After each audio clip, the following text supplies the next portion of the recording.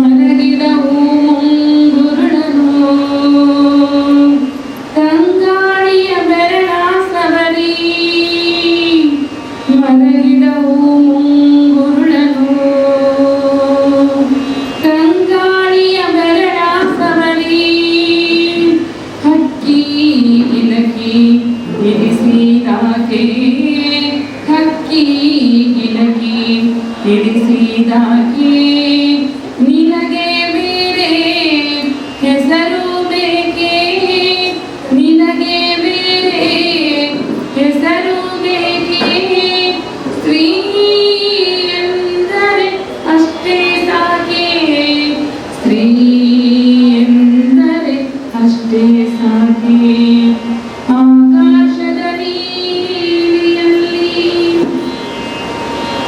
ಮನೆ ಮನೆಯಲ್ಲಿ ದೀಪ ಮುಡಿಸಿ ಹೊತ್ತು ಹೊತ್ತಿಗೆ ಅನ್ನ ಉಣಿಸಿ ಮನೆ ಮನೆಯಲ್ಲಿ ದೀಪ ಮುಡಿಸಿ ಹೊತ್ತು ಹೊತ್ತಿಗೆ ಅನ್ನ ಉಣಿಸಿ ತಂದೆ ಮಗುವ ಕಬ್ಬಿದಾಕೆ ತಂದೆ ಮಗುವ ಕಬ್ಬಿದಾಕೆ ನಿನಗೆ ಬೇರೆ ಹೆಸರು ಬೇಕೆ ನಿನಗೆ ಬೇರೆ ಹೆಸರು ಬೇಕೆ ಸ್ತ್ರೀ ಎಂದರೆ ಅಷ್ಟೇ ಸಾಕೆ ಸ್ತ್ರೀ ಎಂದರೆ ಅಷ್ಟೇ ಸಾಕೆ ಕೇವಲ ಸ್ತ್ರೀ ಎಂದರಷ್ಟೇ ಸಾಕೆ ಎಂಬ ಡಾಕ್ಟರ್ ಶಿವರುದ್ರಪ್ಪನವರ ಭಾವಗೀತೆಯನ್ನು ಇಲ್ಲಿ ಪ್ರಸ್ತುತಪಡಿಸಿದ ಸಂಗೀತ ಶಿಕ್ಷಕರಾದ ಶ್ರೀಮತಿ ಶಾರದಾ ಇವರಿಗೆ ತುಂಬ ಹೃದಯದ ಧನ್ಯವಾದಗಳನ್ನು ಸಲ್ಲಿಸುವೆ. ಹಾಗೆ ಈ ಒಂದು ಕಾರ್ಯಕ್ರಮಕ್ಕೆ ಆಗಮಿಸಿದಂತಹ ಎಲ್ಲ ಪತ್ರಿಕಾ ಮಾಧ್ಯಮದ ಮಿತ್ರರಿಗೂ ಕೂಡ ಈ ಒಂದು ಕಾರ್ಯಕ್ರಮಕ್ಕೆ ಆಹ್ವಾನಿಸುವೆ.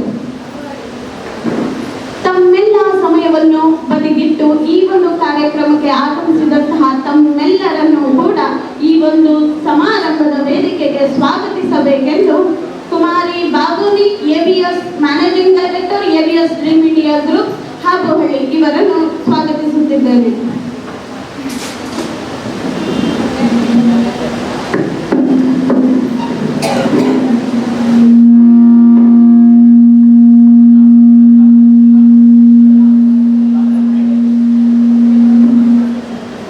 ಆಗಮಿಸಿದ ನಿಮ್ಮೆಲ್ಲರಿಗೂ ಸ್ವಾಗತಿಸಲು ನನಗೆ ಹೆಮ್ಮೆ ಅನಿಸುತ್ತಿದೆ.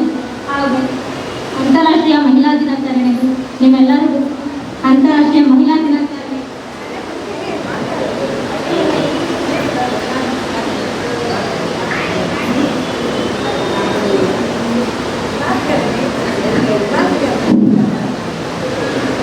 ಮತ್ತೆ ತಮ್ಮೆಲ್ಲರನ್ನು ಸ್ವಾಗತಿಸುವ ಸದಾವಕಾಶ ನನಗೆ ದೊರೆತಿದೆ.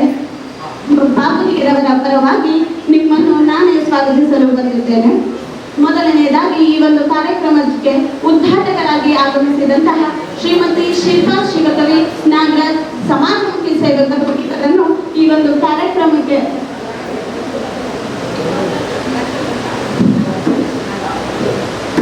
ಅವರನ್ನು ಸ್ವಾಗತಿಸಬೇಕೆಂದು ವಿನಂತಿಸಿಕೊಳ್ಳುತ್ತೇವೆ.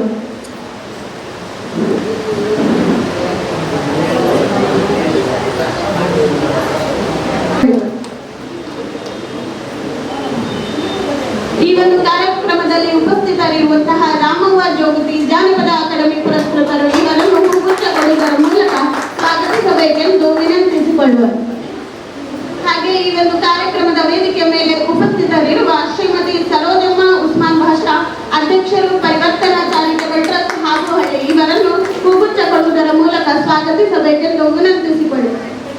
ಹಾಗೆ ಈ ಒಂದು ಕಾರ್ಯಕ್ರಮದ ವೇದಿಕೆಯ ಮೇಲೆ ಆಹ್ವಾನಿತರಾದ ಸಾಹಿರಾ ಬಾನು ನಿವೃತ್ತ ಅಂಗನವಾಡಿ ಸಹಾಯಕರು ಹಾಬೋಹಳ್ಳಿ ಇವರಿಗೆ ಹೂಗುಚ್ಛ ಕೊಡುವುದರ ಮೂಲಕ ಸ್ವಾಗತಿಸಬೇಕೆಂದು ವಿನಂತಿಸಿಕೊಳ್ಳುವರು.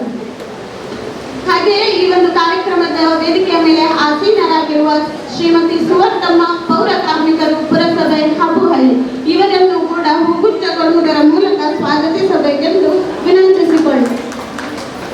ಹಾಗೆ ಈ ಒಂದು ಕಾರ್ಯಕ್ರಮದ ವೇದಿಕೆಯ ಮೇಲೆ ಆಸೀನರಾಗಿರುವ ಶ್ರೀಮತಿ ನಾಗಲಕ್ಷ್ಮಿ ಆರೋಗ್ಯ ಇಲಾಖೆ ತಮ್ರಳ್ಳಿ ಇವರಿಗೂ ಕೂಡ ಸ್ವಾಗತವನ್ನು ಕೋರುವರು. ಹಾಗೆ ಈ ಒಂದು ಕಾರ್ಯಕ್ರಮದ ವೇದಿಕೆಯ ಮೇಲೆ ಆಸೀನರಾಗಿರುವ ಕುಮಾರಿ ಬಾಬುನಿ ಮಾನವಿಂಗ್ ಡೈರೆಕ್ಟರ್ ABS ಮೀಡಿಯಾ ಗ್ರೂಪ್ ಹಾಗೂ ಇವರಿಗೆ ಹೂಗುಚ್ಛ ಕೊಡುವುದರ ಮೂಲಕ ಸ್ವಾಗತಿಸಬೇಕೆಂದು ವಿನಂತಿಸಿಕೊಳ್ಳುವ. ಈ ಒಂದು ಕಾರ್ಯಕ್ರಮಕ್ಕೆ ಆಗಮಿಸಿದಂತಹ ಎಲ್ಲ ಪತ್ರಿಕಾ ಮಾಧ್ಯಮ ಮಿತ್ರರನ್ನು ಹೂಗುಚ್ಛ ಕೊಡುವುದರ ಮೂಲಕ ಸ್ವಾಗತಿಸಬೇಕೆಂದು ವಿನಂತಿಸಿಕೊಳ್ಳುವ.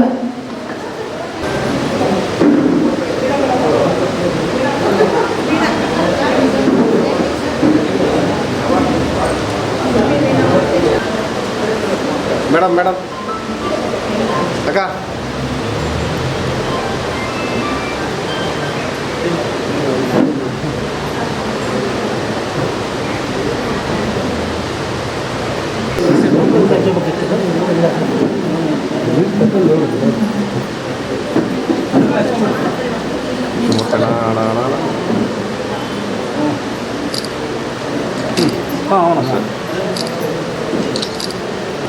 ಆತ್ಮೀಯರೇ, ಸಮಯದ ಅಭಾವ ತುಂಬ ಆಗಿದೆ. DC ಮೇಡಮ್ ಅವರು ಆಲ್ರೆಡಿ ಇದು ಮರಮನಹಳ್ಳಿ ಹತ್ರ ಬಂದಿದ್ರು. ಅವರಿಗೆ ತಹಸೀಲ್ದಾರ್ ಮತ್ತೆ DC ಮೇಡಮ್ ಅವರಿಗೆ ಇಬ್ರು ಬರ್ತಾ ಇದ್ರು.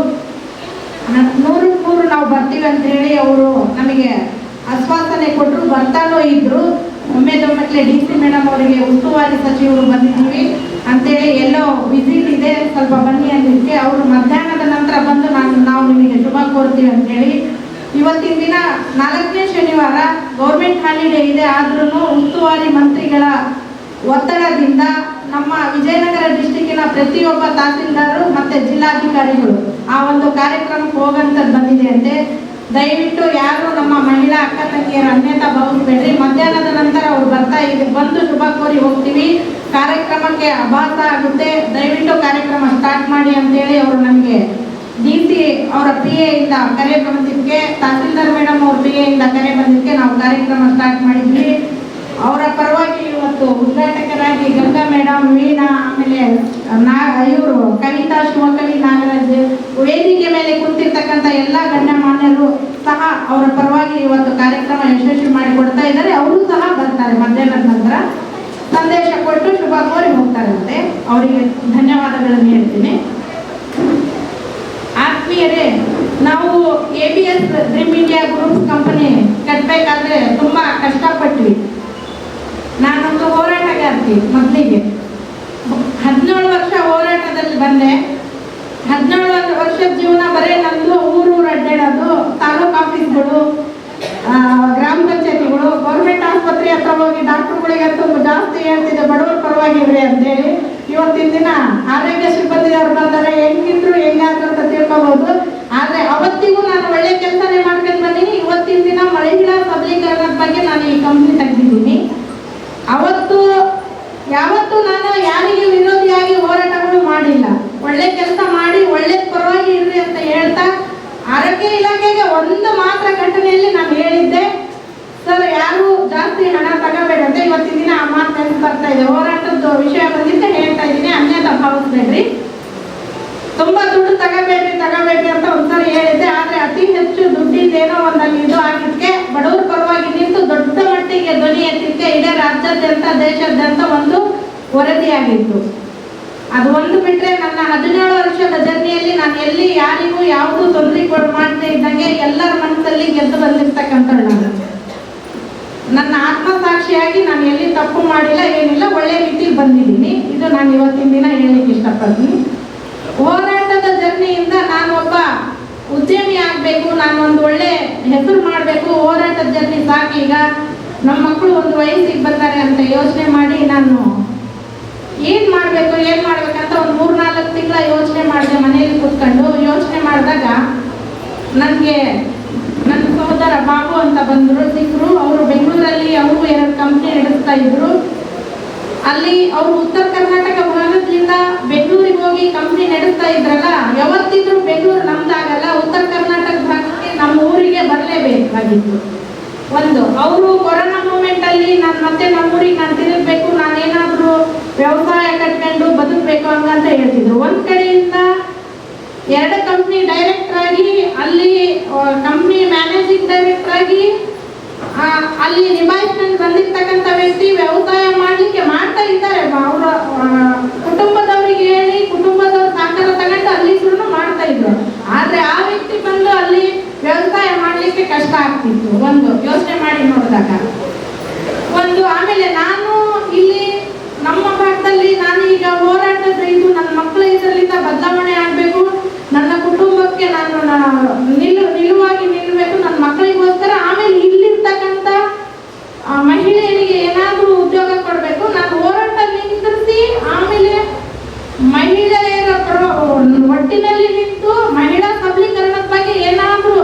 ಕೆಲಸ ಮಾಡಬೇಕು ಒಟ್ಟಿಗೆ. ಮನೆಯಲ್ಲಿ ಇದ್ದೇನೆ ಅಂತ ನಾನು ಯೋಚನೆ ಮಾಡಿದಾಗ ನನಗನ್ಸಿತ್ತು, ನಾನು ಯಾಕೆ ಒಂದು ಮಹಿಳೆಯರಿಗೆ ಎಲ್ಲರಿಗೂ ತಗೊಂಡು ಒಂದು ಗಾರ್ಮೆಂಟ್ಸ್ ಓಪನ್ ಮಾಡಬಾರ್ದು ಅನ್ನೋ ಒಂದು ಯೋಚನೆ ಇತ್ತು.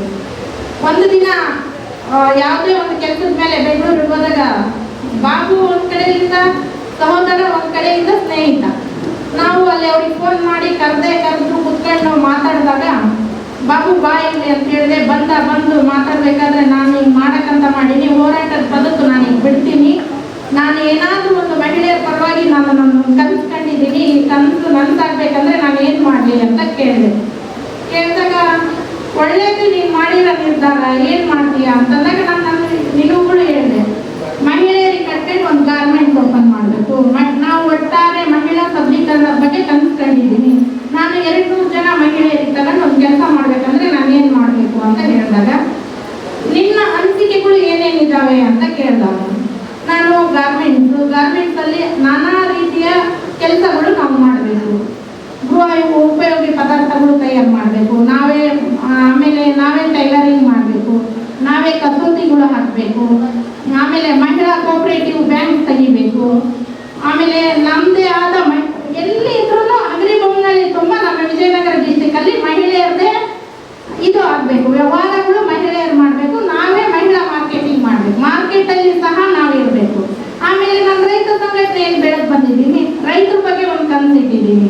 ಏನದು ಕನಸು ಅಂತ ಹೇಳಿದಾಗ ನಾನು ರೈತರಿಂದ ನೇರ ಗ್ರಾಹಕರಿಗೆ ಅನ್ನೋ ಒಂದು ಕಾನ್ಸೆಪ್ಟ್ ಇಟ್ಕೊಂಡು ಒಂದು ಕಾರ್ಯಕ್ರಮ ಮಾಡಬೇಕು. ಅದು ರೈತರ ಹತ್ರ ಕಡಿಮೆ ಬಂಡವಾಳದಲ್ಲಿ ಅತಿ ಕಡಿಮೆ ಭೂಮಿ ಇರ್ತಕ್ಕಂಥ ರೈತ ಒಂದು 5 ಚೀಲನೋ 10 ಚೀಲ ಬೆಳೆದಿರ್ತಾರಲ್ಲ ಅಂತ ರೈತರಿಗೆ ನಾವು ಗುರುತಿಸ್ಬೇಕು. ಆಮೇಲೆ ನೈಸರ್ಗಿಕ ಕೃಷಿಯಲ್ಲಿ ಬೆಳೆದಿರ್ತಕ್ಕಂಥ ರೈತರಿಗೆ ಗುರುತಿಸ್ಬೇಕು. ಅಂತ ರೈತರ ಹತ್ರ ನೇರ ನಾವು ಹೋಗಿ ಖರೀದಿ ಮಾಡಬೇಕು. ಅವ್ರು ಬೆಳೆದಿರ್ತಕ್ಕಂಥ ದವಸ ಧಾನ್ಯಗಳು ಖರೀದಿ ಮಾಡಿ ಅದೇ ನಾವು ತಗೊಂಡು ಬಂದು ನಮ್ಮ ಹೆಣ್ಮಕ್ಳಿಗೆ ನಾವು ಮಾರ್ಕೆಟಿಗೆ ಹಾಕಬಾರ್ದು. ಆ ಧಾನ್ಯಗಳೆಲ್ಲ ನಾವು ಹೆಣ್ಮಕ್ಳಿಗೆ ಕೆಲಸ ಕೊಟ್ಟು ಡಿವೈಡ್ ಮಾಡಿ ಪ್ಯಾಕಿಂಗ್ ವ್ಯವಸ್ಥೆಗಳು ಮಾಡಿ ಅದು ಐತೆಲ್ಲ ನಾವು ಮಾರ್ಕೆಟಿಂಗಿಗೆ ಬಿಡಬೇಕು ಅಂತ ನಾನು ಹೇಳಿದೆ. ಹೌದು, ಇದು ನಿಮ್ಮ ಕಾನ್ಸೆಪ್ಟ್ ಒಳ್ಳೇದಿದೆ, ರೈತರಿಂದ ನೇರ ಗ್ರಾಹಕರಿಗೆ ಅಂತೇಳಿ ರೈತರದೇ ಒಂದು ಮಾರ್ಕೆಟ್ ತೆಗಿಬೋದಲ್ಲ, ತರಕಾರಿ ಬೆಳೆದಿದ್ದು ದವಸ ಧಾನ್ಯದು ಎಲ್ಲ, ಅದು ನಾವು ಯಾಕೆ ಮಾಡಬಾರ್ದು? ದಲ್ಲಾಳಿಗಳು ಕಾಟ ಜಾಸ್ತಿ ಆಗಿದೆ ರೈತರಿಗೆ, ಅದು ತಪ್ಪಿಸ್ಬೇಕಂದ್ರೆ ನಾವು ಮಾರ್ಕೆಟಿಂಗ್ ಮಾಡಬೇಕು. ಇದು ಒಳ್ಳೆಯದು ನಿಮ್ಮದು ಅಂತ ಅನಿಸಿಕೆ ಒಳ್ಳೆಯದು ಅಂತ. ಹೌದು, ಇದೆಲ್ಲ ಮಾಡ್ಬೇಕಂದ್ರೆ ನಾವು ಹೆಂಗೆ ಮಾಡಬೇಕು, ನೀನು ಇದಕ್ಕೆ ಸಹಕಾರ ಕೊಡು ಅಂತ ಹೇಳಿದಾಗ ಬಾಬು ಹೇಳ್ದ, ಒಂದು ಕೆಲಸ ಮಾಡು, ನಾನು ನಿನ್ನ ಜೊತೆಗೆ ಸಪೋರ್ಟ್ ಮಾಡ್ತೀನಿ. ಉತ್ತರ ಕರ್ನಾಟಕ ಭಾಗದಿಂದ ಬೆಂಗಳೂರು, ಮಂಗಳೂರು, ಮೈಸೂರು ಅನ್ನೋ ಹೊರ ರಾಜ್ಯಗಳಿಗೆ ವಲಸೆ ಹೋಗ್ತಾ ಇದ್ದಾರೆ ನಮ್ಮ ಯುವಕರು ಯುವತಿಯರು. ಇದೆಲ್ಲ ವಲಸೆ ಹೋಗೋದನ್ನು ನಾವು ತಪ್ಪಿಸ್ಬೇಕಾದ್ರೆ ನಾವು ಏನು ಮಾಡಬೇಕು? ನಾವೊಂದು ಕಂಪ್ನಿ ತೆರೆಯೋಣ. ಹೆಂಗೆ ಅಂತ ನಾನು ಹೇಳಿದೆ. ಒಮ್ಮೆ ಕಂಪ್ನಿ ಅಂದರೆ ಭಯ ಆಗುತ್ತೆ. ಯಾವ ರೀತಿ ಕಂಪ್ನಿ ತೆಗೆದ ತಕ್ಷಣವೇ ನಮಗೆ ಏನಾದರೂ ಹೊಡೆತ ಕೊಟ್ಟರೆ ಹೆಂಗೆ ಅಂತ ನಾನು ಹೇಳಿದಾಗ ಯಾವುದೂ ಇಲ್ಲ, ನಾವೊಂದು ಯಾವುದಾದ್ರೂ ಒಂದು ಸ್ಕೀಮು ಅಥವಾ ಏನೋ ಒಂದು ಮಾಡಿ ಸದಸ್ಯರನ್ನು ಒಟ್ಟುಗೂಡಿ ಅಂತ ಕೆಲಸ ಮಾಡಬೇಕು. ಹೆಂಗೆ ಅಂದಾಗ ABS ರಿಮಿಡಿಯಾ ಗ್ರೂಪ್ಸ್ ಅನ್ನೋ ಹೆಸರಲ್ಲಿ ಒಂದು ಕಂಪ್ನಿ ತೆಗೆಯೋಣ. ABS ಅನ್ನೋದು ಆಮೇಲೆ ಬಂದು ಒಂದು ಒಳ್ಳೆ ಹೆಸರಲ್ಲಿ ಕಂಪ್ನಿ ತೆಗೆಯೋಣ ಅಂತ ಬಾಬು ಹೇಳಿದಾಗ ನಾನು ಹೇಳಿದೆ, ಅಂತ ಹೆಸರು ಎಂಥದ್ದು ಇಡಬೇಕು ಹಂಗಂತ ಹೇಳಿದಾಗ ಹೆಸರಿನ ಬಗ್ಗೆ ಪ್ರಸ್ತಾಪ ಆಯಿತು. ಹೆಸರಿನ ಬಿಡು, ಕಂಪ್ನಿ ತಯಾರಿ ಮಾಡೋಣ ಅಂತ, ಕಂಪ್ನಿ ಮಾಡೋದ್ರ ಬಗ್ಗೆ ಯೋಚನೆ ಮಾಡೋಣ. ಆಯಿತು, ನಾವು ಯೋಚನೆ ಮಾಡಿದರೆ ಮುಂದಿನ ಹೆಂಗೆ ಅಂತ ಹೇಳಿದಾಗ ಕಂಪ್ನಿ ಕಟ್ಬಿಡಲ್ಲ, ರಿಜಿಸ್ಟ್ರೇಷನ್ ಮಾಡ್ಸೋಣ ಅಂತ ಬಾಬು ಹೇಳಿದಾಗ ಆಯ್ತು ಅಂತ ಹೇಳಿ ನಾನು ಅಲ್ಲೇ ಬೆಂಗಳೂರಲ್ಲಿ ಕೂತ್ಕೊಂಡಿದ್ದೆ. ನನ್ನ ಮನೆಗೆ ಫೋನ್ ಮಾಡಿದ್ರೆ ಸ್ವಲ್ಪ ದುಡ್ಡು ಬೇಕಾಗ್ತದೆ. ಅವನ ಹತ್ರ ಅಂತೂ ಚೆನ್ನಾಗಿ ದುಡ್ಡು ಇರ್ತಕ್ಕಂಥ ವ್ಯಕ್ತಿ, ನಾನು ದುಡ್ಡು ಇಲ್ದವಳು. ಅವಾಗ ಇವನಿಂದ ದುಡ್ಡು ಹಾಕ್ಸಿದ್ರೆ ನಾನು ಇದಾಗ್ತೀನಿ, ಇಬ್ಬರು ಸಮಾನ ರೀತಿಯಲ್ಲಿ ಇರ್ಬೇಕಂತ. ನಿನ್ನ ಹತ್ರ ದುಡ್ಡಿದೆ, ನನ್ನ ಹತ್ರ ದುಡ್ಡಿಲ್ಲ ಅಂತ ನನಗೇನು ಗೊತ್ತಿದ್ದಿಲ್ಲ. ಅದ್ರ ಬಗ್ಗೆ ಅವ್ರಿಗೆ ಅಂತೀನಿ. ಇಲ್ಲಿ ಸ್ನೇಹ ಅಂದಾಗ ದುಡ್ಡಿನ ವಿಷಯ ಬರಲ್ಲ, ಸ್ನೇಹ ಅಂದಾಗ ದುಡ್ಡಿನ ವಿಷಯ ಬರಲ್ಲ. ಮೊದಲು ನಾನು ಗಂಡು ನೀನು ಹೆಣ್ಣು ಅನ್ನೋದು ಮರಿಬೇಕು. ಓನ್ಲಿ ನಾವೆರಡು ಜೀವಗಳು, ನಾವು ಸ್ನೇಹಿತರು. ಅಥವಾ ನಾನು ನಿನ್ನ ಜೊತೆಗಿದ್ದಾಗ ನೀನು ನನ್ನ ಸಮ ಗಂಡು ಮಗ ಅಂತ ನಾನು ತಿಳ್ಕೊಂಡೆ. ನೀನು ನಾನು ನಿನ್ನ ಪಕ್ಕದಾಗಿದ್ದಾಗ ಇವಳೊಬ್ಳು ಸ್ನೇಹಿತೆ ಅಂತ ತಿಳ್ಕೋಬೇಕು. ನಾವು ಹೆಣ್ಣು ಗಂಡು ಅನ್ನೋದು ಮೊದಲ ಮರಿಬೇಕಂತ ಮೊದಲನೇದು ಒಂದು ಪ್ರಶ್ನೆ ಅವ್ರಿಗೆ ಬಾಬು ಹೇಳ್ತಾ ಇದೆ ಎಲ್ಲರಿಗೆ. ಮೊದಲನೇ ಪ್ರಶ್ನೆನೇ ಬಾಬುಗ, ಹೆಣ್ಣು ಗಂಡು ಅನ್ನೋ ಭಿನ್ನಾಭಿಪ್ರಾಯ ನಮ್ಮಿಬ್ಬರ ಮಧ್ಯದಲ್ಲಿ ಇರಬಾರ್ದು. ಅದು ನೀನು ತೆಗಿತೀನಿ ಅಂದ್ರೆ ಮುಂದೆ ಹೆಜ್ಜೆ, ಮೊದಲನೇದು ಕಂಡೀಷನ್ ಅದು. ಅದೇ ಹೆಂಗೆ ಜನ ಏನಾದ್ರು ಹೇಳ್ತಾರೆ, ನಾನು ಸ್ವಲ್ಪ ಇಲ್ಲಿ ಗ್ರಾಮಾಂತರ ಭಾಗಗಳು, ನಾವಿಬ್ರು ಜೊತೆಗಿದ್ರೆ ನಮಗೆ ಏನಾರು ಅಂತಾರಪ್ಪ ಹಂಗೆ ಅಂತ ಹೇಳಿ ನಾನು ಗ್ರಾಮಾಂತರ ಭಾಗದಲ್ಲಿದ್ದೆ. ಇದು ನಿನ್ನ ತಲೆಯಿಂದ ತೆಗಿಬೇಕು ಅಂತ. ನೋಡೋಣ ಆಗ್ಲಿ ತೆಗೆಯೋಣ ಅಂತ ಒಂದು ಸ್ವಲ್ಪ ಧೈರ್ಯ ಕೊಟ್ಟೆ. ಇಬ್ರು ಸಮಾನ ರೀತಿಯಲ್ಲಿ ಗಂಡಸರು ಅಥವಾ ಹೆಣ್ಮಕ್ಳೇ ಅನ್ನೋ ರೀತಿಯಲ್ಲಿ ನಾವು ಇರಬೇಕು ಅಂತ ಬಾಬು ಹೇಳ್ದ. ಆಯ್ತು ಸರಿ ನೋಡೋಣ, ಅದಕ್ಕೂ ಒಂದು ಇದು ಮಾಡೋಣ ಅಂತೇಳಿ ನಾವು ಹೋಗ್ತಂದೆ. ಎರಡನೇ ಕಂಡೀಷನ್, ನಾಳೆ ದಿನ ನಾವು ಕಂಪನಿ ಓಪನ್ ಮಾಡಿದಾಗ ನನ್ನ ಕುಟುಂಬನೂ ಅಡ್ಡ ಬರ್ಬೋದು, ನಿನ್ನ ಕುಟುಂಬನೂ ಅಡ್ಡ ಬರ್ಬೋದು. ನಮ್ಮ ಕುಟುಂಬಗಳಿಗೆ ನಿನ್ನ ಕುಟುಂಬಕ್ಕೆ ನೀನು ಹತ್ತಿರ್ತಕ್ಕಂಥ ಕೆಲಸ ಮಾಡ್ಬೇಕು. ಯಾಕಂದ್ರೆ ಕಂಪ್ನಿ ಬೆಳಿಬೇಕಾದ್ರೆ ಎದುರಾಗುವಂತ ಸಾಧ್ಯತೆಗಳು ಇರ್ತವೆ. ಆ ಕುಟುಂಬಗಳಿಗೆ ತಡೆಗಟ್ಟಂತ ಶಕ್ತಿ ನಿನ್ನಲ್ಲಿ ಬರಬೇಕು, ನನ್ನಲ್ಲಿ ಬರಬೇಕು. ಸಾಕಷ್ಟು ಬರ್ತದೆ ಅಂತಂದ. ಆಯ್ತು ಅಂತ ಅದಕ್ಕೂ ಒಂದೇ. ಮೂರನೇದು, ನಮ್ಮ ಅಕ್ಕಪಕ್ಕದವರು ನಮಗೆ ಏನು ಎಂತ ಅಂತೇಳಿ ನಮ್ಮ ಮೇಲೆ ಬೇರೆ ಬೇರೆ ರೀತಿಯ ಅವಮಾನ ಅಪಮಾನಗಳು ಅಂತದ್ದು ಇಂಥದ್ದು ಬಹಳ ಬರ್ತಿರ್ತದೆ, ಅದಕ್ಕೂ ತಡೆಗಟ್ಟಬೇಕು ಅಂತ. ಆಯ್ತು ಅಂದ್ರೆ ಮುಂದೆ ಒಂದಿನ ನಮ್ಮ ಮಕ್ಕಳೇ, ನಮ್ಮ ಕುಟುಂಬದ, ನಮ್ಮ ಹೆಂಡತಿ, ನಮ್ಮ ಮಕ್ಕಳು, ನಿನ್ನ ಮಕ್ಕಳು, ನಿನ್ನ ಗಂಡ ಯಾರಾದ್ರೂ ಬಂದು ನೀನು ಅಲ್ಲಿ ತೊಂದರೆ ಕೊಟ್ಟರು ಅದಕ್ಕೂ ಗಟ್ಟಿಯಾಗಿ ನಿಲ್ತೀನಂದ್ರೆ ಹೇಳೋ ಅಂದ. ಈ ರೀತಿ 5-6 ಪ್ರಶ್ನೆಗಳು ಮಾಡ್ದ. ಎಲ್ಲಾ ಪ್ರಶ್ನೆಗಳು ಆಯ್ತು, ನಾವಿಬ್ರು ಗಟ್ಟಿ ಮನಸ್ಸಿಂದ ಕಂಪ್ನಿ ಕಟ್ಟೋಣ ಅಂತಂದು ಹೇಳಿದಾಗ ಎಲ್ಲದಕ್ಕೂ ಜೊತೆಯಾಗಿ ನಿಲ್ತೀಯ, ಎಲ್ಲದಕ್ಕೂ ಬಂದ್ರೆ ಅಡೆತಡೆಗಳು ತಡೆಬೇಕು ಅಂದಾಗ ಆಯ್ತು ಅಂತ ಹೇಳಿದ್ರು. ಮಾತು ಕೊಡು ಅಂತ ಹೇಳ್ದ. ಆಯ್ತು, ಹೇಳಿದ ಮಾತಿಗೆ ಹೊತ್ತಿಗೂ ತಪ್ಸಲ್ಲ ಅಂತ ಹ್ಞೂ ಅಂದೆ. ನನಗೆಲ್ಲೋ ಒಂಚೂರು ಭಯ ಬಂತು. ಇಷ್ಟೆಲ್ಲ ಹೇಳಕತ್ತಾನ, ಮುಂದೆ ಏನಾಗ್ತದೇನೋ. ನಾನು ನೋಡಿದ್ರೆ ಭಾಳ ಗಟ್ಟಿಯಾಗಿ ಯಾರು ನನಗೆ ಏನಾರು ಅಂದ್ರೆ ಅವ್ರಿಗೆ ನೇರ ಹೇಳಿ ಬರಲಿ, ಅಲ್ಲಿ ನನಗೆ ಏನಾದ್ರು ತೊಂದರೆ ಆಗೋದಲ್ಲ ಒಂದಿನ ಅಂತ ಹೇಳಿ ಮತ್ತೆ ಬಾಬು ಪ್ರಶ್ನೆ ಮಾಡಿದೆ, ಹುಚ್ಚಿ ತರ ಪ್ರಶ್ನೆ. ಬಾಬು, ಇದು ನಮ್ಮಿಬ್ಬರದ್ದು ಮಾತಾಡಬಾರ್ದು, ದೊಡ್ಡವ್ರ ಮಧ್ಯದಲ್ಲಿ ಇಟ್ಟು ಮಾತಾಡೋಣ ಅಂತ ಹೇಳಿದಾಗ ಯಾರಮ್ಮ ನಿನಗೆ ದೊಡ್ಡವ್ರ ಅಂತ ಹೇಳಿದಾಗ ನನ್ನ ಸಂಘಟಿತರಾಗಿರ್ತಕ್ಕಂಥ ಮಾರ್ಗದರ್ಶಕರು, ಹಿರಿಯರು, ಬೆಂಗಳೂರಲ್ಲಿ ಇರ್ತಕ್ಕಂಥವ್ರು, ನಮ್ಮ ಅಣ್ಣವರು ಎಲ್ಲರಿಗೂ ಕುಳಿಸಿ ನಾನು ಹಿಂಗೆ ಮಾಡ್ತಾ ಇದ್ದೀವಿ ಅಂತ ಹೇಳಿದೆ. ಮೊದಲು ಸ್ಟಾರ್ಟಿಂಗ್ ನನಗೆ ಕಂಪ್ನಿ ಮಾಡ್ತೀನಿ ಅಂದರೆ ನಮ್ಮ ಮನೆಯಲ್ಲಿ ಸಹಕಾರ ಕೊಡಲ್ಲ ಅಂತ ಬಾಬು ಮಾಡ್ತಾನೆ ಅಂತ ಹೇಳಿದೆ. ಹ್ಞೂ ಅಂದರು. ನನ್ನ ಕುಟುಂಬದವ್ರು, ನಮ್ಮ ಅಣ್ಣವರು ಸಹಕಾರ ಕೊಟ್ಟರು. ನನ್ನ ದೊಡ್ಡಣ್ಣನ ಫ್ರೆಂಡ್ಸು, ನನ್ನ ತಂದೆ ತಾಯಿ, ನಮ್ಮ ಚಿಕ್ಕಣ್ಣ, ಆಮೇಲೆ ಎಲ್ಲದಕ್ಕೂ ಮೇಲಾಗಿ ನನ್ನ ಗಂಡ, ಆಮೇಲೆ ಬಾಬು ಕುಟುಂಬಸ್ಥರು. ಎಲ್ಲದಕ್ಕೂ ಹೆಚ್ಚಿಂದ ಹೇಳ್ಬೇಕಂದ್ರೆ ನನಗೆ ಬಾಬು ತಾಯಿ, ತಂಗಿ, ಅವ್ರ ತಮ್ಮರು ಭಾಳ ಒಂದು ಧೈರ್ಯ ಹೇಳಿದರು. ಸ್ಟಾರ್ಟಪ್ ಕಂಪ್ನಿ ಮಾಡಿದಾಗ ಸ್ವಲ್ಪ ಇಲ್ಲಿ ಹಂಗೆ ಹಿಂಗೆ ಆಗ್ಬೇಕಾದ್ರೆ ಅವ್ರು ಬಂದು ನನಗೆ ಧೈರ್ಯ ಹೇಳಿದರು. ಹೇಳಿದ್ಮೇಲೆ ಯಾವುದಕ್ಕೂ ಎದುರ್ಬೇಡ್ರಿ, ಪ್ರತಿಯೊಂದಕ್ಕೂ ಗಟ್ಟಿ ಧ್ವನಿಯಾಗಿ ಬಂದು ಇದು ಕಂಪ್ನಿ ಕಟ್ಟಿದಿರಿ, ಕೂತ್ಕೊಂಡಿದ್ದೀರಿ, ಇದು ದೊಡ್ಡ ಮಟ್ಟದಲ್ಲಿ ಬೆಳಿಬೇಕು ಅಂತ ಹೇಳಿ ಕಂಪ್ನಿ ಕಟ್ಟಲಿಕ್ಕೆ ಸಹಕಾರ ಕೊಟ್ಟರು. ಇದು ಕಂಪ್ನಿ ರಿಜಿಸ್ಟ್ರೇಷನ್ ಆಯಿತು. ABS ಅಂತ ಹೆಸರು ಇಡೋಣ ಅಂತ ಬಾಬು ಕರೆ ಮಾಡಿದ್ರು ಅವ್ರ ಊರಿಂದ. ABS ಅಂದ್ರೆ ಏನು ಅಂತ ಹೇಳಿದೆ ನಾನು. ಇದು ಲಾಂಗ್ ಫಾರ್ಮ್ ಏನಂತ, A ಅಂದ್ರೆ ಅಂಬೇಡ್ಕರ್, B ಅಂದ್ರೆ ಬುದ್ಧ ಬಸವ, S ಅಂದ್ರೆ ಸೂಫಿಸ್ ಅಂತರು. ABS ಎಲ್ಲ ಸ್ವತಂತ್ರ ಹೋರಾಟಗಾರರು ಪ್ರತಿಯೊಬ್ಬರು ಹೆಸರಿನ ಮೇಲೆ ಒಳ್ಳೆ ಹೆಸರುಗಾರರ ಕಾನ್ಸೆಪ್ಟ್ ಮೇಲೆ ನಾವು ಕಂಪ್ನಿ ಕಟ್ತಾ ಇದೀವಿ. ಈ ಕಂಪ್ನಿಗೆ ಯಾವತ್ತೂ ಕೆಟ್ಟ ಹೆಸರು ಬರಲಿಲ್ಲ, ನಾವು ನೋಡ್ಕೊಂಡು ಕಂಪ್ನಿ ಕಟ್ಟೋಣ ಅಂತ ಹೇಳಿದ್ರು. ಆಯ್ತಂತ ಹೇಳಿ ಇಬ್ರು ಒಪ್ಪಿಗೆಯಿಂದ ಕಂಪ್ನಿ ರಿಜಿಸ್ಟ್ರೇಷನ್ ಆಯಿತು. ABS ಕಟ್ಟಿದ್ವಿ. ಮೊದಲು ಹೆಣ್ಣು ಮಕ್ಕಳಿಗೆ ಇದು ನಮಗೆ ಕಂಪ್ನಿಗೆ ಸದಸ್ಯರು ಬೇಕು. ಮೊದಲೇದೇನು ಅಂತಂದಾಗ ನಾವು ಮಹಿಳಾ ಕೋಆಪರೇಟಿವ್ ಬ್ಯಾಂಕ್ ಮಾಡಬೇಕು, ಇದಕ್ಕೆ ಸದಸ್ಯರು ಬೇಕಂತೇಳಿ ನಾವು ಒಂದು ನಬಾರ್ಡ್ ಬ್ಯಾಂಕಿಗೆ ಹೋಗಿದ್ವಿ. ಅದ್ರ ಬಗ್ಗೆ ಎಲ್ಲ ಕೇಳ್ಕೊಂಡು ಬರೋಣ ಅಂತ.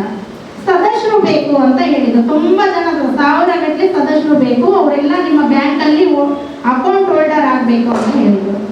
ಒಮ್ಮೆ ನಿಮಗೆಲ್ಲರಿಗೂ ಬಂದು ನಿಮ್ಗೆ ಆಧಾರ್ ಕಾರ್ಡ್ ಕೊಡ್ರಿ, ನೀವು ನಮ್ಮ ಬ್ಯಾಂಕಲ್ಲಿ ಅಕೌಂಟ್ ಓಪನ್ ಮಾಡ್ರಿ ಅಂದ್ರೆ ನೀವೆಲ್ಲ ಮಾಡಲ್ಲ. ಅದಕ್ಕೆ ನಾವು ಏನು ಮಾಡೋಣ ಅಂತ ತೀರ್ಮಾನ ಮಾಡಿದಾಗ ನಾವು ABS ಡ್ರೀಮ್ ಇಂಡಿಯಾ ಗ್ರೂಪ್ ಕಂಪನಿಯಿಂದ ABS ಗೋಲ್ಡ್ ಸ್ಕೀಮ್ ಅಂತ ಹೇಳಿ ಮಾಡೋಣ.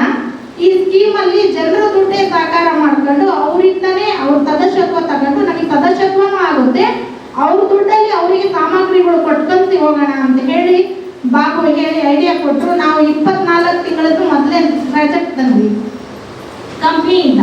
ಆ 24 ತಿಂಗಳ ಪ್ರಾಜೆಕ್ಟ್ ಅಲ್ಲಿ ನಾವು ಸಕ್ಸಸ್ 9ನೇ ತಿಂಗಳಲ್ಲಿ ನಡೀತಾ ಇದೆ. ಪ್ರತಿಯೊಬ್ಬ ನಮ್ಮ ABS ಡ್ರೀಮ್ ಇಂಡಿಯಾ ಗ್ರೂಪ್ನ ಸದಸ್ಯರ ಮನದಲ್ಲಿ ನಾವು ಮುಟ್ಟಿದ್ವಿ. ಅವರಿಗೆ ಒಳ್ಳೆ ರೀತಿಯಲ್ಲಿ ನಾವು ಯಾವುದೇ ತಾರತಮ್ಯ ಇಲ್ಲದಂಗೆ ಮಾಡಿ ಅವ್ರ ಮನಸ್ಸಲ್ಲಿ ಮುಟ್ಟುವಂಥ ಕೆಲಸಗಳು ಮಾಡ್ತಾ ಬಂದ್ವಿ. ನಮ್ದು ಮೊದಲನೇ ಪ್ರಾಜೆಕ್ಟ್ ಸಕ್ಸಸ್ ಆಯಿತು, ಎರಡನೇ ಪ್ರಾಜೆಕ್ಟ್ ತೆಗ್ದ್ವಿ, ಆಮೇಲೆ ಮೂರನೇ ಪ್ರಾಜೆಕ್ಟಿಗೆ ಈಗ ನಿಂತಿದ್ದೀವಿ. ಆಮೇಲೆ ಈಗ ನಾವು ABS ಡ್ರೀಮ್ ಇಂಡಿಯಾ ಗ್ರೂಪ್ ಕಂಪ್ನಿಯಿಂದ ಇದು ಮಾಡ್ತಾ ಇದ್ದೀವಿ, ಗಾರ್ಮೆಂಟ್ಸ್ ಓಪನ್ ಮಾಡ್ತಾ ಇದ್ದೀವಿ. ಆಲ್ರೆಡಿ ಅಲ್ಲಿ ಕೆಲಸಗಳು ನಡೀತಾ ಇದ್ದಾವೆ. ಈಗ ಮತ್ತೆ ಇಲ್ಲಿ ಇದೇ ಜಾಗದಲ್ಲಿ ಒಂದು 200 ಜನ ಹೆಣ್ಮಕ್ಳಿಗೆ ಕೆಲಸ ಕೊಡುವಂಥದ್ದು ಮಾಡ್ತಾ ಇದ್ದೀವಿ. ಇನ್ನೊಂದು 15 ದಿನದಲ್ಲಿ ನಮ್ಮ ಗಾರ್ಮೆಂಟ್ಸ್ಗೆ ಚಾಲನೆ ಕೊಡ್ತೀವಿ ಈ ಜಾಗದಲ್ಲಿ. ಆಮೇಲೆ ನಮ್ಮದೇ ABS ಡ್ರೀಮ್ ಇಂಡಿಯಾ ಗ್ರೂಪ್ ಕಂಪನಿಯಿಂದ ABS ಗೋಲ್ಡ್ ಶಾಪು, ಆಮೇಲೆ ABS ಇದು ಬಟ್ಟೆ ಶೋರೂಮು, ಆಮೇಲೆ ಸೂಪರ್ ಮಾರ್ಕೆಟ್ ಇದೆ. ನಾವು ಇಬ್ರು ಮೊದಲೇ ಏನು ಹೆಜ್ಜೆ ಇಟ್ಟು ನಾವು ಮಾತಿಂದ ಇದು ಮಾಡಿ ಹೆಜ್ಜೆ ಇಟ್ಟಿದ್ವಿ, ಅದು ಸಕ್ಸಸ್ಫುಲ್ ಕಾಣ್ತಾ ಇದ್ದೀವಿ. ಇವತ್ತಿನ ದಿನ ನೀವೆಲ್ಲ ಮಹಿಳೆಯರು ಇಲ್ಲಿ ಬಂದು ಕೂಡ್ಲಿಕ್ಕೆ ಕಾರಣ ABS ಇಂದ ನಾವು ಕಂಪ್ನಿ ಶಪಥ ಮಾಡಿ ಕಟ್ಟಿ ಇವತ್ತಿನ ದಿನ ನಾವು ABS ಡ್ರೀಮ್ ಇಂಡಿಯಾ ಗ್ರೂಪ್ ಕಂಪ್ನಿಯಿಂದ 45 ಜನಕ್ಕೆ ನಮ್ಮ ಕಂಪ್ನಿಯಿಂದ ಮಹಿಳೆಯರಿಗೆ ಆ ಭಾಗದಲ್ಲಿ ಅವರು ಒಳ್ಳೆ ಕೆಲಸ ಮಾಡಿರ್ತಕ್ಕಂಥವ್ರಿಗೆ ನಮ್ಮ ಕಂಪ್ನಿ ಗುರುತಿಸಿ ಇವತ್ತು ಅವಾರ್ಡ್ ಕೊಡ್ತಾ ಇದ್ದೀವಿ. ಇದೇ ರೀತಿ ನೀವು ಈ ವರ್ಷ ಮೊದಲನೇದಾಗಿ ಕಂಪ್ನಿಗೆ ಹೆಂಗೆ ನಮಗೆ ಬಂದು ಸಹಕಾರ ಕೊಡ್ತಾ ಇದ್ರಿ, ಮುಂದಿನ ವರ್ಷನೂ ಹಿಂಗೆ ಬರ್ರಿ, ವರ್ಷನೂ ಅತಿ ಹೆಚ್ಚು ಹಾಲತ್ಮರವಾಗಿ ಬೆಳೆಸ್ಬೇಕಂತ ಕಂಡಿದ್ದೀವಿ. ಇದಕ್ಕೆಲ್ಲರೂ ನೀವು ಸಹಕಾರ ಕೊಡ್ರಿ, ಒಳ್ಳೇದಾಗಲಿ ಅಂತ ಹೇಳ್ತಾ ನನ್ನ ಮಾತಿಗೆ ವಿರಾಮ ಕೊಡ್ತೀನಿ.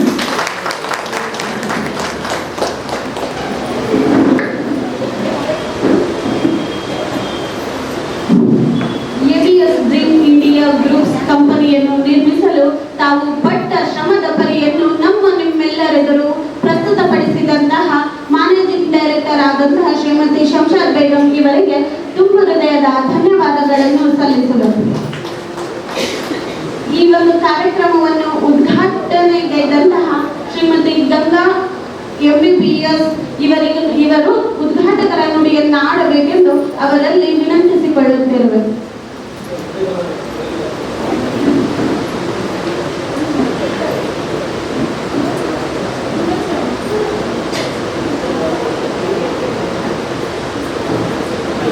ವೇದಿಕೆ ಮೇಲೆ ಆಸೀನರಿರ್ತಕ್ಕಂಥ ABS ಗ್ರೂಪ್ನ ಅಧ್ಯಕ್ಷರೇ ಹಾಗೂ ಮೀನಾ ಮಹಾಂತೇಶ್ ನಡಗಿ ಅವರೇ ಹಾಗೂ ವೇದಿಕೆ ಮೇಲೆ ಇರ್ತಕ್ಕಂಥ ಎಲ್ಲ ಗಣ್ಯಮಾನ್ಯರು, ಹೆಸರು ಹೇಳಿ ಗೊತ್ತಿಲ್ಲ ಹಾಗಾಗಿ ಕ್ಷಮಿಸಬೇಕು. ಈಗ ಮೇಡಮ್ ಹೇಳಿದಿಲ್ಲ ಎಷ್ಟು ಕಷ್ಟಪಟ್ಟು ಇದು ಒಂದು ಮಹಿಳೆಯರಿಗೋಸ್ಕರನೇ ಇದು ಒಂದು ಸಂಘವನ್ನ ಅಂದ್ರೆ ಒಂದು ಸಂಸ್ಥೆಯನ್ನ ಕಟ್ಟಿದ್ದಾರೆ, ಒಂದು ಕಂಪನಿಯನ್ನ ಕಟ್ಟಿದ್ದಾರೆ ಅಂತ ಅದು ಸುಲಭ ಅಲ್ಲ. ನಿಮ್ಗೆಲ್ಲ ಗೊತ್ತಿರಂಗೆ ಹೆಣ್ಮಕ್ಳಿಗೆ ಜಾಸ್ತಿ ಕೆಲಸ ಮತ್ತೆ ಜಾಸ್ತಿ ತೊಂದರೆ, ಹೌದಾ? ನಿಮ್ಗೆಲ್ಲ ಗೊತ್ತೇ ಇದೆ. ಹೆಣ್ಮಕ್ಳಿಗೆ ಅಂದ್ರೆ ಕೆಲಸ ಇನ್ ದ ಸೆನ್ಸ್ ಅವರು ಮನೆಯಲ್ಲೂ ಮಾಡಬೇಕು ಮತ್ತೆ ಹೊರಗಡೆನೂ ಮಾಡಬೇಕು. ನಿಮ್ಗೆಲ್ಲ ಗೊತ್ತಾ ಇದೆ. ಈಗ ನಾವು ಒಂದು ಗೌರ್ಮೆಂಟ್ ಎಂಪ್ಲಾಯಿ ಆಗ್ಬಿಟ್ಟು ಹೇಳ್ತಾ ಇದ್ದೀನಿ. ಈಗ ಮನೆಯಲ್ಲೂ ನಮಗೆ ಜವಾಬ್ದಾರಿಗಳು ತುಂಬ ಇರ್ತವೆ, ಹೌದಾ? ಗಂಡನ ನೋಡ್ಕೋಬೇಕು, ಮಕ್ಳನ್ನ ನೋಡ್ಕೋಬೇಕು, ಮತ್ತೆ ರಿಲೇಟಿವ್ಸ್ನ ಮ್ಯಾನೇಜ್ ಮಾಡಬೇಕು. ಅದೇ ರೀತಿ ನಾವು ಹಾಸ್ಪಿಟಲ್ ಹೊರಗಡೆ ನಾವು ಏನೇ ಒಂದು ಕಂಪ್ನಿ ಮಾಡಿರಲಿ ಅಥವಾ ಒಂದು ಶಾಲೆ ಆಗಿರ್ಬೋದು, ಒಂದು ನೀವು ಯಾವುದೇ ರಂಗಕ್ಕೆ ಹೋಗ್ರಿ, ಯಾವುದೇ ಒಂದು ಕೆಲಸ ಮಾಡ್ತಾ ಇರಲಿ ಹೊರಗಡೆ, ಅಲ್ಲೂ ಕೂಡ ಹೆಣ್ಣು ಒಂದು ಅವಳು ಒಳ್ಳೆಯಳು ಅನ್ನೋ ಅನಿಸ್ಕೋಬೇಕು ಅಂತಲೇ ಹೇಳ್ತಾ ಇರ್ತಾಳೆ, ಹೌದಾ? ಅಲ್ಲಿ ಯಾರನ್ನು ಹೊರಗಡೆಯನ್ನು ನಾವು ಕೆಟ್ಟ ಹೆಸರು ತಗೋಬೇಕು, ಮನೆಯಲ್ಲೂ ಕೆಟ್ಟವರು ಅಂತ ಅನಿಸ್ಕೊಳ್ಳೋಕೆ ರೆಡಿ ಇರಲ್ಲ, ಹೊರಗೂ ಕೆಟ್ಟವರು ಅಂತ ಅನಿಸ್ಕೊಳ್ಳೋಕೆ ರೆಡಿ ಇರಲ್ಲ. ಎಲ್ಲ ಕಡೆನೂ ನಾವು 100% ಕೊಡಬೇಕು ಅಂತಲೇ ಎಲ್ಲ ಒಂದು ಮಹಿಳೆಯನ್ನು ದುಡಿಯೋಕ್ಕೆ ಪ್ರಯತ್ನ ಪಡ್ತಾರೆ. ಆಮೇಲೆ ಈಗ ಇವರು ಮೇಡಮ್ ಹೇಳ್ದಂಗೆ ಅಷ್ಟೆಲ್ಲ ತೊಂದರೆ ತಗೊಂಡು ಇದೊಂದು ಕಂಪ್ನಿನ ಕಟ್ಟಿದ್ದಾರೆ. ಅದೇ ರೀತಿ ಎಲ್ಲ ಹೆಣ್ಣು ಮಕ್ಕಳು ಒಂದಲ್ಲ ಒಂದು ರಂಗದಲ್ಲಿ ನಾವು ಮುಂದುವರಬೇಕು ಮತ್ತು ನಾವೊಂದು ಸಮಾಜದಲ್ಲಿ ಗುರುತಿಸ್ಕೋಬೇಕು. ಈಗ ಆಲ್ರೆಡಿ 80% 90%ವರೆಗೂ ನಾವೆಲ್ಲ ರಂಗದಲ್ಲೂ ಆಲ್ರೆಡಿ ನಾವು ಗುರುತಿಸ್ಕೊಳ್ತಾ ಇದ್ದೀವಿ. ಅದನ್ನ ನಾವು ಇನ್ನೂ ಮುಂದೆ ತಗೊಂಡೋಗಿ ನಾವು ಇನ್ನೂ ಒಂದು ಹೆಚ್ಚಿನ ರೀತಿಯಲ್ಲಿ ಎಲ್ಲರಿಗೂ ಒಳ್ಳೆ ರೀತಿಯಲ್ಲಿ ಅಂದರೆ ಈಗ ಯಾರಿಗೂ ಏನು ತೊಂದರೆ ಮಾಡ್ದಂಗೆ ನಾವೊಂದು ಬೆಳಿಬೇಕು ಅಂತ ನಾನು ಇಷ್ಟಪಡ್ತೀನಿ. ಮತ್ತು ಇನ್ನೊಂದು ಏನಂದರೆ, ಈಗ ನಾನು ಡಾಕ್ಟರ್ಗೆ ಹೇಳೋದು ಏನಪ್ಪ ಅಂದರೆ, ಈಗ ನಾವು ಅದು ಕಂಪ್ನಿ ಕಟ್ಟಬೇಕು, ಇದು ಮಾಡಬೇಕು, ರಾಜಕೀಯದಲ್ಲಿ ಇರಬೇಕು, ಮತ್ತು ಗೌರ್ಮೆಂಟ್ ಜಾಬ್ ಮಾಡಬೇಕು, ಪ್ರೈವೇಟ್ ಮಾಡಬೇಕು ಅಂತ ಓಡಾಡ್ತಾ ಇರ್ತೀವಿ. ಅದ್ರ ಜೊತೆಗೇ ನಾವು ಏನು ಮಾಡಬೇಕಪ್ಪ ಅಂದರೆ ನಮ್ಮ ಒಂದು ಹೆಲ್ತ್ ಕೂಡ ನಾವು ಚೆನ್ನಾಗಿ ಇಟ್ಕೋಬೇಕು. ಹೌದಾ? ಹೆಲ್ತ್ ಇಲ್ಲ ಅಂದರೆ ಆಗುತ್ತೆ ಎಲ್ಲ ಕೆಲಸ ಇವೆಲ್ಲ ಆಗಲ್ಲ. ಅದೇ ರೀತಿ ನಾವೇನಪ್ಪ ಅಂದರೆ ನಮ್ಮ ಆರೋಗ್ಯ ಕೂಡ ನಾವು ಆರೋಗ್ಯವೇ ಮಹಾಭಾಗ್ಯ ಅಂತ ನಿಮಗೆಲ್ಲ ಗೊತ್ತಿರೋ ಹಾಗೆ ಆರೋಗ್ಯನ ಚೆನ್ನಾಗಿ ಇಟ್ಕೋಬೇಕು. ಈಗ ಆರೋಗ್ಯ ಅಂದರೆ ನಾವು ನಮ್ಮನ್ನು ನಾವು ಫಸ್ಟು ಇಷ್ಟಪಡಬೇಕು. ಅಂದರೆ ಸೆಲ್ಫ್ ಲವ್ ಮತ್ತು ಸೆಲ್ಫ್ ರೆಸ್ಪೆಕ್ಟ್. ಅದೇ ನಮ್ಮನ್ನು ನಾವು ಇಷ್ಟಪಡಬೇಕು, ನಮ್ಮ ದೇಹವನ್ನು ನಾವು ಇಷ್ಟಪಡಬೇಕು ಫಸ್ಟು. ಹಂಗಾದ್ರೆ ನಾವು ನಮ್ಮ ಆರೋಗ್ಯವನ್ನು ನಾವು ಚೆನ್ನಾಗಿದ್ದರೆ ಮಾತ್ರ ನಾವು ಇವೆಲ್ಲ ಕ್ಷೇತ್ರಗಳಲ್ಲೂ ಎಲ್ಲ ರಂಗಗಳಲ್ಲೂ ನಾವು ಮುಂದೆ ಬರ್ಬೋದು ಅಂತ ಹೇಳ್ತಾ ನನಗೆ ಇಲ್ಲಿ ಕರೆದು ಅವಕಾಶ ಕೊಟ್ಟಿದ್ದಕ್ಕೆ ನಿಮಗೆಲ್ಲರಿಗೂ ಧನ್ಯವಾದ ಹೇಳ್ತಾ ಕೊನೆಯದಾಗಿ ಅಂತಾರಾಷ್ಟ್ರೀಯ ಮಹಿಳಾ ದಿನಾಚರಣೆಯ ಶುಭಾಶಯಗಳು ಎಲ್ಲ ಮಹಿಳೆಯರಿಗೂ ಅಂತ ಹೇಳ್ತಾ ನನ್ನ ಮಾತನ್ನು ಮುಗಿಸ್ತೇನೆ.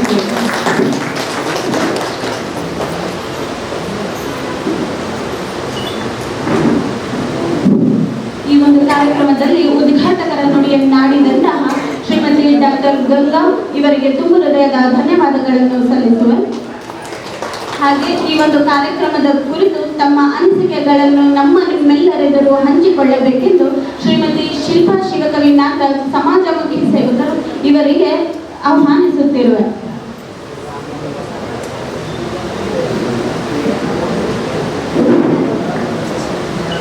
ಓಂ ಶ್ರೀ ಸದ್ಗುರುವೇ ನಮಃ.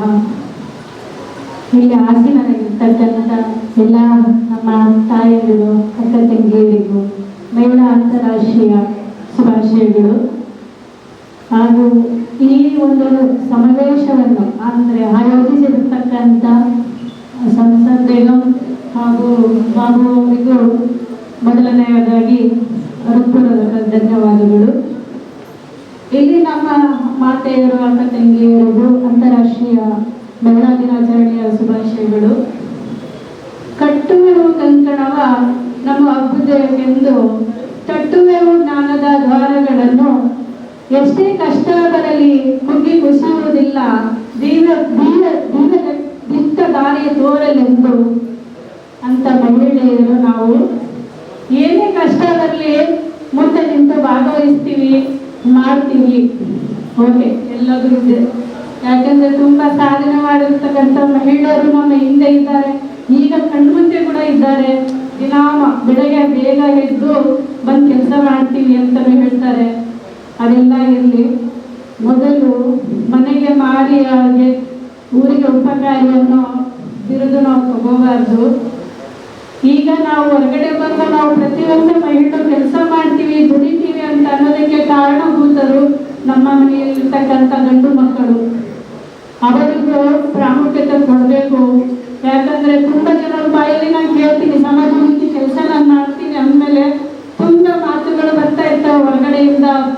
ಏನಪ್ಪಾ ಅಂದ್ರೆ ನಮ್ಮ ಹೆಣ್ಮಕ್ಳು ಹೋಗ್ಬಿಡ್ತಾರೆ ಹೊರಗಡೆ ಅಂತ. ಆದ್ರೆ ಅಷ್ಟೇ ಪ್ರಾಮುಖ್ಯತೆ ಮನೆಗೂ ಕೊಡಬೇಕು, ಮನೆ ಗಂಡ್ಮಕ್ಳಿಗೂ ಕೊಡಬೇಕು. ಹಿರಿಯರಾದಂಥ ಅತ್ತೆ ಮಾವ ಅಣ್ಣ ತಮ್ಮ ಯಾರು ಇದ್ದಾರೋ ಅವರಿಗೆ ಮೊದಲನೇದಾಗಿ ಆದ್ಯತೆ ಕೊಡಬೇಕು. ಇವತ್ತು ಮಹಿಳೆಯರಲ್ಲಿ ಕೇಳ್ಕೊಳ್ತೀನಿ, ನಾವು ಯಾವತ್ತು ಯಾರಿಂದ ಕೆಟ್ಟವರಾಗಬಾರ್ದು, ಎಲ್ಲರ ದೃಷ್ಟಿಯಲ್ಲಿ ಒಳ್ಳೆಯವರಾಗಬೇಕು. ಎಷ್ಟೇ ಸಾಧನೆ ಮಾಡಿದ ಹಿಂದೆ ಏನಿದೆಯೋ ನಮ್ಮ ಒಳ್ಳೆಯತನ ಇರಬೇಕು ಅನ್ನುವ ದೃಷ್ಟಿಯಲ್ಲಿ ನಾನು ಮಹಿಳೆಯರಲ್ಲಿ ಒಂದು ವಿನಂತಿ ಮಾಡ್ಕೊಳ್ತೀನಿ. ದಯವಿಟ್ಟು ಎಲ್ಲರನ್ನ ಮನೆಯಲ್ಲಿ ಇರ್ತಕ್ಕಂಥವ್ರು ಮೊದಲು ಗಮನಿಸಿ ಆಮೇಲೆ ಹೊರಗಡೆಯ ಸ್ವಾವಲಂಬಿ ಕೆಲಸಗಳನ್ನ ಮಾಡ್ಬೇಕಂತ ಈ ಮೂಲಕ ಕೇಳ್ಕೊಳ್ತೀನಿ. ಇವತ್ತು ನಮ್ಮ ತಾಯಿಯರು ಹೇಳಿದ್ರು, ಬೆಳಗ್ಗೆ ಮುಂಜಾನೆ ಎದ್ದು ನಾವು ಇವತ್ತು ಪೌರಿಕ ಕಾರ್ಮಿಕರು ಅಂದ್ರೆ ಪುರಸಭೆ ಕಾರ್ಯಕರ್ತರು ಬಂದಿದ್ದಾರೆ. ಪಾಪ ಹೇಳಿದ್ರು, ನಾವು 5 ಗಂಟೆಗೆ ಬರ್ತೀವಿ, ಮನೆಯಲ್ಲಿ ಮಕ್ಕಳು ಮಾಡಾಕ್ಬೇಕಲ್ಲ ಅಂತ ತಾಯಿ ಮುಂದ್ಕೊಂಡು ಹೇಳಿದ್ರು. ದಯವಿಟ್ಟು ತಾಯಿ ಮಕ್ಕಳು ಮಾಡಲ್ಲ, ಗಂಡ ಮಾಡಲ್ಲ, ದುಡಿಯಲ್ಲ ಅನ್ಕೋಬೇಡಿ. ಯಾಕಂದ್ರೆ ನಾವು ಸ್ವಯಂ ಸೇವಕರಾಗಿ ಎಲ್ಲಿ ಖುಷಿಯಿಂದ ಕೆಲಸ ಮಾಡ್ತೀವೋ ಅಲ್ಲಿ ಭಗವಂತ ನಮ್ಮ ಜೊತೆ ಇರ್ತಾನೆ. ಯಾಕಂದ್ರೆ ನಮ್ಮ ಆರೋಗ್ಯ ಇರೋದು ನಮ್ಮ ಮಾಡುವ ಕೆಲಸದಲ್ಲಿ. ಯಾವ ಕೆಲಸವನ್ನ ಖುಷಿಯಿಂದ ನೀವು ಮಾಡ್ತೀರೋ ಅಲ್ಲಿ ಆರೋಗ್ಯ ಕೂಡ ನಮ್ಮ ಜೊತೆಲೇ ಇರುತ್ತೆ, ಅಲ್ಲಿ ನಿಮ್ಮ ದೇವರು ನಮ್ಮ ಜೊತೆಲೇ ಇರ್ತಾನೆ ಅಂತ ಹೇಳಿ ಇಷ್ಟೊತ್ತು ಮಾತನಾಡಲು ಅವಕಾಶ ಮಾಡಿಕೊಟ್ಟ ತಮ್ಮೆಲ್ಲರಿಗೂ ಧನ್ಯವಾದಗಳು.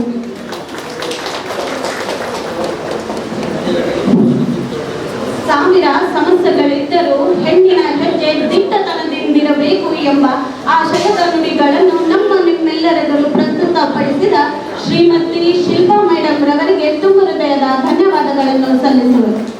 ಈ ಒಂದು ಕಾರ್ಯಕ್ರಮದ ಕುರಿತು ತಮ್ಮ ಅನಿಸಿಕೆಗಳನ್ನು ಹಂಚಿಕೊಳ್ಳಬೇಕೆಂದು ಶ್ರೀಮತಿ ವೀಣಾ ಮಹಾಂತೇಶ್ ಎಂಪಿ ಪ್ರಕಾಶ್ ಸಮಾಜಮುಖಿ ಟ್ರಸ್ಟ್ ಹೂವಿನಹಡಗಲಿ ಇವರಿಗೆ ಈ ಒಂದು ಕಾರ್ಯಕ್ರಮದ ವೇದಿಕೆಗೆ ಸ್ವಾಗತಿಸುತ್ತಿರುವರು.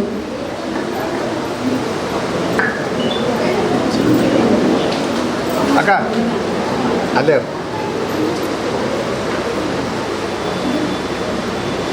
ವೇದಿಕೆ ಮೇಲೆ ಉಪಸ್ಥಿತರಿರ್ತಕ್ಕಂಥ ಎಲ್ಲ ಗಣ್ಯಮಾನ್ಯರಿಗೆ ನನ್ನ ನಮಸ್ಕಾರಗಳು. ವೇದಿಕೆ ಮುಂದೆ ಇರ್ತಕ್ಕಂತಹ ಮುಂದೆ ಪ್ರಶಸ್ತಿಗೆ ಭಾಜನರಾಗಿರ್ತಕ್ಕಂತಹ ವಿವಿಧ ಕ್ಷೇತ್ರಗಳಲ್ಲಿ ಕೆಲಸ ಮಾಡತಕ್ಕಂಥ ಮಹಿಳೆಯರಿಗೆ ಮತ್ತೆ ಅವರಿಗೆ ಪ್ರೋತ್ಸಾಹ ನೀಡೋಕ್ಕೆ ಬಂದಿರತಕ್ಕಂತಹ ಎಲ್ಲ ಗಣ್ಯಮಾನ್ಯರಿಗೆ ನನ್ನ ನಮಸ್ಕಾರಗಳು. ಈ ದಿನ 2 ವಿಷಯಗಳ ಬಗ್ಗೆ ಮಾತಾಡೋಕ್ಕೆ ನಾವು ಇಷ್ಟಪಡ್ತೀನಿ. ಒಂದು, ಈ ದಿನ ಮಹಿಳಾ ದಿನಾಚರಣೆ, ವಿಶ್ವ ಮಹಿಳಾ ದಿನಾಚರಣೆಯ ಶುಭಾಶಯಗಳು ಎಲ್ಲರಿಗೂ. ನನ್ನ ಒಂದೇ ಪ್ರಶ್ನೆ, ಒಂದೇ ದಿನ ಸಾಕ ನಮಗೆ ಮಹಿಳೆಯರಿಗೆ? ಸಾಕಾಗತ್ತಾ? ಇಲ್ಲ, ನಮಗೆ ದಿನಾನೂ ಬೇಕು. 365 ದಿನನೂ ಮಹಿಳಾ ದಿನಾಚರಣೆ. ಹಾಗಾಗಿ ಇದು ಒಂದು ಸಾಂಕೇತಿಕ ಆಚರಣೆ ಮಾತ್ರ. ಹಾಗೆಯೇ ABS ಬಗ್ಗೆ ಗ್ರೂಪ್ ಬಗ್ಗೆ ಮಾತಾಡೋದು ಹೇಳ್ತಾ ಇದ್ರು. ನಾನು ಮಹಿಳಾ ದಿನಾಚರಣೆ ಹೇಳ್ಬೇಕಾದ್ರೆ ABS ಹೇಳಿದ್ರು ಜೊತೆಗೆ ಸರಿ ಆಗುತ್ತೆ ಅನ್ಸುತ್ತೆ. ಯಾಕಂದರೆ ABS ಅಂಬೇಡ್ಕರ್, ಬುದ್ಧ, ಬಸವ, ಇನ್ನೊಂದು ಬಿ ಸೇರಿಸಿದ್ರೆ ಒಳ್ಳೆದಿತ್ತು ಅನ್ಸುತ್ತೆ. ABBS ಅಂತ ಬುದ್ಧ ಬಸವ ಅಂತ ನಮಗೆ ಎಲ್ಲ ಸ್ಕ್ವೇರ್ ಅಂತ ಹಾಕ್ಬೇಕೇನೋ ಅಂತ. ಬುದ್ಧ, ಬಸವ ಮತ್ತೆ ಸೂಫಿ ಸಂತರ ಬಗ್ಗೆ ಹೇಳ್ತಾ ಇದ್ದಾರೆ. ಈ 4 ಜನದ ಬಗ್ಗೆ ಹೇಳಬೇಕು ಅಂದಾಗ ಮಹಿಳೆಯರನ್ನ ಜೊತೆಗೆ ಸೇರಿಸ್ಕೊಂಡು ಮಾತಾಡೋದು ಅಗತ್ಯ ಇದೆ. ಅಂಬೇಡ್ಕರ್ ನಮ್ಮ ಸಂವಿಧಾನದಲ್ಲಿ ಮಹಿಳೆಯರಿಗೆ ಪ್ರಪ್ರಥಮ ಬಾರಿಗೆ ಮತದಾನದ ಹಕ್ಕನ್ನು ನೀಡಿರ್ತಕ್ಕಂಥ ವ್ಯಕ್ತಿ ಅಂಬೇಡ್ಕರ್ ಅವರು. ಇಲ್ಲ ಅಂದಿದ್ರೆ ನಾವು ಯಾರು ಈ ಸ್ಟೇಜ್ ಮೇಲೆ ನಿಂತ್ಕೊಂಡು ಮಾತಾಡೋಕ್ಕೆ ಅವಕಾಶಗಳೇ ಅಷ್ಟೇ ಇರಲಿಲ್ಲ. ನಮಗಿಂತ ಮುಂಚೆನೆ ಸ್ವತಂತ್ರ ಬಂದಿರತಕ್ಕಂತಹ ಯುರೋಪಲ್ಲಿ ಆಗಿರ್ತಕ್ಕಂಥ, ಅಂದರೆ ಫ್ರಾನ್ಸಲ್ಲಿ ಆಗಿರ್ಬೋದು, ಫ್ರಾನ್ಸ್ ಕ್ರಾಂತಿಯ ನಂತರ ಅಲ್ಲಿ ಪ್ರಜಾಪ್ರಭುತ್ವ ಬಂದಾಗ ಆಗಿರ್ಬೋದು, ಅಥವಾ ಅಮೇರಿಕಾದಲ್ಲಿ ಆಗಿರ್ಬೋದು, ಮೊದಲಿಗೆ ಮಹಿಳಾ ಮತದಾನದ ಹಕ್ಕು ಇರಲಿಲ್ಲ. ಅವರು ಎಷ್ಟೋ ದಿನಗಳ ನಂತರ ಅವರಿಗೆ ಮತದಾನದ ಹಕ್ಕು ಬಂತು.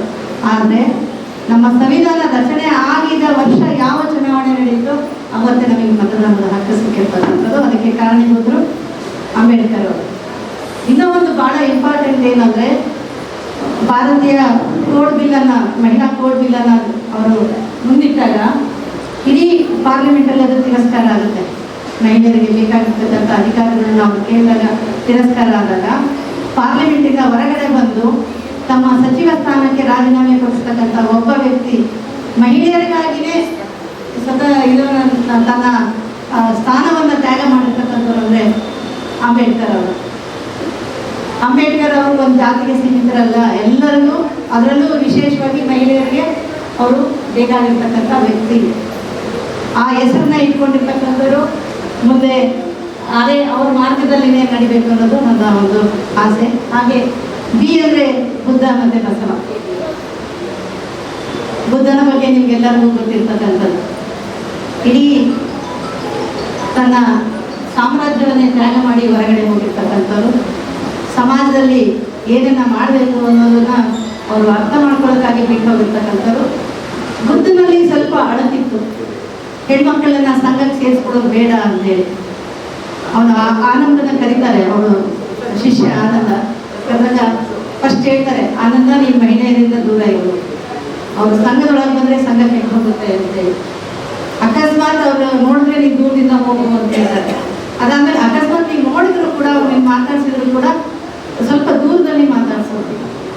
ಬರ್ತಾ ಬರ್ತಾ ಬರ್ತಾ ಅವ್ರ ಜೀವನದಲ್ಲಿ ಕೂಡ ಪರಿವರ್ತನೆ ಆಗಿ ಎಷ್ಟೋ ಕಥೆಗಳಲ್ಲಿ ಅಮರಪಾಲಿಯ ಇರ್ಬೋದು, ಮತ್ತು ಅವ್ರ ಸ್ವಂತ ಹೆಂಡತಿನೇ ಬೌದ್ಧ ಭಿಕ್ಷು ಆಗ್ತಾರೆ. ಅವ್ರಿಗೆಲ್ಲ ದೀಕ್ಷೆಯನ್ನು ಕೊಡೋದು ಅವರು ಪ್ರಾರಂಭದ ಹಂತದಲ್ಲಿ ಅಲ್ಲ, ಮಹಿಳೆಯರ ಬಗ್ಗೆ ಅವರಿಗೆ ನಂಬಿಕೆ ಬಂದ ಮೇಲೆ ಅವರು ತಮ್ಮ ಭಿಕ್ಷುವಿನಿಯನ್ನಾಗಿ ಸೇರಿಸ್ಕೊಳ್ತಕ್ಕಂಥದ್ದು. ಹಾಗೆ ಗಮನಿಸಿದರೆ ನಮಗೆ ಬಸವಣ್ಣ ಇನ್ನೂ ಸ್ವಲ್ಪ ಮೇಲ್ಗಡೆ ಮಟ್ಟದಲ್ಲಿ ಹೋಗ್ತಕ್ಕಂಥದ್ದು. ಬಸವಣ್ಣನವರ ಅನುಭವ ಮಂಟಪದಲ್ಲಿ ಮಹಿಳೆಯರಿಗೆ ಸ್ಥಾನ ಇತ್ತು. ಗಂಗಾಂಬಿಕೆ ಇರ್ಬೋದು, ನಾಗಾಂಬಿಕೆ ಇರ್ಬೋದು, ಅಕ್ಕ ಮಹಾದೇವಿ ಇರ್ಬೋದು. ನಾನು ಎಲ್ಲಿ ಹೋದ್ರೂ ಅಕ್ಕ ಮಹಾದೇವಿಯನ್ನು ಒಂದು ಆದರ್ಶ ಮಹಿಳೆಯಾಗಿಯೇ ನೋಡೋದು. ನಾವೀಗ 21ನೇ ಶತಮಾನದಲ್ಲಿ ನಿಂತ್ಕೊಂಡು ಸಣ್ಣ ಬಟ್ಟೆ ಹಾಕೊಂಡು ಹೊರಗಡೆ ಹೋಗ್ಬೇಡಿ, ನಿಮ್ಮ ಅಂಗಾಂಗವನ್ನು ಪ್ರದರ್ಶನ ಮಾಡಬೇಡಿ, ನಿಮಗೆ ರೇಪ್ ಆಗುತ್ತೆ, ಇಲ್ಲ ಇದಾಗುತ್ತೆ. ಯಾವುದಾದ್ರೂ ಒಂದು ರೇಪ್ ವಿಷಯ ಮಾತಾಡಬೇಕಾದ್ರೆ ಟಿವಿನಲ್ಲಿ ನೀವು ನೋಡ್ತಾ ಇರ್ತೀರಾ, ಯಾಕೆ ಹಂಗಾಯ್ತು ಏನು ಅಂತೆಲ್ಲ ಚರ್ಚೆ ಮಾಡಬೇಕಾದ್ರೆ ಆ ಹುಡುಗಿ ಡ್ರೆಸ್ ಸರಿಯಾಗಿ ಹಾಕೊಂಡಿರ್ಲಿಲ್ಲ, ಡ್ರೆಸ್ ಕೋಡ್ ಮಾಡಬೇಕು, ಹೊರಗಡೆ ಹೋಗ್ಬೇಕು, ಹಿಂಗೆ ಹಾಕೋಬೇಕು, ಹಂಗೆ ಹಾಕೋಬೇಕು ಅಂತ ಮಾತಾಡ್ತಕ್ಕಂಥ ಗಂಡ್ಮಕ್ಳು ನೋಡಿದ್ದೀವಿ ಇವತ್ತು.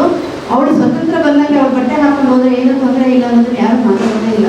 ನಾನು ಅದಕ್ಕೆ ಕೇಳಿದೆ, ಬಟ್ಟೆ ಹಂಗೆ ಅಲ್ಲಪ್ಪ, 4 ತಿಂಗಳು ಮಗುಗೆ ಅಥವಾ 70 ವರ್ಷದ ಮುದುಕಿ ಮೇಲೆ ರೇಪ್ ಮಾಡ್ತಾ ಇದ್ದಾರಲ್ಲ, ಇದಕ್ಕೇನು ಹೇಳ್ತೀರಾ? ಅವ್ರೇನು ಅಂಗಾಂಗ ಪ್ರದರ್ಶನ ಮಾಡೋದಿಲ್ಲ. ಇದನ್ನೆಲ್ಲ ವಿರೋಧ ಮಾಡಿರ್ತಕ್ಕಂಥ ಅದೇ 12ನೇ ಶತಮಾನದಲ್ಲಿನೇ ಸಮಾಜವನ್ನು ತಿರಸ್ಕರಿಸಿ, ಗಂಡನನ್ನ ತಿರಸ್ಕರಿಸಿ, ಊರನ್ನ ಬಿಟ್ಟು ಸಮಾಜವನ್ನ ಎದುರು ಹಾಕೊಂಡು ಹೊರಗಡೆ ಬಂದಿರ್ತಕ್ಕಂತಹ, ತನ್ನ ಮೇಲಿರ್ತಕ್ಕಂಥ ಬಟ್ಟೆಯನ್ನು ಕೂಡ ಧರಿಸಿರ್ತಕ್ಕಂತಹ, ದಿಗಂಬರರಾಗಿ ಹೊರಗೆ ಬರ್ತಕ್ಕಂಥ ಅಕ್ಕ ಮಹಾದೇವಿ ನನಗೆ ಆದರ್ಶ ಆಗ್ತಾ ಇದೆ. ಆ ಸಂದರ್ಭದಲ್ಲಿ ನಾನು ಈಗ 21ನೇ ಶತಮಾನದಲ್ಲೇ ನಾವು ಈ ರೀತಿಯಲ್ಲಿ ಯೋಚನೆ ಮಾಡ್ತಕ್ಕಂಥ ಕಾಲಘಟ್ಟದಲ್ಲಿಂದ 800-900 ವರ್ಷದ ಹಿಂದೆ ಹೋಗಿ ಆಗಿನ ಪರಿಸ್ಥಿತಿ ಹೇಗೆ ಎಷ್ಟು ಕ್ರೂರವಾಗಿರ್ಬೋದು. ಮಹಿಳೆ ತನ್ನ ಬಟ್ಟೆಯನ್ನು ತಿರಸ್ಕರಿಸಿ ಹೊರಗಡೆ ಬಂದು 400-500 ಕಿಲೋಮೀಟರ್ಗಳ ಗಟ್ಟಲೆ, ಅಂದರೆ ಉಡುಗಡೆಯಿಂದ 400-500 ಅಲ್ಲ 700 ಆಗುತ್ತೆ ಅನ್ಸುತ್ತೆ, ಬಸವ ಕಲ್ಯಾಣಕ್ಕೆ ಹೋಗ್ತಾಳೆ, ನಡ್ಕೊಂಡು ಹೋಗ್ತಾಳೆ. ಕಾಡು ಮೇಡು ಪ್ರಾಣಿಗಳು ಎಲ್ಲವನ್ನು ತಿರಸ್ಕರಿಸಿ ಬಸವ ಕಲ್ಯಾಣಕ್ಕೆ ಹೋಗಿ ಅಲ್ಲನ ಹತ್ರ ಮಾತಾಡ್ತಾಳೆ. ಅಲ್ಲನ ಕೇಳ್ತಾನೆ, ನೀನು ಯಾಕೆ ನಿನ್ನ ಅಂಗಾಂಗಗಳನ್ನು ಕೂದಲಿಂದ ಮುಚ್ಕೊಂಡಿದೀಯಾ ಅಂತ. ನಾನು ಪರಿಶುದ್ಧವಾಗಿದ್ದೀನಿ, ಅದೇ ಸಮಾಜದ ದೃಷ್ಟಿಗೆ ನೀವು ಬರಬೇಕಾದ್ರೆ ಅಲ್ಲಿ ಆ್ಯಕ್ಚುಲಿ ಅವಳು ಅನುಭವ ಮಂಟಪಕ್ಕೆ ಹೋಗ್ಬೇಕಾದ್ರೆ ಬಸವ ಇವ್ರು ಹೇಳ್ತಾರೆ, ಅದೇ ಸಲ ಅವರು ಅಲ್ಲಿನೂ ಒಬ್ಬರ ಕೆಲಸ ಮಾಡ್ತಕ್ಕಂಥ ಹೋಗಿ ನೀನು ಅವ್ರಿಗೆ ಮಡಿ ಹಾಸು ಅಂತ ಹೇಳಿದಾಗ, ನಾನು ಮಡಿ ಎಲ್ಲ ಮೇಲೆ ನಡ್ಕೊಂಡು ಬರೋದಿಲ್ಲ ಅಂದಾಗ ಅವಳಿಗೆ ಅದ್ರ ಮೇಲೆ ಅವಳು ದೇಹಕ್ಕೆ ಅದನ್ನು ಮುಚ್ಚಿ ಕಳಿಸ್ತಾರೆ. ಅದಕ್ಕೆ ಅವರು ಅಲ್ಲಮ್ಮ ಪ್ರಭು ಪ್ರಶ್ನೆ ಮಾಡ್ತಾರೆ. ಅವರಿಬ್ಬರ ಪ್ರಶ್ನೆಗಳಲ್ಲಿಯೇ ಅವನು ಅಲ್ಲಮ್ಮ ಅರ್ಥ ಮಾಡ್ಕೊಳ್ತಾನೆ ಅವಳು ಎಷ್ಟು ಪವಿತ್ರವಾಗಿರ್ತಕ್ಕಂಥವ್ರು, ಅವ್ರದ್ದು ಏನು ಆಸ್ತಿಗಳಿದೆ, ಏನು ಮುಟ್ಟಬೇಕಂತ ಇದ್ದಾಳೆ ಅಂತೇಳಿ. ಹಾಗೆ ಅನುಭವ ಮಂಟಪದಲ್ಲಿ ಬರೀ ಅಕ್ಕಮಹಾದೇವಿ ಒಂದೇ ಅಲ್ಲ, ಎಲ್ಲರೂ ಸಮಾಜ ಸುಧಾರಣೆಯಲ್ಲಿ, ಅಂದರೆ ಆ್ಯಕ್ಚುಲಿ ಹೇಳ್ಬೇಕು ಅಂದರೆ ಬರೀ 30 ಜನ ನಮ್ಗೆ ಹೆಣ್ಮಕ್ಳು ಸಿಗ್ತಾರೆ ವಚನಕಾರ್ತಿಯರಲ್ಲಿ, ಈಗ ಎಷ್ಟು ಜನ ನಮ್ಗೆ ಸಿಗಲ್ಲ. ಅದರಲ್ಲಿ ಒಬ್ಬಳು ಸೂಳೆ ಸಂಕವ ಅಂತೇಳಿ, ಅವಳು ತನ್ನ ಕೆಲಸವನ್ನ ಮಾಡಿಕೊಂಡು ಸೂಳೆಗಾರಿಕೆ ಅಂದಾಗ ಅವಳು ಟ್ಯಾಕ್ಸ್ ಕಟ್ತಾ ಇರ್ತಾರೆ. ಆಗಿನ ಕಾಲದಲ್ಲೆಲ್ಲ ಟ್ಯಾಕ್ಸ್ ಇತ್ತು ಅವರಿಗೆ. ತನ್ನಲ್ಲಿ ಬಂದಿರ್ತಕ್ಕಂಥ ದುಡ್ಡನ್ನು ಉಳಿಸಿ ಅವಳು ಅನುಭವ ಮಂಟಪಕ್ಕೆ ಬಂದು ವಚನಗಳನ್ನು ಬಿಡ್ತಕ್ಕಂಥದ್ದು, ಮತ್ತೆ ದಾನ ಧರ್ಮಗಳನ್ನು ಮಾಡ್ತಕ್ಕಂಥದ್ದು. ನಾನು ಬಸವಣ್ಣ ಮತ್ತು ಅಕ್ಕಮಹಾದೇವಿಯರ ಬಗ್ಗೆ ಮಾತಾಡ್ಬೇಕಾದ್ರೆ, ಬಸವಣ್ಣ ಆ್ಯಕ್ಚುಲಿ ನಮ್ಗೆ ಧಾರ್ಮಿಕವಾಗಿ ಅಲ್ಲ, ಅವರು ಆರ್ಥಿಕವಾಗಿ ನಮಗೆ ಭಾಳ ಮುಖ್ಯ ಆಗ್ತಕ್ಕಂಥ. ಅವರು ಕಾಯಕವೇ ಕೈಲಾಸ ಅಂತ ಹೇಳಿದ್ದಾರೆ. ಅಂದರೆ ಪ್ರತಿಯೊಬ್ಬ ವ್ಯಕ್ತಿನೂ ದುಡಿಬೇಕು, ದುಡಿದು ತಾನು ಸಂಪಾದಿಸ್ಬೇಕು, ತನಗೆ ಬೇಕಾಗಿರ್ತಕ್ಕಂಥದ್ದನ್ನು ತಿನ್ನಬೇಕು, ತನ್ನ ಹತ್ರ ಇರೋಷ್ಟನ್ನ ಬಳಸ್ಕೊಂಡು ತನಗೆ ಬೇಡ ಆಗಿರ್ತಕ್ಕಂಥ ಹೆಚ್ಚುವರಿ ವಸ್ತುವನ್ನ ಬೇರೆಯವರಿಗೆ ದಾನ ಮಾಡಬೇಕು. ಈಗ ನಾವು ಯಾವಾಗಲೂ ಕಾಲ್ಮಾಸ್ತಿ ಹೇಳ್ತಿರ್ತೀವಿ, ಎಲ್ಲ ಏನು ಸಮಾಜವಾದದ ಬಗ್ಗೆ ಹೇಳ್ತಾ ಇದ್ದಾಗ ಉಳ್ಳವರು ಮತ್ತೆ ಇಲ್ಲದವರ ನಡುವಿನ ಹೋರಾಟವೇ ಒಂದು ಇದು ಅಂತೇಳಿ ಸಮಾಜದಲ್ಲಿ. ಆದರೆ ಆ ಕಾಲದಲ್ಲಿ ಅವರು ಸಮಾನತೆಯ ಬಗ್ಗೆ ಮಾತಾಡ್ತಾರೆ, ದಾಸೋಹದ ಬಗ್ಗೆ ಮಾತಾಡ್ತಾರೆ. ನಿಮಗೆ ಉಳಿದಿರ್ತಕ್ಕಂಥದ್ದನ್ನು ನೀವು ದಾನ ಮಾಡಿ ಅಂತ. ಅದರಲ್ಲಿ ಐದಕ್ಕಿ ಲಕ್ಕಮ್ಮಂತೂ ಕೂಡ ಬಹಳ ಇಂಪಾರ್ಟೆಂಟ್ ಆಗಿರ್ತಕ್ಕಂಥ ವಚನಗಾರದಲ್ಲಿ ಅವರು ಐದಕ್ಕಿ ಮಾರಪ್ಪ ಮತ್ತೆ ಲಕ್ಕಮ್ಮ ಇಬ್ಬರು ಗಂಡ ಹೆಣ್ಣು. ಅವ್ರಿಗೆ ದಿನ ಎಷ್ಟು ಬೇಕೋ ಅಷ್ಟನ್ನು ಮಾತ್ರ ಬಳಸ್ಕೊಂಡು ನಮಗೆ ಎಷ್ಟು ಬೇಕು ದಾನಕ್ಕೆ ಬೇಕು ಅಷ್ಟನ್ನೇ ಸಂಗ್ರಹ ಮಾಡಿಕೊಂಡು ಇರ್ತಾ ಇದ್ದಾರೆ. ಒಂದಿನ ಮಾರಪ್ಪನಿಗೆ ತುಂಬ ಅಕ್ಕಿ ಸಿಕ್ಬಿಡುತ್ತೆ, ತಗೊಂಬರ್ತಾನೆ. ತಗೊಂಬಂದು ಲಕ್ಕಮ್ಮ ಕೊಟ್ಟಾಗ ಹೇಳ್ತಾಳೆ, ಇಷ್ಟೊಂದು ನಮಗೆ ಬೇಕಾಗಿಲ್ಲ, ನಮ್ಗೆ ಎಷ್ಟು ಬೇಕೋ ಅಷ್ಟು ತಗೊಳ್ಳೋಣ, ಉಳಿದಿದ್ದನ್ನ ನೀನು ಎಲ್ಲಿಂದ ತಂದು ಅಲ್ಲಿಗೆ ವಾಪಸ್ ಕೊಡುವಂತ. ನಾವೀಗ ಅನ್ಕಾಡ್ತೀವ, ನನಗೆ ಬೇಕು, ನನ್ನ ಮಗಕ್ಕೆ ಬೇಕು, ನನ್ನ ಮೊಮ್ಮಗಕ್ಕೆ ಬೇಕು, ಇನ್ನು ಎಷ್ಟು ಜನ ಬರ್ತಾರೋ ಮುಂದಿನ ಜೀವನಕ್ಕೆ ನಮ್ಮ ಫ್ಯಾಮಿಲಿಯಿಂದ ಅವ್ರಿಗೆ ಎಲ್ಲರಿಗೂ ಬೇಕಂತ ನಾವು ಸಂಗ್ರಹಿಸ್ತಾ ಹೋಗ್ತೀವಿ. ಅವಳು ಹಾಗೆ ಹೇಳಲ್ಲ, ನೀವು ವಾಪಸ್ ಇಟ್ಬಾ, ನನಗೆ ಬೇಡ. ಆ ರೀತಿಯ ಆದರ್ಶ ಮಹಿಳೆಯರನ್ನ ನಾವು ಅಧ್ಯಯನ ಮಾಡಬೇಕು, ಅಧ್ಯಯನ ಮಾಡಿ ಅದನ್ನ ಬೆಳೆಸ್ಕೊಂತ ಹೋಗ್ಬೇಕು. ಸೂಫಿ ಸಂತರನ್ನು ಕೂಡ ಹೇಳಿದ್ರು, ಇಡೀ ದೇಶದಲ್ಲಿ ಅದು ಒಂದು ರೀತಿ ಈಗ ಅಂಬೇಡ್ಕರ್, ಬುದ್ಧ, ಬಸವನ ಜೊತೆಗೆ ಸೂಫಿ ಸಂತರಿದಾರಲ್ಲ, ನಮ್ಮ ಭಾವೈಕ್ಯತೆಗೆ ಇತ್ತೀಚಿನ ದಿನಗಳಲ್ಲಿ ಜಾತಿ ಧರ್ಮದ ಹೆಸರಿನಲ್ಲಿ ನಮ್ಮ ಮಧ್ಯದಲ್ಲಿ ಒಂದು ಗೋಡೆಯನ್ನ ಕಟ್ಟಿ, ಕೇಳಬೇಕು ಬೇಡ ಗೊತ್ತಿಲ್ಲ, ಲವ್ ಜಿಹಾದ್ ಅಂತ. ಲವ್ ಮಾಡೋಕ್ಕೆ ಏನು ಧರ್ಮ ಜಾತಿ ನೋಡೋದಿಲ್ಲ ಯಾರು, ಅದಕ್ಕೂ ಕೂಡ ಸಾಯಿಸೋದು ಬಡಿಯೋದು ಇದೆಲ್ಲ ನಡೀತಾ ಇದೆ. ಅವೆಲ್ಲ ಬೇಕಾಗಿಲ್ಲದಂತಹ ಒಂದು ಪ್ರೀತಿ ಅನ್ನೋದು ತಮ್ಮ ಮನಸ್ಸಿನಲ್ಲಿ ಹುಟ್ಟತಕ್ಕಂತಹ ಒಂದು ಭಾವನೆಯನ್ನ ಕೂಡ ನಾವು ಸಾಯಿಸ್ತಕ್ಕಂತಹ ಘಟನೆಗಳು ನಡೀತಾ ಇದ್ದಾರೆ. ಸೂಫಿ ಸಂತರ ಹಾಗಲ್ಲ, ನಮ್ಮ ಸೂಫಿ ಸಂತರ ಹೇಳ್ಬೋದು, ನಮ್ಮ ಭಕ್ತಿ ಚಳವಳಿಯ ಎಷ್ಟೋ ಜನಗಳನ್ನ ಹೇಳ್ಬೋದು. ಅವರು ದೇವರನ್ನೇ ಮದುವೆ ಆದವರು. ನಮ್ಮ ಅಕ್ಕಮದೇವಿನೇ ತಗೊಳ್ಳಿ ಅಥವಾ ನಮ್ಮ ದಾಸ ಪರಂಪರೆಯನ್ನ ತಗೊಳ್ಳಿ, ಸೂಫಿ ಸಂತ ತಗೊಳ್ಳಿ, ಅವರು ದೇವ್ರ ಗಂಡು ಹೆಣ್ಣು ಅಂತ ನೋಡೋದೇ ಇಲ್ಲ. ಸೂಫಿ ಸಂತರಲ್ಲೂ ಅಷ್ಟೇ ಗಂಡು ಹೆಣ್ಣು ಅಂತ ದೇವರಲ್ಲಿ ಅವರು ಲಿಂಗಭೇದ ಮಾಡೋದಿಲ್ಲ. ಅವ್ರನ್ನ ತಮ್ಮ ಗಂಡ ಆಗಿ ಕೆಲವರು ಹೆಂಡತಿಯಾಗಿ ಅದನ್ನು ಆರಾಧನೆ ಮಾಡ್ಕೊಂತ ಹೋಗ್ತಕ್ಕಂಥವ್ರು ಇದ್ದಾರೆ. ನನಗೆ ಅದರಲ್ಲಿ ಸೂಫಿ ಸಂತರಿಗಿಂತ ಹೆಚ್ಚು ನನಗೆ ಸಂತ ಶಿಶುನಾಳ ಶರೀಫರ ಬಗ್ಗೆ ತುಂಬ ಇದಾಗುತ್ತೆ. ಯಾಕಂದರೆ ಅವರು ಕೂಡ ಸೂಫಿ ಸಂತರ ಮಾರ್ಗದಲ್ಲಿ ನಡೆದಕ್ಕಂಥವ್ರು. ಅವರು ಮುಸ್ಲಿಂ ಆದರೂ ಕೂಡ ಒಬ್ಬ ಬ್ರಾಹ್ಮಣನಲ್ಲಿ ವಿದ್ಯಾರ್ಥಿಯಾಗಿ ಕೆಲಸ ಮಾಡ್ತಕ್ಕಂಥದ್ದು. ಇವೆಲ್ಲವೂ ಒಂದು ಭಾವೈಕ್ಯತೆಯ ಸಂಕೇತ ಆಗ್ತಕ್ಕಂಥದ್ದು. ಹಾಗಾಗಿ ಈ ಹೆಸರು ನನಗೆ ಭಾಳ ಇಷ್ಟ ಆಯಿತು. ಅದೇ ABS ಅದೇ ರೀತಿ ಅವ್ರು ಏನು ನಡೆದು ಬಂದಿದ್ದಾರಲ್ಲ ಆ ದಾರಿಯಲ್ಲೇ ನೀವೆಲ್ಲ ನಡೆದ್ರೆ ನನಗೆ ಭಾಳ ಖುಷಿಯಾಗುತ್ತೆ. ಯಾಕಂದರೆ ನಾವೆಲ್ಲ ಏನು ಮಾಡ್ತೀವಿ, ಅಂಬೇಡ್ಕರ್ ಜಯಂತಿಯಲ್ಲಿ ಒಂದು, ಬಸವ ಜಯಂತಿಯಲ್ಲಿ ಒಂದು ಸತಿ, ಬುದ್ಧ ಪೂರ್ಣಿಮೆಯಲ್ಲಿ ಒಂದು ಸತಿ ಅವ್ರನ್ನ ಫೋಟೋ ಇಟ್ಟು ಪೂಜೆ ಮಾಡಿ ಕೈ ಮುಗಿದು ಹೊರಗೆ ಬಂದುಬಿಟ್ಟು ಎಲ್ಲರ ಸ್ವೀಟ್ ತಿಂದ್ಬಿಟ್ರೆ ಮುಗಿದೋಯ್ತು. ಅವರ ಆಶಯಗಳೇನಿದ್ವು, ಅವರ ಆದಿಗಳೇನಿದ್ವು, ಅವ್ರು ಯಾವುದೂ ನಾವು ತಿಳಿಯೋದಿಲ್ಲ. ಹಾಗಾಗಿ ಬರೀ ಅವ್ರನ್ನ ಅಲಂಕಾರಕ್ಕೆ ಅಥವಾ ದೇವರು ಮಾಡಿ ಕುಣಿಸೋದು ಬೇಡ. ಅವರು ನಮ್ಮ ಥರನೇ ಈ ನೆಲದಲ್ಲಿ ಓಡಾಡಿರ್ತಕ್ಕಂತಹ ಜನ, ಅವ್ರು ಹೇಳಿರ್ತಕ್ಕಂಥದ್ದನ್ನು ನಾವು ಅನುಸರಿಸ್ಬೇಕು ಅನ್ನೋದು ಒಂದು. ಹಾಗೆಯೇ ಅಕ್ಕ ಹೇಳ್ತಾ ಇದ್ರು, ಮಹಿಳಾ ದಿನಾಚರಣೆಯ ಒಂದು ಅರ್ಥಪೂರ್ಣ ಏನಂದರೆ ಇವತ್ತು 45 ಜನಕ್ಕೆ ಸನ್ಮಾನ ಮಾಡ್ತಾ ಇದ್ದೀವಿ ಅಂತ. 45 ಜನನೂ ವಿವಿಧ ಕ್ಷೇತ್ರಗಳಲ್ಲಿ ಕೆಲಸ ಮಾಡಿ ನಮ್ಮನ್ನು ಗುರುತಿಸ್ಕೊಂಡಿರ್ತಕ್ಕಂಥವ್ರು. ಈ ಸನ್ಮಾನ ಅನ್ನೋದು ನಿಮ್ಮ ಜವಾಬ್ದಾರಿಯನ್ನು ಹೆಚ್ಚು ಮಾಡ್ತಕ್ಕಂಥದ್ದು. ಯಾರ್ಯಾರೀಗ ಸನ್ಮಾನ ತಗೊಳ್ತಾ ಇದ್ದೀರೋ ಅವ್ರದ್ದೆಲ್ಲ ಜವಾಬ್ದಾರಿ, ನೀವು ಕೆಲಸ ಚೆನ್ನಾಗಿ ಮಾಡ್ತಾ ಇದ್ದೀರಾ, ನಾವು ಸನ್ಮಾನ ಮಾಡ್ತೀವಿ, ಇನ್ನೂ ಮುಂದೆ ಇನ್ನೂ ಚೆನ್ನಾಗಿ ಕೆಲಸ ಮಾಡಿ ಅಂತ ಹೇಳ್ತಕ್ಕಂಥದ್ದೇ ಅವ್ರ ಉದ್ದೇಶ. ಹಾಗಾಗಿ ನೀವೆಲ್ಲರೂ ಯಾರಿಗೆ ಸನ್ಮಾನಿತರಾಗ್ತೀರೋ ಅವ್ರಿಗೆಲ್ಲರಿಗೂ ಅಭಿನಂದನೆಗಳು. ಮತ್ತು ಮುಂದಿನ ದಾರಿಯಲ್ಲಿ ಕೂಡ ಹಾಗೆ ನಡ್ಕೊಂಡು ಹೋಗಬೇಕು ಅನ್ನೋದು ಒಂದು. ಅದರ ಜೊತೆಗೆ ಅವರು ಮಹಿಳಾ ಸ್ವಾವಲಂಬನೆಯ ಬಗ್ಗೆ ಮಾತಾಡ್ತಾ ಇದ್ರು. ಮಹಿಳಾ ಸ್ವಾವಲಂಬನೆ ಅಂದರೆ ಅವ್ರು ಹೇಳಿದ್ರು, ಮೇಡಮ್ ಅವರು ಡಾಕ್ಟರ್ ಆಗಿದ್ರು, ಮನೆಯಲ್ಲೂ ಎಲ್ಲ ಕೆಲಸ ಮಾಡಿಕೊಂಡು ಹೊರಗಡೆ ಬಂದು ಡಾಕ್ಟರ್ಗಿನ್ನ ಮಾಡಿ ಆ ವೈದ್ಯ ಹುದ್ದೆ ಎಲ್ಲ ತುಂಬ ಶ್ರೇಷ್ಠವಾಗಿರ್ತಕ್ಕಂಥದ್ದು. ಶಿಕ್ಷಣ ಅದು ಕೂಡ ಟೀಚರು ಮತ್ತು ವೈದ್ಯರನ್ನು ನಾವು ತುಂಬ ಎತ್ತರವಾದಂತಹ ಸ್ಥಾನದಲ್ಲಿ ನಿಲ್ಲಿಸಿದ್ದೀವಿ. ಅವರು ಅದನ್ನು ಪೂರೈಸ್ತಾರೆ ಅಂತಲೂ ಕೂಡ. ಯಾಕಂದರೆ ಇತ್ತೀಚಿನ ದಿನಗಳಲ್ಲಿ ಹೆಣ್ಮಕ್ಳು ಎಲ್ಲ ಕ್ಷೇತ್ರದಲ್ಲಿ ಕೂಡ ಬರ್ತಾ ಇದ್ದಾರೆ. ನಮ್ದು ಇನ್ನೊಂದು ಉದ್ದೇಶ ಇದೆ, ನಾವು ಶಕ್ತಿ ಅಭಿಯಾನ ಅಂತ ಮಾಡ್ತೇವೆ. ಅದರಲ್ಲಿ ಏನಂದರೆ ಎಲ್ಲ ನಾವು ಡಾಕ್ಟರ್ ಇದ್ದೀವಿ, ಇಂಜಿನಿಯರ್ ಇದ್ದೀವಿ, ಲಾಯರ್ ಇದ್ದೀವಿ, ಶಿಕ್ಷಕರಿದ್ದೀವಿ, ಎಲ್ಲ ಇದ್ದೀವಿ. ಆದರೆ ರಾಜಕೀಯದಲ್ಲಿ ಭಾಳ ಹಿಂದೆ ಉಳಿದಿದ್ದೀವಿ. ರಾಜಕೀಯ ಕ್ಷೇತ್ರದಲ್ಲಿ ಕೂಡ ಜನ ಮುಂದೆ ಬರಬೇಕಾಗಿರ್ತಕ್ಕಂಥದ್ದು. ಎಷ್ಟೋ ಕಡೆ ನಾವು ಈಗಾಗಲೇ ಏನು ಗ್ರಾಮ ಪಂಚಾಯತಿ, ತಾಲೂಕು ಪಂಚಾಯತಿ, ಜಿಲ್ಲಾ ಪಂಚಾಯತಿಯಲ್ಲಿ 50% ಮಹಿಳೆಯರಿಗೆ ಮೀಸಲಾತಿಯನ್ನು ನೀಡಿದ್ದಾರೆ. ಆದರೆ ವಿಪರ್ಯಾಸ ಏನಂದರೆ ಯಾವುದೇ ಫಂಕ್ಷನ್ ಆಗಲಿ ಅವರು ಅಧ್ಯಕ್ಷರಿರ್ತಾರೆ ಅಥವಾ ಗ್ರಾಮ ಪಂಚಾಯತಿ ಸದಸ್ಯರಿರ್ತಾರೆ, ಹೆಣ್ಮಕ್ಳು ಅವ್ರು ಅಲ್ಲಿ ಕೂತ್ಕೊಂಡಿರ್ತಾರೆ, ಸನ್ಮಾನಿತರೆಲ್ಲ ಪುರುಷರಿರ್ತಾರೆ ಸ್ಟೇಜ್ ಮೇಲೆ. ನನಗೆ ಎಷ್ಟೋ ಸತಿ ಕನಸಿದಾಗ್ತಾ ಇತ್ತು, ಶ್ರೀಮತಿ ನಿರ್ಮಲಾ ಅಂತ ಹೇಳಿದ್ರೆ ಗಂಡ ಹಾರ ಹಾಕ್ಸ್ಕೊಳ್ತಾ ಇದ್ದಾರೆ, ಶ್ರೀಮತಿ ಅಂತ ಹೇಳ್ತಾ ಇದ್ದಾರೆ ಗಂಡ ಹಾರ ಹಾಕ್ಸ್ಕೊಳ್ತಾ ಇದ್ದಾರಲ್ಲ ಅಂತ ಎಲ್ಲ ಕೇಳಲಿಲ್ಲ. ಅವರು ಸದಸ್ಯರು ಮುಂದ್ಗಡೆ ಕೂತ್ಕೊಂಡಿದ್ದಾರೆ. ನಮ್ದು ಒಂದೇ ಏನಂದರೆ ನಮಗೆ ಕೊಟ್ಟಿರೋ ಚೇರನ್ನು ನಾವೇ ಬಳಸ್ಕೋಬೇಕು. 50% ನಮ್ಮನ್ನು ಗೆಲ್ಲಿಸಿದ್ದಾರೆ, ನಾವೇನು ಅವ್ರಿಗೆ ತಿಳ್ಕೊಳ್ತಾ ಇಲ್ಲ. ನಮಗೆ ಕೊಟ್ಟಿರ್ತಕ್ಕಂಥ ನಮ್ಮ ಸ್ಥಾನವನ್ನು ನಾವು ಉಳಿಸ್ಕೋಬೇಕು. ರಾಜಕೀಯ ಪ್ರಜ್ಞೆ ನಮಗೆ ಬರಬೇಕು, ರಾಜಕೀಯದಲ್ಲಿ ಕೂಡ ನಾವು ಮುಂದುವರಿಬೇಕು. ಯಾಕೆ ನಿಮ್ಮ ಮೇಲ್ದಿರೋರೆಲ್ಲ ಕಳ್ಸಲ್ಲಪ್ಪ ಅಲ್ಲಿಗೆ ಮೇಲೆ ಅಂದರೆ ಅವ್ರಿಗೇನು ಗೊತ್ತಾಗದ್ರಿ. ಒಲೆ ಮುಂದೆ ಇರ್ತಾರೆ, ರೊಟ್ಟಿ ಬರ್ಕೊಂಡು ಇರ್ತಾರೆ, ಹೊರಗೆ ಬರಿ ಅಂದರೆ ಮಾತಾಡೋಕ್ಕೆ ಬರೋದಿಲ್ಲ ಅವ್ರಿಗೆ ಅಂತ ಹೇಳ್ತಾರೆ. ಅಂತ ಯಾಕೆ ಕಳಿಸ್ತೀರಾ? ಸ್ವಲ್ಪ ಮನೇಲಿ ಕೂತ್ಕೊಂಡು ರಾಜಕೀಯ ಪ್ರಜ್ಞೆಯನ್ನು ಬೆಳೆಸಿ ಏನು ಮಾಡಬೇಕು, ಒಂದು ಗ್ರಾಮ ಪಂಚಾಯತಿಯಲ್ಲಿ ಗ್ರಾಮ ಸಭೆಯಲ್ಲಿ ಏನು ಮಾತಾಡಬೇಕು ಅನ್ನೋದನ್ನ ಟ್ರೈನ್ ಮಾಡಿ ಕಳಿಸಿ ಅಂತ. ಈ ರೀತಿಯ ಉದ್ದೇಶದಿಂದ ನಾವು ಶಕ್ತಿ ಅಭಿಯಾನ ಅಂತೇಳಿ ಟ್ರೈನಿಂಗೇ ಮಾಡ್ತಾ ಇದ್ದೀವಿ. ನಾವೆಲ್ಲ ಹೆಣ್ಮಕ್ಳಿಗೆ ಹೇಗೆ ನಿಂತ್ಕೊಂಡು ಮಾತಾಡಬೇಕು, ಹೇಗೆ ಒಂದು ಕಾರ್ಯಕ್ರಮವನ್ನು ಅರೇಂಜ್ ಮಾಡಬೇಕು. ಇವತ್ತಂತೂ ಭಾಳ ಖುಷಿಯಾಗಿದೆ. ಇಡೀ ಸ್ಟೇಜಲ್ಲಿ ಒಬ್ಬರು ಗಂಡ್ಮಕ್ಳಿಗೆ ಎಲ್ಲ ಹೆಣ್ಮಕ್ಳಿಗೆ ಇಲ್ಲ, ನಾವು ಆ್ಯಕ್ಚುಲಿ ಗಂಡ್ಮಕ್ಳನ್ನು ಕರಿಬೇಕು. ಅವ್ರು ಮಾಡ್ತಾರಂತ ನಾವು ಮಾಡೋದಲ್ಲ.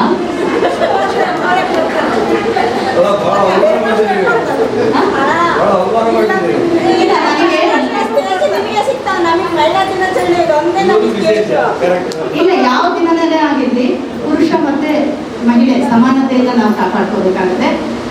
ಒಂದು ಜೀವನ ನಡಿಬೇಕು ಅಂದರೆ 2 ಗಾಲಿಗಳೂ ಬೇಕು, 2 ಎತ್ತುಗಳು ಬೇಕು. ನಮ್ಮಲ್ಲಿ ಇದೆಲ್ಲ ಎದ್ದು ಏರಿಗೆಳದೆ ಕೋಣ ಕೆರೆಗೆ ಇಳ್ತಂದ್ರೆ ಸಂಸಾರ ಆಗೋದಿಲ್ಲ ಅಥವಾ ಯಾವ ಕಾರ್ಯಕ್ರಮನೂ ಆಗೋದಿಲ್ಲ.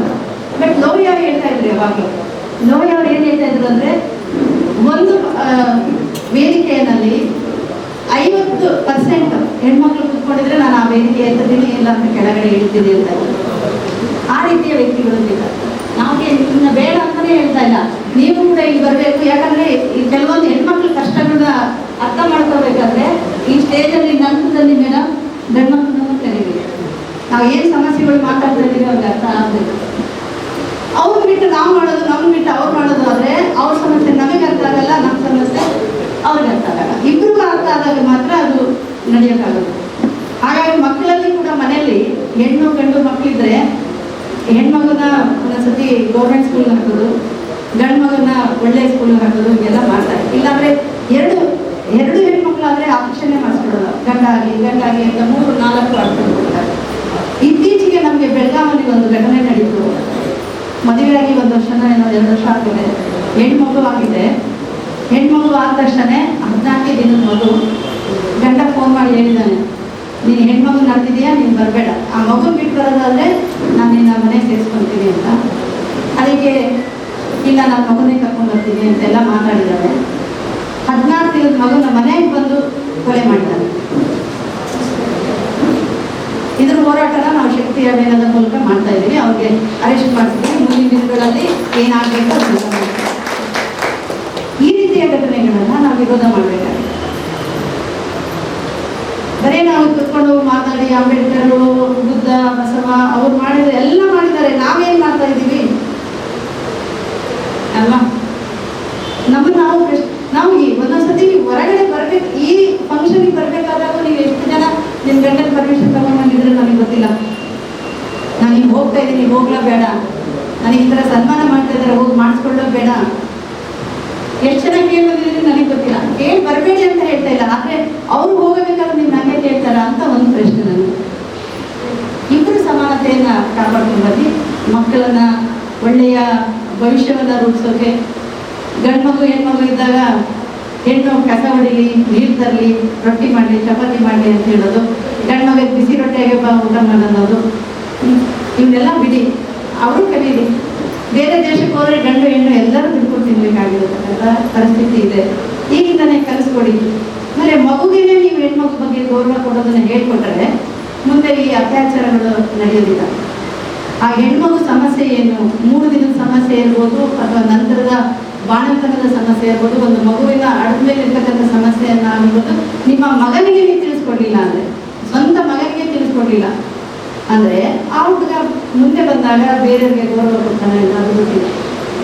ಹೆಣ್ಮಗುಗೆ ಮುಂದೆ ಏನು ತೊಂದರೆಗಳು ಆಗಬಾರ್ದು ಅಂದಾಗ ನಾವು ನಮ್ಮ ಗಂಡು ಮಗನ ತಯಾರು ಮಾಡಬೇಕು. ಸಮಾಜಕ್ಕೆ ಒಳ್ಳೆಯ ಗಂಡು ಮಗನ ತಯಾರು ಮಾಡಬೇಕು. ಅವರ ಹೆಣ್ಮಕ್ಳಿಗೆ ಗೌರವ ಕೊಡುವಂಥದ್ದನ್ನು ಹೇಳ್ಕೊಡ್ಬೇಕು ಅನ್ನೋದು ನನ್ನ ಒಂದು ಆಸೆ. ಹಾಗೆಯೇ ಇವತ್ತು ನನ್ನ ಇಲ್ಲಿ ಕರೆದರೆ ಶಂಷದ್ ಅವ್ರದ್ದು ನಮ್ಮದು ಒಡನಾಟ ತುಂಬ ಹಿಂದಿದ್ದು. ಯಾಕಂದರೆ ರೈತ ಚಳವಳಿಯಲ್ಲಿ ಅವರು ಮುಂದೆ ಇದ್ದಾಗ ನಾವು ಹರಪಳ್ಳಿಯಲ್ಲಿ ಎಲ್ಲ ಈರುಳ್ಳಿ ಬೆಳೆಗಾರರ ಹೋರಾಟಗಳನ್ನ ಎಲ್ಲ ಮಾಡ್ತಾ ಇದ್ದಾಗ ಕರೆದಾಗ ನಾವೆಲ್ಲರಿಗಿನ ಗಟ್ಟಿದನೇ ಅವ್ರದಿತ್ತು. ಹಂಗಾಗಿ ಮುಂದೆ ನಿಲ್ಲಿಸ್ಬಿಡ್ತಾ ಇದ್ವಿ, ನೀವು ಯೋಚನೆ ಮಾಡಿ ನಾವು ಹಿಂದೆ ಬರ್ತೀವಿ ಅಂತ ಯಾವಾಗಲೂ ನಮಗೆ ಸಪೋರ್ಟಿವ್ ಆಗಿದ್ರು. ಆಮೇಲೆ ಇಲ್ಲಿ ಹಳ್ಳಿಗೊಂದಳ್ಳಿಯಲ್ಲಿ ರೈತರು ಒಂದು ಸಮಾವೇಶ ಮಾಡಿದಾಗ ಕೂಡ ನನ್ನ ಕರೆದಿದ್ರು. ಹೀಗೆ ಅವ್ರ ಜೊತೆಗೆ ಕೈ ಜೋಡಿಸಿ ಕೆಲಸ ಮಾಡ್ತಾ ಇದ್ವಿ. ಈಗ ಅವರು ರೈತ ಚಳವಳಿಯನ್ನು ಬಿಟ್ಟು ಈ ಥರ ಬಂದಿದ್ದೀನಿ ಅಂತ ಹೇಳಿದ್ರು. ನಾನು ಹೇಳ್ತೇನೆ, ನೀವು ಆರಂಭ ಮಾಡಿದ್ದೇನೆ ಯಾವತ್ತೂ ಬಿಡಬೇಡಿ. ರೈತ ಚಳವಳಿಯ ಜೊತೆಗೆ ಕೈ ಜೋಡಿಸಿ ಅದನ್ನು ಮುಂದುವರಿಸಿ, ಇದನ್ನು ಮಾಡಿ ಆಗುತ್ತೆ. ಹೇಗಿದ್ರು ಮಕ್ಕಳೆಲ್ಲ ದೊಡ್ಡರಾಗಿದ್ದಾರೆ. ಆವಾಗಾದರೆ ಸಣ್ಣ ಮಕ್ಕಳು ಬಿಟ್ಟು ಹೊರಗಡೆ ಹೋಗ್ತಾ ಇದ್ರು, ಈಗೆಲ್ಲ ಮಕ್ಕಳು ದೊಡ್ಡವರಾಗಿದ್ದಾರೆ. ರೈತ ಚಳವಳಿನ ಇಟ್ಕೊಳ್ಳಿ. ಯಾಕಂದರೆ ಇಡೀ ಕರ್ನಾಟಕದ ಉದ್ದಕ್ಕೂ ಅವ್ರ ಹೆಸರಿದೆ ರೈತ ಚಳವಳಿಯಲ್ಲಿ. ಸಡನ್ ಅಂತ ಯಾವತ್ತು ಬಿಡಬಾರ್ದು, ಅದನ್ನು ಮುಂದುವರಿಸ್ಕೊಂಡು ಇದನ್ನು ಕೂಡ ಮಾಡ್ಕೊಳ್ಳಿ ಅಂತ. ಹಾಗೆ ಬಾಬು ಅವ್ರ ಬಗ್ಗೆ ನನಗೆ ಹೆಚ್ಚಿನ ಮಾಹಿತಿ ಇಲ್ಲ. ಅವ್ರು ಕರ್ಕೊಂಡ್ಬಂದಿದ್ರು, ಈ ಥರ ಪರಿಚಯ ಮಾಡಿಕೊಟ್ರು, ಈ ಥರ ಎಲ್ಲ ನಾವು ಮಾಡ್ತಾ ಇದ್ದೀವಿ ಅಂತ ಹೇಳಿದ್ರು. ನಾನು ಹೇಳಿದೆ, ನನಗೆ ದುಡ್ಡಿನ ವ್ಯವಹಾರ ಅಷ್ಟು ಗೊತ್ತಾಗೋದಿಲ್ಲ. ದುಡ್ಡಿನ ವ್ಯವಹಾರ ಬಿಟ್ಟು ಯಾವುದಾದ್ರೂ ಇದ್ರೆ ಹೇಳಿ, ಸಾಮಾಜಿಕವಾಗಿ ನೀವು ಗಾರ್ಮೆಂಟ್ ಮಾಡ್ತೀನಿ ಅಂದರೆ, ಇನ್ನೊಂದು ಮಾಡ್ತೀನಿ ಅಂದರೆ, ಕೆಲಸ ಕೊಡ್ತೀನಿ ಅಂದರೆ ಅದಕ್ಕೆಲ್ಲ ಸೇರಿಸ್ತೀವಿ. ದುಡ್ಡಿನ ವ್ಯವಹಾರದಲ್ಲಿ ನಾನು ಬರೋದಿಲ್ಲ ಅಂತ ಸ್ಪಷ್ಟವಾಗಿ ಹೇಳ್ತೀನಿ. ಯಾಕಂದರೆ ನನಗೆ ದುಡ್ಡಿನ ಬಗ್ಗೆ ಅಷ್ಟೊಂದು ಅರ್ಥ ಆಗೋದಿಲ್ಲ. ಹಾಗಾಗಿ ಏನಿದ್ರು ನಾವು ಸಾಮಾಜಿಕ ಕಾರ್ಯಕ್ರಮಗಳಲ್ಲಿ ಮಾತ್ರ ನಿಮ್ಮ ಜೊತೆ ಕೈ ಜೋಡಿಸ್ತೀನಿ ಅಂತ ಅವರಿಗೆ ಮೊದಲೇ ಮಾತು ಕೊಟ್ಟಿದ್ದೀನಿ. ದುಡ್ಡಿನ ವ್ಯವಹಾರ ಏನಾದಿದ್ರೆ ನಿಮ್ಮ ಮತ್ತೆ ಅವ್ರ ಮಧ್ಯದಲ್ಲಿ ಮಾತ್ರ ಇರುತ್ತೆ, ನಾನು ಅದರಲ್ಲಿ ಇರೋದಿಲ್ಲ ಅಂತ ಸ್ಪಷ್ಟವಾಗಿ ಹೇಳಕ್ಕೆ ಇಷ್ಟಪಡ್ತೀನಿ. ಹಾಗಾಗಿ ನಾನು ಇಲ್ಲಿ ಕರೆದು ಸನ್ಮಾನ ಮಾಡಿ ಸನ್ಮಾನಕ್ಕಿಂತ ಮಾತಾಡೋಕ್ಕೆ ಅವಕಾಶ ಮಾಡಿಕೊಟ್ಟಿದ್ದಕ್ಕೆ, ಅದಲ್ಲದೆ ನನ್ನ ಇಲ್ಲಿ ಬಾಲ್ಯ ಜೀವನ ಎಲ್ಲ ಇಲ್ಲೇ ಕಳಿಸಿರ್ತಕ್ಕಂಥದ್ದು ರಾಮನಗರದಲ್ಲಿ ತೇರು ಬೀದಿಯಲ್ಲಿರ್ತಕ್ಕಂಥ ನಮ್ಮದು ಹಳೆ ಮನೆ ಇದೆ. ನಾವು ಸಣ್ಣದಿದ್ದಾಗಿಂದ ಅಲ್ಲೇ ಆಟ ಆಡಿ ಬೆಳೆದಿರ್ತಕ್ಕಂಥವ್ರು. ನಮ್ಮ ಅಜ್ಜನ ನಾನು ಅಷ್ಟು ನೋಡಿಲ್ಲ, ಯಾಕಂದರೆ ನಾನು ತುಂಬ ಸಣ್ಣೋಡಿದ್ದಾಗಲೇ ಇಬ್ಬರು ತೀರ್ಕೊಂಡ್ರು. ಅಜ್ಜಿಗಳು ಎಲ್ಲರೂ ನೋಡಿ ಆ ಕಟ್ಟೆ ಮೇಲೆ ಆಟ ಆಡಿ ತೇರು ಬೀದಿಯಲ್ಲಿ ಆಟ ಆಡಿದ ನೆನಪುಗಳೆಲ್ಲ ಮತ್ತೆ ಮತ್ತೆ ರಾಮನಗರ ಅಂದ ತಕ್ಷಣ ನನಗೆ ಅದು ಮರ ಕಳಿಸುತ್ತೆ. ಹಾಗಾಗಿ ಅದಕ್ಕೂ ಕೂಡ ಧನ್ಯವಾದಗಳು ಹೇಳ್ತೀನಿ. ಯಾಕಂದರೆ ನಮ್ಮ ಇದಕ್ಕೆ ನೆನಪಿಗೆ ನೀವು ಕರ್ಕೊಂಡು ಹೋಗೋಕ್ಕೆ ಕಾರಣೀಭೂತರಾಗಿದ್ದೀರಾ. ಹಾಗಾಗಿ ಶಂಸದವರೆಗೂ ಕೂಡ ನಾನು ಧನ್ಯವಾದಗಳನ್ನ ತಿಳಿಸ್ತೀನಿ. ಹಾಗೆ ನನಗೆ ವೇದಿಕೆ ಮೇಲೆ ಮಾತಾಡೋಕ್ಕೆ ಅವಕಾಶ ಮಾಡಿಕೊಟ್ಟಿರ್ತಕ್ಕಂಥ ಎಲ್ಲ ಧನ್ಯವಾದಗಳಿಗೆ, ವೇದಿಕೆ ಮೇಲೆ ಇರ್ತಕ್ಕಂಥ ಎಲ್ಲ ಮಹಿಳೆಯರಿಗೆ ಹಾಗೂ ಸನ್ಮಾನಿತರಿಗೆ ನಾನು ಮತ್ತೊಮ್ಮೆ ಧನ್ಯವಾದಗಳನ್ನ ತಿಳಿಸ್ತೀನಿ. ಬುದ್ಧ ಬಸವರ ತತ್ವಗಳು ಕೇವಲ ಹೇಳಲಷ್ಟೇ ಅಲ್ಲ, ಅವುಗಳನ್ನು ಅನುಸರಿಸಬೇಕು ಎಂಬ ಸದುದ್ದೇಶವನ್ನು ನಿಮ್ಮೆಲ್ಲರೆದುರು ಪ್ರಸ್ತುತಪಡಿಸಿದಂತಹ ಶ್ರೀಮತಿ ವೀಣಾ ಮಹಂತೇಶ್ ಮೇಡಮ್ ರವರಿಗೆ ತುಂಬ ಹೃದಯದ ಧನ್ಯವಾದಗಳನ್ನು ಸಲ್ಲಿಸುವುದು. ಈ ಒಂದು ಕಾರ್ಯಕ್ರಮದ ಕುರಿತು ತಮ್ಮ ಅನಿಸಿಕೆಗಳನ್ನು ಹಂಚಿಕೊಳ್ಳಬೇಕೆಂದು ಎಂ ಶಿವಮೂರ್ತಿ ಉಪನ್ಯಾಸಕರು ಹಾಗೂ ದಿ ಹಂಪಿ ವರ್ಲ್ಡ್ ದಿನಪತ್ರಿಕೆ ಸಂಪಾದಕರು ಚಿಂತ್ರಪೈ ಇವರನ್ನು ಈ ಒಂದು ಕಾರ್ಯಕ್ರಮದ ವೇದಿಕೆಗೆ ಆಹ್ವಾನಿಸುತ್ತಿರುವರು. ಈ ಅಂತಾರಾಷ್ಟ್ರೀಯ ಮಹಿಳಾ ದಿನಾಚರಣೆಯ ಶುಭಾಶಯಗಳನ್ನು ಎಲ್ಲರಿಗೂ ನಾನು ತಿಳಿಸುತ್ತಾ, ABS ಡ್ರೀಮ್ ಇಂಡಿಯಾ ಗ್ರೂಪ್ನಿಂದ ಆಯೋಜನೆ ಮಾಡಿರುವಂಥ ಸಿಸ್ಟರ್ ಶಂಷಾದ್ ಬೇಗಂರವ್ರನ್ನ ನಾನು ಬಹಳ ಹೆಮ್ಮೆಯಿಂದ ಈ ಒಂದು ಕಾರ್ಯಕ್ರಮದಲ್ಲಿ ಅವರನ್ನು ವಿಶೇಷವಾದ ಶುಭಾಶಯವನ್ನು ಹೇಳ್ತಾ, ಈ ಕಾರ್ಯಕ್ರಮದ ಒಂದು ಸಾನ್ನಿಧ್ಯವನ್ನು ಉಪಸ್ಥಿತಿಯನ್ನು ವಹಿಸಿರುವಂಥ ಈ ನಾಡಿನ ಹೆಮ್ಮೆಯ ರಾಜಕಾರಣಿ, ಧೀಮಂತ ಮುತ್ಸದ್ದಿ, ರಾಜನೀತಿಜ್ಞ, ದಿವಂಗತ MP ಪ್ರಕಾಶ್ರವರು, ಇಲ್ಲಿ ಭಾಳ ಜನರಿಗೆ ಗೊತ್ತಿರಲಿಕ್ಕಿಲ್ಲ, ಇಷ್ಟ ನಾವು ಮಾಡಿದ್ರು ಭಾಷಣ. MP ಪ್ರಕಾಶ್ರವರು ರಾಜ್ಯದ ಉಪಮುಖ್ಯಮಂತ್ರಿ ಆಗಿದ್ದಂಥವರು, ಅತ್ಯಂತ ಚಾಣಾಕ್ಷ ರಾಜಕಾರಣಿ ಅನ್ನುವಂಥ ಕೀರ್ತಿಗೆ ಪಾತ್ರರಾಗಿರ್ತಕ್ಕಂಥವ್ರು. ಅವರ ಮಕ್ಕಳಲ್ಲಿ ಅದು ಸಹಜವಾಗಿರ್ತಕ್ಕಂಥ ಒಂದು ವಿಚಾರ ಬರ್ತದೆ ಅನ್ನೋದನ್ನು ನಾನು ಹೇಳ್ತೀನಿ. ಯಾಕಂದರೆ ನಾವು ಕೂಡ ಒಂದು ಕಾಲಕ್ಕೆ MP ಪ್ರಕಾಶ್ರವರ ಅಭಿಮಾನಿಗಳಾಗಿದ್ದಂಥವ್ರು. ಅವರ ಮಾತಿನ ವಾಕ್ಚಾರ್ಯ ಅನ್ನುವಂಥದ್ದೇನಿದೆ, ಇಡೀ ಅವತ್ತಿನ ಸಂದರ್ಭದ ಒಂದು ಇಲಾಖೆಗಳಲ್ಲಿ ಯಾರೂ ಕೂಡ ಅಷ್ಟು ವೈಚಾರಿಕ ಮಾತುಗಳನ್ನು ನಿರಂತರವಾಗಿ ಏನಾದರೂ ಮಾತಾಡತಕ್ಕಂಥ ಏಕೈಕ ರಾಜಕಾರಣಿ ಅಂದರೆ ನಮ್ಮ ರಾಜ್ಯದಲ್ಲಿ ಅದು MP ಪ್ರಕಾಶ್ರವರು ಅನ್ನೋದನ್ನ ನಾನು ಹೇಳ್ತೀನಿ.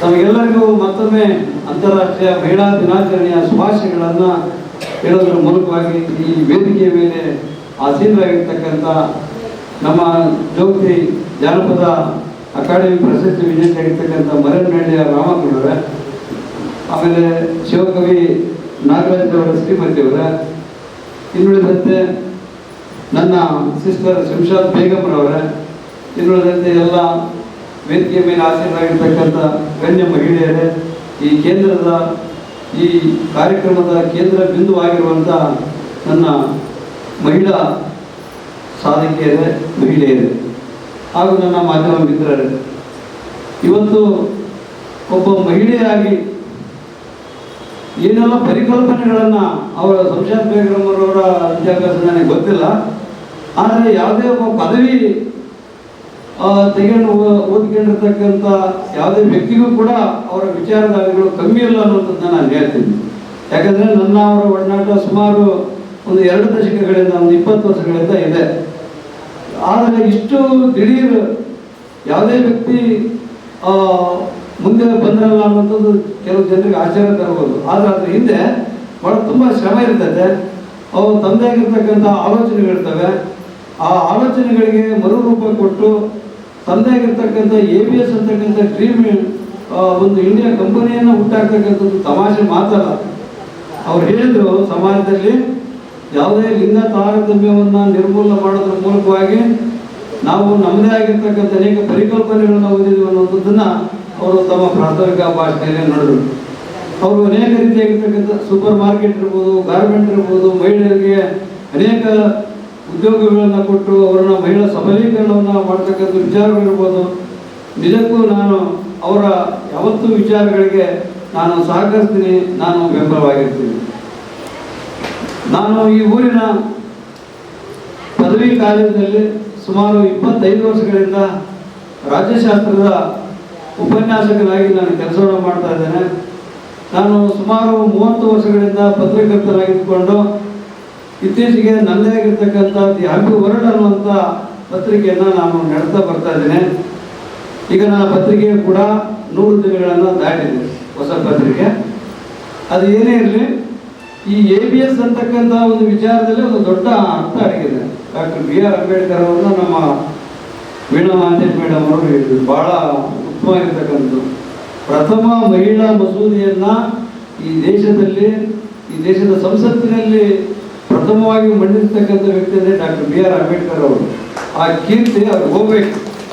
ಯಾಕಂತ ಹೇಳಿದ್ರೆ ಆ ಸಂವಿಧಾನ ಇಲ್ಲದೆ ಹೋಗಿದ್ರೆ ನಾವ್ಯಾರೂ ಕೂಡ ಈ ಒಂದು ದುಷ್ಟ ಸಮಾಜದಲ್ಲಿ ಬದುಕಲಿಕ್ಕೆ ಸಾಧ್ಯತೆ ಇರ್ತಿಲ್ಲ ಅನ್ನುವಂಥ ಮಾತು. ಆ ಕಾರಣಕ್ಕೆ ಅವರನ್ನು ನಾವು ಭಾರತದ ಸಂವಿಧಾನದ ಶಿಲ್ಪಿ ಅಂತ ನಾವು ಕರಿತೇವೆ, ಭಾರತದ ಸಂವಿಧಾನದ ಪಿತಾಮಹ ಅಂತ ನಾವು ಕರಿತೇವೆ. ಆ ಕಾರಣಕ್ಕೆ ಅವರು ಒಂದು ಪ್ರಸ್ತಾವನೆಯನ್ನು ಬರೀತಾರೆ, ಭಾರತದ ಪ್ರಜೆಗಳಾದ ನಾವು ಭಾರತವನ್ನು ಒಂದು ಸಾರ್ವಭೌಮ ಸಮಾಜವಾದಿ ಜಾತ್ಯತೀತ ಮತ್ತು ಪ್ರಜಾಸತ್ತಾತ್ಮಕ ಹಾಗೂ ಗಣರಾಜ್ಯವನ್ನಾಗಿ ಮಾಡಲು ಮತ್ತು ಅದರ ಎಲ್ಲ ಪ್ರಜೆಗಳಿಗೆ ಸಾಮಾಜಿಕ, ಆರ್ಥಿಕ, ರಾಜಕೀಯ ನ್ಯಾಯವನ್ನು ಒದಗಿಸಲು ಪ್ರತಿಯೊಬ್ಬ ವ್ಯಕ್ತಿಯ ಸಾಮಾಜಿಕ ಸಮಾನತೆ, ಸಾಮಾಜಿಕ ಒಂದು ಅವಕಾಶಗಳನ್ನು ಸಮಾನತೆಯನ್ನು ತರ್ತಕ್ಕಂಥದ್ದು ಮತ್ತು ಈ ದೇಶದ ಏಕತೆ, ಪ್ರತಿಯೊಬ್ಬ ವ್ಯಕ್ತಿಯಲ್ಲಿರ್ತಕ್ಕಂಥ ವಿಚಾರ, ಅಭಿವ್ಯಕ್ತಿ ಸ್ವಾತಂತ್ರ್ಯ ಇವೆಲ್ಲವುಗಳ ಒಂದು ಸ್ವಾತಂತ್ರ್ಯವನ್ನು ನೀಡ್ತಕ್ಕಂಥದ್ದು, ಈ ದೇಶದ ಏಕತೆ, ಅವಿಭಾಜ್ಯತೆ, ಸಮಗ್ರತೆಯನ್ನು ಕಾಪಾಡುವ ಸಲುವಾಗಿ ನಮ್ಮೆಲ್ಲರಲ್ಲೂ ಕೂಡ ಒಂದು ಏಕತೆಯನ್ನು ತರ್ತಕ್ಕಂಥದ್ದು ಎಂದು ಸಂವಿಧಾನ ಸಭೆಯಲ್ಲಿ ನವೆಂಬರ್ 26, 1949 ನಮ್ಮ ಸಂವಿಧಾನವನ್ನು ಸಮರ್ಪಣೆ ಮಾಡಿದ್ದಾರೆ. ನಾವು ಅವುಗಳನ್ನು ಇವತ್ತು ಸಾಕಷ್ಟು ರೀತಿಯಲ್ಲಿ ಅನುಷ್ಠಾನ ಮಾಡಬೇಕಾದಂಥ ಅವಶ್ಯಕತೆ ಇದೆ. ಆ ಕಾರಣಕ್ಕೆ ಅಂಬೇಡ್ಕರ್ ಅವರು ಸ್ಮರಣಾರ್ಹ ಯೋಗ್ಯರವರು. ಸಾರ್ವಕಾಲಿಕವಾಗಿ ಎಲ್ಲ ಕಾಲದ ಸಂದರ್ಭದಲ್ಲೂ ಕೂಡ ಅವರನ್ನು ನಾವು ನೆನೆಸ್ಕೋಬೇಕಾಗ್ತದೆ. ಮತ್ತು ಬಸವಣ್ಣನವರ ಹೆಸರನ್ನು ಅವರು ಇಟ್ಟಿದ್ದಾರೆ. ಬಸವಾದಿ ಶರಣರನ್ನು ಅಕ್ಕಮಾದಿಯವರ ಉದಾಹರಣೆಯನ್ನು ಕೊಟ್ಟರು ನಮ್ಮ ವೀಣಾ ಮಾಂತೇಶ್ ಮೇಡಮ್ ಅವರು. ಯಾಕಂದರೆ ಒಂದು ಮಾತಿದೆ ಮಹಿಳೆಯರಿಗೆ, every successful man that is behind woman ಅನ್ನುವಂಥದ್ದು. ಅಂದರೆ ಪ್ರತಿ ಯಶಸ್ವಿ ಪುರುಷನ ಹಿಂದೆ ಒಬ್ಬ ಮಹಿಳೆ ಇರ್ತಾಳೆ ಅನ್ನುವಂಥದ್ದು ಅದು ಯಾವತ್ತೂ ಸತ್ಯ. ನಾವೆಲ್ಲ ಬೆಳಗ್ಗೆ ಎದ್ದು ನೀಟಾಗಿ ಸ್ನಾನ ಮಾಡಿ ಬಟ್ಟೆ ಹಾಕಿದ್ದು ತಿಂಡಿ ತಿಂದು ಬಂದ್ವಿ ಅಂದರೆ ಅರ್ಥ ನಾವು ಯಾವುದೇ ಒಂದು ದಿನವಿಡೀ ಒಂದು ಕೆಲಸ ಮಾಡ್ತೀವಿ. ಮಹಿಳೆಯರ ಕೆಲಸವನ್ನು ಲೆಕ್ಕ ಮಾಡಲಿಕ್ಕಾಗದು, ಅವರ ಸಂಬಳವನ್ನು ಲೆಕ್ಕ ಮಾಡಲಿಕ್ಕಾಗದು. ನಾವು ಒಂದು ತಿಂಗಳು 45,000 ದುಡ್ತೀವಿ ಅಂದರೆ ಅದರ 5 ಪಟ್ಟಿನಷ್ಟು ಮಹಿಳೆ ಬೆಳಗಿನಿಂದ ಸಾಯಂಕಾಲದವರೆಗೂ ಹಗಲು ರಾತ್ರಿ ಎಲ್ಲ ರೀತಿಯಾಗಿರ್ತಕ್ಕಂಥ ಸೇವೆಯನ್ನು ಪುರುಷರಿಗೆ ಮಾಡ್ತಕ್ಕಂಥದ್ದು. ಇಂಥ ಮಹಿಳೆಯರನ್ನ ಒಂದು ಅಂತಾರಾಷ್ಟ್ರೀಯ ಮಹಿಳಾ ದಿನಾಚರಣೆಯನ್ನಾಗಿ ಮಾಡೋದ್ರ ಮೂಲಕವಾಗಿ ಪ್ರತಿಯೊಬ್ಬ ಆ ಒಂದು ಮಹಿಳೆಯಲ್ಲಿ ಇರ್ತಕ್ಕಂಥ ಏನು ಅಭಿರುಚಿಗಳು ಏನಿದ್ದಾವೆ, ಆಕೆ ಒಳಗಡೆ ಇರ್ತಕ್ಕಂಥ ಪ್ರತಿಭೆಗಳು ಏನಿದ್ದಾವೆ, ಆ ಎಲ್ಲವುಗಳನ್ನು ಕೂಡ ಹೊರ ತೆಗಿತಕ್ಕಂಥ ಒಂದು ಸ್ವಾತಂತ್ರ್ಯವನ್ನು ನಮ್ಮ ಸಂವಿಧಾನದಲ್ಲಿ ತಂದಿದ್ದಾರೆ. ನಮ್ಮ ಸಂವಿಧಾನದಲ್ಲಿ ಸುಮಾರು 6 ರೀತಿಯಾಗಿರ್ತಕ್ಕಂಥ ಮೂಲಭೂತ ಹಕ್ಕುಗಳಿದ್ದಾವೆ. ಅವು ಸಮಾನತೆಯ ಹಕ್ಕು, ಸ್ವಾತಂತ್ರ್ಯದ ಹಕ್ಕು, ಶೋಷಣೆಯ ವಿರುದ್ಧ ಹಕ್ಕು, ಧಾರ್ಮಿಕ ಸ್ವಾತಂತ್ರ್ಯದ ಹಕ್ಕು, ಶಿಕ್ಷಣ ಮತ್ತು ಸಾಂಸ್ಕೃತಿಕ ಹಕ್ಕು ಹಾಗೂ ಸಂವಿಧಾನಾತ್ಮಕ ಪರಿಹಾರಗಳ ಹಕ್ಕು. ಅದರಲ್ಲಿ 3ನೇ ಹಕ್ಕಾಗಿರ್ತಕ್ಕಂಥ ಶೋಷಣೆಯ ವಿರುದ್ಧ ಹಕ್ಕು ಅನ್ನೋದು ಸಂವಿಧಾನದ 23 ಮತ್ತು 24ನೇ ವಿಧಿಯಲ್ಲಿ ಶೋಷಣೆಯ ವಿರುದ್ಧ ಹಕ್ಕು ಅನ್ನುವಂಥದ್ದು. ಅದು ಏನಪ್ಪ ಅಂತಂದರೆ ಅದು ಮಹಿಳೆಯರು ಮತ್ತು ಮಕ್ಕಳಿಗಾಗಿರ್ತಕ್ಕಂಥ ಹಕ್ಕು. ಅದು ಮಹಿಳೆಯರನ್ನ ಯಾರು ತುಚ್ಛವಾಗಿ ಕಾಣಬಾರ್ದು, ಮಹಿಳೆಯರನ್ನ ಅತ್ಯಂತ ಗೌರವದಿಂದ ಕಾಣಬೇಕು ಅಂತ ಒಂದು ಇದಕ್ಕಾಗಿಯೇ ಮಹಿಳೆಯರಿಗಾಗಿ ಶೋಷಣೆ ವಿರುದ್ಧ ಹಕ್ಕನ್ನು ತಂದಿದ್ದಾರೆ. ಮಹಿಳೆಯರಿಗಾಗಿ ಒಂದು ವಿಶೇಷವಾಗಿರ್ತಕ್ಕಂಥ ಒಂದು ಹಕ್ಕಿದೆ, ಸುಪ್ರೀಂ ಕೋರ್ಟ್ನಲ್ಲಿ ಮೊನ್ನೆ ಘೋಷಣೆ ಮಾಡಿದ್ದಾರೆ. ಅದು ಏನಂತಂದ್ರೆ, ಯಾವುದೇ ಮಹಿಳೆಯನ್ನ ಯಾವುದೇ ಪುರುಷ ನಿರಂತರವಾಗಿ 14 ಸೆಕೆಂಡುಗಳ ಕಾಲ ಅವನು ನೇರವಾಗಿ ವಕ್ರ ದೃಷ್ಟಿಯಿಂದ ನೋಡಿದರೆ ಆ ಮಹಿಳೆ ಪೊಲೀಸ್ ಸ್ಟೇಷನ್ಗೆ ಹೋಗಿ ಅವನ ವಿರುದ್ಧ ಕಂಪ್ಲೇಂಟ್ ಲಾಡ್ಜ್ ಮಾಡಬಹುದಾಗಿದೆ. ಮುಟ್ಟೋದು ಸ್ಪರ್ಶ ಮಾಡೋದು ಅದು ದೂರ ಮಾತುಳಿತದ್ದು. ಮಹಿಳೆಯನ್ನ ಕೇವಲ ಕೆಟ್ಟ ದೃಷ್ಟಿಯಿಂದ 14 ಸೆಕೆಂಡುಗಳ ಕಾಲ ನಿರಂತರವಾಗಿ ನೋಡಿದ್ರೆ ಹಾಗೆ ಪೊಲೀಸ್ ಸ್ಟೇಷನ್ಗೆ ಹೋಗಿ ಕಂಪ್ಲೇಂಟ್ ಕೊಟ್ಟರೆ ಕಂಪ್ಲೇಂಟ್ ಲಾಡ್ಜ್ ಆಗುತ್ತೆ. ಅಂದರೆ ಅಷ್ಟರ ಮಟ್ಟಿಗಿನ ಒಂದು ಮಹಿಳೆಯರಿಗೆ ರಕ್ಷಣೆಗಾಗಿರ್ತಕ್ಕಂಥ ಅನೇಕ ರೀತಿಯಾಗಿರ್ತಕ್ಕಂಥ ಕಾಯ್ದೆಗಳು ಕಾನೂನುಗಳು ಈ 21ನೇ ಶತಮಾನದಲ್ಲಿದ್ದಾವೆ. ಹಾಗೆ ಮಹಿಳೆ ಸಾಧಕಿಯಾಗಿ ಅನೇಕ ರಂಗಗಳಲ್ಲಿ ಇವತ್ತು ಗುರುತಿಸಿದ್ದಾರೆ. ಅನೇಕ ಮಹಿಳಾ ಈ ದೇಶದ ಮಹಿಳಾ ಪ್ರಪ್ರಥಮ ಪ್ರಧಾನಿ ಶ್ರೀಮತಿ ಇಂದಿರಾ ಗಾಂಧಿ ಅವರಾಗಿದ್ದಾರೆ. ಜಯಲಲಿತಾರಂಥವರು ತಮಿಳುನಾಡನ್ನು ನಮ್ಮ ಕರ್ನಾಟಕದ ಹೆಣ್ಮಗಳಾಗಿ ಸುಮಾರು 5 ರಿಂದ 6 ಬಾರಿ ಮುಖ್ಯಮಂತ್ರಿ ಆಗಿದ್ದಾರೆ. ಕಿರಣ್ ಬೇಡಿ ಅಂತ ಪೊಲೀಸ್ ಅಧಿಕಾರಿ ಆಗಿದ್ದಾರೆ. ಅನೇಕ ಜನ ಇತ್ತೀಚಿನ ದಿನಗಳಲ್ಲಿ ಸಾಕಷ್ಟು ರೀತಿಯಾಗಿರ್ತಕ್ಕಂಥ ಒಂದು ಸಾಧನೆಯನ್ನು ಮಾಡಿರ್ತಕ್ಕಂಥದ್ದಾರೆ. ಅಂಥವರ ಸಾಲಿಗೆ ನಮ್ಮ ಶಂಷಾದ್ ಬೇಗಂರವರು ಸೇರಿ ಬಹುಬೇಗ ಅನ್ನುವಂಥದ್ದು ನನ್ನ ಆಸೆ ಆಗಿದೆ. ಯಾಕಂತ ಹೇಳಿದ್ರೆ ಎಲ್ಲ ಮಹಿಳೆಯರಲ್ಲೂ ಏನಾದರೂ ಒಂದು ಸಾಧಿಸ್ಬೇಕನ್ನುವಂಥ ಒಂದು ತುಡಿತ ಇರ್ತದೆ, ಏನಾದರೂ ಒಂದು ಮಾಡಬೇಕನ್ನುವಂಥ ಒಂದು ಪ್ರತಿಭೆ ಇರ್ತದೆ. ಆ ಪ್ರತಿಭೆಗೆ ತಕ್ಕ ಪುರಸ್ಕಾರವನ್ನು ಕೊಟ್ಟಾಗ ಮಾತ್ರ, ಪ್ರೋತ್ಸಾಹವನ್ನು ಕೊಟ್ಟಾಗ ಮಾತ್ರ ಯಾವುದೇ ಒಂದು ಹೆಣ್ಣು ಬೆಳಲಿಕ್ಕೆ ಸಾಧ್ಯತೆ ಆಗ್ತದೆ ಅನ್ನುವಂಥದ್ದು. ಈಗ ಪ್ರಾರ್ಥನಾ ಗೀತೆಯಲ್ಲಿ ನಮ್ಮ ಶಾರದಾ ಮಂಜುನಾಥ್ ಒಂದು ಹೇಳಿದ, ಸ್ತ್ರೀ ಅಂದರೆ ಅಷ್ಟೇ ಸಾಕೆ ಅಂತ. ಸ್ತ್ರೀ ಅಂದರೆ ಅಷ್ಟೇ ಸಾಕು ಅಲ್ವೇ ಅಲ್ಲ. ಅದು ಎಲ್ಲ ಎಷ್ಟು ಹೇಳಿದ್ರು ಅವರ ಬಗ್ಗೆ ಕಡಿಮೆ ಅನ್ನುವಂಥದ್ದು. 12ನೇ ಶತಮಾನದ ಬಸವಣ್ಣನವರ ಕಾಲದಲ್ಲಿ ಅನುಭವ ಮಂಟಪದಲ್ಲಿ ಪುರುಷರಿಗೆ ಎಷ್ಟು ಸಮಾನತೆಯನ್ನು ಕೊಟ್ಟರು ಬಸವಣ್ಣವರು, ಸ್ತ್ರೀಯರಿಗೆ ಕೂಡ ಅಷ್ಟೇ ಸಮಾನತೆಯನ್ನು ಕೊಟ್ಟರು. ಯಾವುದೇ ಜಾತಿ ಕುಲ ಧರ್ಮಗಳ ಹಂಗಿಲ್ಲದೆ ಪ್ರತಿಯೊಬ್ಬರಿಗೂ ಅನುಭವ ಮಂಟಪದಲ್ಲಿ ಅವಕಾಶಗಳನ್ನ ಕೊಟ್ಟು ತಮ್ಮದೇ ಆಗಿರ್ತಕ್ಕಂಥ ವಚನಗಳನ್ನ ಸೃಷ್ಟಿಸ್ತಕ್ಕಂಥದ್ದು ಅಕ್ಮಾದೇವರು ನೀಡಿದ್ರು. ಅಂತ ಒಂದು ಅನಾದಿ ಕಾಲದಲ್ಲೇ ಕೂಡ ಆಗಿ ಕಾಡು ಮೀನುಗಳನ್ನು ಅಳೆದು ದುಷ್ಟ ಪ್ರಾಣಿಗಳನ್ನು ಎದುರಿಸಿ ಕಲ್ಯಾಣವನ್ನು ಸೇರೋದ್ರ ಮೂಲಕವಾಗಿ ತನ್ನದೇ ಆಗಿರ್ತಕ್ಕಂಥ ಒಂದು ಸಾಧನೆಯನ್ನು ಮಾಡ್ತಾರೆ. ಅವರು ಒಂದು ವಚನದಲ್ಲಿ ಹೇಳ್ತಾರೆ, ಒಂದು ವಚನ ಮೇಡಮ್, ಸಮುದ್ರದಲ್ಲಿ ಮನೆ ಮಾಡಿ ಅದು ಆರಂಭ.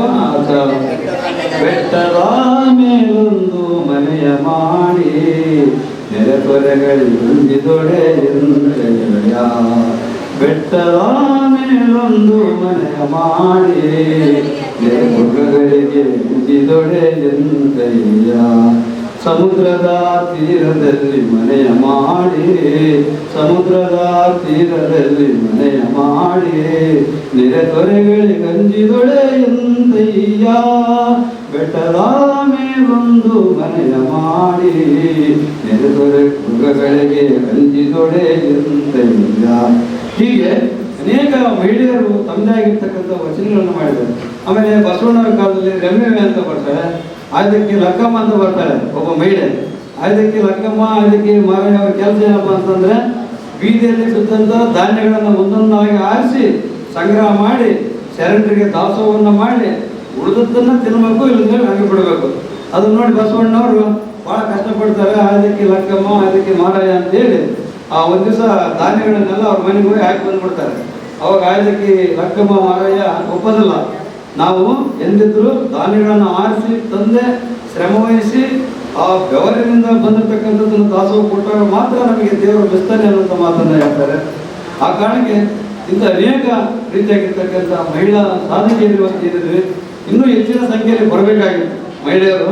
ಆದರೂ ಇಷ್ಟು ಒಂದು ಸಂಘಟನೆಯನ್ನು ಮಾಡಿ ಒಂದು ಏನು ಈ ಕಾರ್ಯಕ್ರಮವನ್ನು ಮಾಡಿರುವ ಒಂದು ಶಂಷಾದ್ ಬೇಗಂರವರಿಗೆ ಮತ್ತು ನಿಮ್ಮೆಲ್ಲ ಬಳಗಕ್ಕೆ ನನ್ನೊಂದು ವಿಶೇಷವಾಗಿರ್ತಕ್ಕಂಥ ಒಂದು ಅಭಿನಂದನೆಯನ್ನು ನಾನು ತಿಳಿಸಬೇಕಾಗ್ತದೆ. ಹೀಗೆ ಮಹಿಳೆಯರು ಅನೇಕ ರೀತಿಯಲ್ಲಿ ತಮ್ಮನ್ನು ತಾವು ತೊಡಗಿಸಿಕೊಳ್ಳೋದ್ರ ಮೂಲಕವಾಗಿ ಅದು ಕೈಗಾರಿಕೆಗಳಿರ್ಬೋದು, ಗಾರ್ಮೆಂಟ್ಗಳಿರ್ಬೋದು, ಆಮೇಲೆ ಈಗ ದೊಡ್ಡ ದೊಡ್ಡ ನಗರಗಳಲ್ಲಿ ಮಹಿಳೆಯರು ಹೆಚ್ಚಿನ ಒಂದು ಕೆಲಸಗಳಲ್ಲಿ ತೊಡತಕ್ಕಂಥದ್ದು. ಅಲ್ಲಿ ಬರೀ ಗಂಡ ತೊಡೋದು ಸಾಲದು, ಗಂಡ ಹೆಂಡತಿಯರಿಬ್ಬರು ಸೇರಿ ಕೆಲಸವನ್ನು ಮಾಡಿದ್ರೆ ಮಾತ್ರ ಅವರು ದೈನಂದಿನ ಜೀವನ ನಿರ್ವಹಣೆ ಆಗ್ತದೆ ಅನ್ನೋಂಥದ್ದನ್ನ ನಾವಿವತ್ತು ಕಂಡಿರ್ತಕ್ಕಂಥ ಒಂದು ಸತ್ಯ ಅನ್ನೋದು. ಸೊ ಹೀಗಾಗಿ ತಮ್ಮೆಲ್ಲರಿಗೂ ಮತ್ತೊಮ್ಮೆ ನಾನು ಅಂತಾರಾಷ್ಟ್ರೀಯ ಮಹಿಳಾ ದಿನಾಚರಣೆಯ ಶುಭಾಶಯಗಳನ್ನು ತಮ್ಮೆಲ್ಲರಿಗೂ ಹೇಳ್ತಾ, ಈ ವೇದಿಕೆ ಇರ್ತಕ್ಕಂಥ ಎಲ್ಲರಿಗೂ ನನ್ನ ಶುಭವನ್ನು ಹಾರೈಸ್ತಾ, ನನ್ನನ್ನು ಈ ಒಂದು ಕಾರ್ಯಕ್ರಮದಲ್ಲಿ ಕರೆಸಿ ಒಂದು 4 ಮಾತಾಡಲಿಕ್ಕೆ ಅವಕಾಶ ಮಾಡಿಕೊಂಡಂಥ ಶಂಷಾದ್ ಬೇಗಂ ನೇತೃತ್ವದ ಕಂಪನಿಗೆ ನನ್ನ ಹೃದಯಪೂರ್ವಕ ಅಭಿನಂದನೆ ತಿಳಿಸ್ತಾ ನಾನು 4 ಮಾತುಗಳನ್ನು ಮುಗಿಸ್ತಾ ಇದ್ದೀನಿ. ಜೈ ಹಿಂದ್, ಜೈ ಕರ್ನಾಟಕ. ಒಂದು ಕಾರ್ಯಕ್ರಮದ ಕುರಿತು ತಮ್ಮ ಅನಿಸಿಕೆಗಳನ್ನು ಹಂಚಿಕೊಳ್ಳಬೇಕೆಂದು ಶ್ರೀಮತಿ ಇರುವ ಎಲ್ಲ ನನ್ನ ಪ್ರೀತಿಯ ಅಕ್ಕ ತಂಗಿಯರೇ, ತಾಯಂದಿರೇ, ಎಲ್ಲರಿಗೂ ಅಂತಾರಾಷ್ಟ್ರೀಯ ಮಹಿಳಾ ದಿನಾಚರಣೆಯ ಶುಭಾಶಯಗಳು. ಮೊದಲು ಮಹಿಳಾ ದಿನಾಚರಣೆ ಅಮೇರಿಕದಲ್ಲಿ ನಡೀತು, ಅಮೇರಿಕದ ನ್ಯೂಯಾರ್ಕಲ್ಲಿ, ಮತ್ತೆ ತದನಂತರ ಜರ್ಮನಿಯಲ್ಲಿ ನಡೀತು. ಮತ್ತು ಆಮೇಲೆ ವಿಶ್ವಸಂಸ್ಥೆ ಏನು ಮಾಡ್ತಂದ್ರೆ 1977ರಲ್ಲಿ ಮಾರ್ಚ್ 8ರಂದು ಎಲ್ಲ ಕಡೆ ಮಹಿಳಾ ದಿನಾಚರಣೆ ನಡಿಬೇಕಂತದ್ದು ಘೋಷಣೆ ಮಾಡಿತು. ಅದೇ ರೀತಿ ಪ್ರತಿ ವರ್ಷ ಮಹಿಳಾ ದಿನಾಚರಣೆಯನ್ನು ನಡೆಸ್ಕೊಂಡು ಹೋಗ್ತಿದ್ದೀವಿ. ನನ್ನ ಪ್ರಕಾರ ಏನಪ್ಪ ಅಂತಂದ್ರೆ, ಮಹಿಳೆಯರಿಗೆ ಎಲ್ಲಿ ಗೌರವ ಇರುತ್ತೋ, ಅವ್ರನ್ನ ಎಲ್ಲಿ ಪೂಜಿಸ್ತಾರೋ ಅವಾಗ ಏನು ತೊಂದರೆ ಬರಲ್ಲ ಅಂತ ನಾನು ತಿಳ್ಕೊಂಡಿದ್ದೀನಿ. ಹಿಂದಿನ ಕಾಲದಲ್ಲಿ ನಮ್ಮ ಅಜ್ಜಿ ಅವರೆಲ್ಲ ಹೇಳ್ತಿದ್ರು, ಹೆಣ್ಮಗು ಹುಟ್ಟಿದ್ರೆ ಹೊರೆ, ಮನೆಗೆ ಹೊರೆ, ಗಂಡು ಮಗು ಹುಟ್ಟಿದ್ರೆ ದೊರೆ ಅಂತಂದು ಹೇಳ್ತಿದ್ರು. ಈಗ ಹಾಗಿಲ್ಲ, ಹೆಣ್ಮಗು ಹುಟ್ಲಿ ಗಂಡ್ಮಗು ಹುಟ್ಲಿ ಯಾವುದೇ ಆಗಲಿ ಮುಂದೆ ಬರ್ತಾಳೆ. ಅವಳಿಗೆ ಒಳ್ಳೆ ವಿದ್ಯಾಭ್ಯಾಸ ಕೊಡಿಸ್ಬೇಕು. ಯಾವುದೇ ವೃತ್ತಿಯಲ್ಲಾಗಲಿ, ರಾಜಕೀಯದಾಗಲಿ ವಿದ್ಯಾಭ್ಯಾಸ ಕೊಡಿಸಿದ್ರೆ ರಾಜಕೀಯದಲ್ಲಾದ್ರೂ ಮುಂದೆ ಬರ್ತಾಳೆ, ಉದ್ಯೋಗದಲ್ಲಾದ್ರೂ ಮುಂದೆ ಬರ್ತಾಳೆ. ನಾವೇನು ತಿಳ್ಕೊಬೇಕಪ್ಪ ಅಂತಂದ್ರೆ, ಹೆಣ್ಮಗುಗಷ್ಟೇ ನಾವು ಪ್ರೋತ್ಸಾಹ ಕೊಟ್ಟು ಇದು ಮಾಡೋದಲ್ಲ. ನೀನ್ ಸ್ಕೂಲಿಗೆ ಹೋಗ್ತೀಯ, ನೀನ್ ಬೇಗ ಬರಬೇಕು, ಗಂಡು ಮಗು ನೀನ್ ಯಾವಾಗಾದ್ರೂ ಬರಪ್ಪ, ನೀನ್ ನಡೆಯುತ್ತೆ ಅಂದಾಗ ನಾವು ಹೆಣ್ಮಗುನ ಯಾವ ರೀತಿ ನಾವು ಬೆಳೆಸ್ತೀವ ಸ್ಟ್ರಿಕ್ಟ್ ಆಗಿ, ಅದೇ ತರ ಗಂಡ್ಮಗುನು ಬೆಳೆಸ್ಬೇಕು. ಹಂಗಾದ್ರೆ ಮಾತ್ರ ನಮ್ಮ ದೇಶದಲ್ಲಿ ಈ ಅತ್ಯಾಚಾರಗಳು ಇವೆಲ್ಲ ನಡೆಯೋದಿಲ್ಲ. ನಾವ್ ಯಾವಾಗ ಲೂಸ್ ಬಿಡ್ತೀವಿ ಆ ಗಂಡು ಮಗುನ, ಅವಾಗಲೇ ಇದೆಲ್ಲ ಆಗೋದು. ಅದಕ್ಕೆ ಎಲ್ಲರಿಗೂ ಹೇಳ್ತೀವಿ, ನಾನು ಸಹ ಹಿಡಿದು ನಮ್ಮ ಮಕ್ಕಳನ್ನ ಹೆಣ್ಮಕ್ಳನ್ನ ಯಾವ ರೀತಿ ಬೆಳೆಸ್ತೀವ ಗಂಡು ಮಕ್ಳನ್ನ ಅದೇ ರೀತಿ ಬೆಳೆಸ್ಬೇಕು ಅಂತಂದು ಹೇಳ್ತಾ, ಆದ್ರೆ ಅಂಬೇಡ್ಕರ್ ಇಲ್ಲ ಅಂದಿದ್ರೆ ನಾವು ಇಲ್ಲಿ ನಿಂತ್ಕೊಂಡು ಮಾತಾಡ್ಲಿಕ್ಕೆ ಆಗ್ತಿರ್ಲಿಲ್ಲ. ಅವರೇ ನಮಗೆ ಹೆಣ್ಮಕ್ಳು ಯಾಕೆ ಓದ್ಬಾರ್ದು, ಅವರು ಓದ್ಬೇಕು, ಅವ್ರು ಮುಂದೆ ಬರ್ಬೇಕು ಅಂತ ತುಂಬಾನೇ ಪ್ರೋತ್ಸಾಹ ಕೊಟ್ರು ಅಂಬೇಡ್ಕರ್. ಅವ್ರು ಇರೋದ್ರಿಂದನೇ ನಾವು ಈ ಮಟ್ಟದಲ್ಲಿ ಇರೋದು. ನಾವೆಲ್ಲದರಲ್ಲೂ ಇದ್ದೀವಿ. ಆಟೋ ಓಡಿಸೋದ್ರಿಂದ ಹಿಡಿದು ವಿಮಾನ ಓಡಿಸೋದ್ವರೆಗೂ ನಾವು ಮುಂದಿದ್ದೀವಿ. ಅದೇ ರೀತಿ ಇನ್ನೂ ಎಲ್ಲಾ ವಿಭಾಗದಲ್ಲೂ ನಾವು ಮುಂದಿರ್ಬೇಕು ಅಂತ ಹೇಳಲಿಕ್ಕೆ ಇಷ್ಟಪಡ್ತೀನಿ. ಮತ್ತೆ ಅಂಬೇಡ್ಕರ್ ಬಗ್ಗೆ ಒಂದು ಕವನ ಹೇಳ್ಬೇಕಂತ ನನಗೆ ಆಸೆ. ಮುಟ್ಟಿಸಿಕೊಳ್ಳದವನಾಗಿ ಹುಟ್ಟಿದ ನೀನು ಅಪ್ಪಿಕೊಳ್ಳುವಂತಾದೆ, ಮುಟ್ಟಿಸಿಕೊಳ್ಳದವನಾಗಿ ಹುಟ್ಟಿದ ನೀನು ಅಪ್ಪಿಕೊಳ್ಳುವಂತಾದೆ, ಸಮಾನತೆಗಾಗಿ ಹೋರಾಡಿದ ನೀನು ಅಸಾಮಾನ್ಯನಾದೆ, ಸಮಾನತೆಗಾಗಿ ಹೋರಾಡಿದ ನೀನು ಅಸಾಮಾನ್ಯನಾದೆ, ಕತ್ತಲೆಯ ಕೂಪದಲ್ಲಿ ಬೆಳೆದ ನೀನು ಇಡೀ ಸಮಾಜದ ಆಶಾ ಕಿರಣವಾದೆ, ಕತ್ತಲೆಯ ಕೂಪದಲ್ಲಿ ಬೆಳೆದ ನೀನು ಇಡೀ ಸಮಾಜದ ಆಶಾ ಕಿರಣವಾದೆ, ಶಾಲೆಗೆ ಹೋಗಲು ಒದ್ದಾಡಿದ ನೀನು ಪಠ್ಯವಾದೆ ವಿಶ್ವವಿದ್ಯಾಲಯವಾದೆ, ಶಾಲೆಗೆ ಹೋಗಲು ಒದ್ದಾಡಿದ ನೀನು ಪಠ್ಯವಾದೆ ವಿಶ್ವವಿದ್ಯಾಲಯವಾದೆ, ಸಂಕೋಲೆಗಳ ಬಂದಿಯಾಗಿದ್ದ ನೀನು ಸ್ವಾತಂತ್ರ್ಯ ದೇವರಂತಾದೆ, ಸಂಕೋಲೆಗಳ ಬಂದಿಯಾಗಿದ್ದ ನೀನು ಸ್ವಾತಂತ್ರ್ಯ ದೇವರಂತಾದೆ, ಅಸ್ತಿತ್ವ ಇಲ್ಲದವನಾಗಿದ್ದ ನೀನು ಬೃಹತ್ ದೇಶದ ಸಂವಿಧಾನ ಕರ್ತನಾದೆ, ಅಸ್ತಿತ್ವ ಇಲ್ಲದವನಾಗಿದ್ದ ನೀನು ಬೃಹತ್ ದೇಶದ ಸಂವಿಧಾನ ಕರ್ತನಾದೆ. ಇದು ಡಾಕ್ಟರ್ BR ಅಂಬೇಡ್ಕರ್. ನಿಮಗಿದು ನಮ್ಮೆಲ್ಲರ ಸಾವಿರ ನಮನಗಳು. ಅದೇ ರೀತಿ ಶಂಷಾದ್ ಬೇಗಂ ಮೇಡಮ್ ಅವರು ABS ಡ್ರೀಮ್ ಇಂಡಿಯಾ ಗ್ರೂಪ್ ಅನ್ನು ಓಪನ್ ಮಾಡಿದ್ದಾರೆ. ಅವರು ಸಹ ಒಬ್ಬ ಮಹಿಳೆಯೇ. ಅವರಿಗೆ ನಾವೆಲ್ಲರೂ ಪ್ರೋತ್ಸಾಹ ಕೊಟ್ಟು ಅವರ ಆಸೆ ಕನಸುಗಳನ್ನು ನಾವು ಆಕಾಶದ ಎತ್ತರಕ್ಕೆ ಏರಿಸೋಣ ಅಂತ ಹೇಳುತ್ತಾ ಇಷ್ಟು ಮಾತನಾಡಲು ಅವಕಾಶ ಮಾಡಿಕೊಟ್ಟಂತ ಎಲ್ಲ ಗಣ್ಯಮಾನ್ಯರಿಗೂ ಎಲ್ಲ ನನ್ನ ಮಹಿಳೆಯರಿಗೂ ವಂದಿಸುತ್ತಾ ನನ್ನ ಮಾತುಗಳನ್ನು ಮುಗಿಸುತ್ತೇವೆ.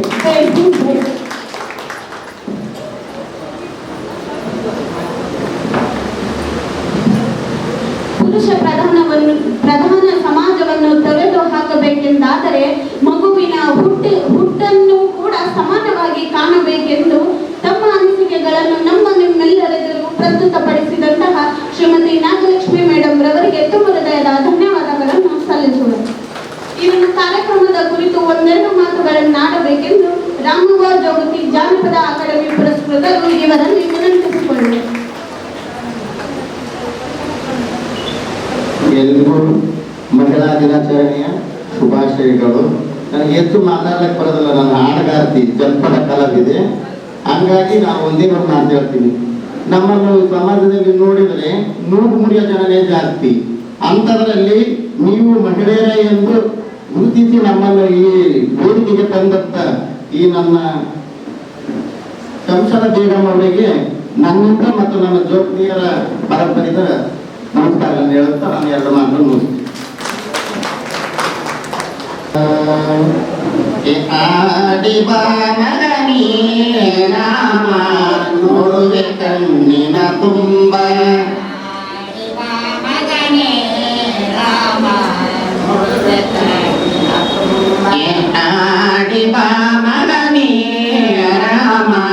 ನೋಡುವೆ ಕಣ್ಣಿನ ತುಂಬ,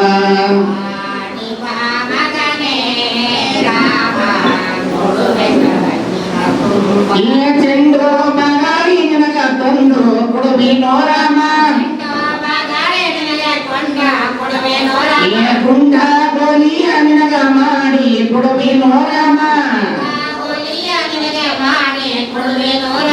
ಇಂದ ಮಂಜಿ ಒಳಗ ಬಂದು ಮಾಡಿ ಬರುವಾಡಿ ಬಾ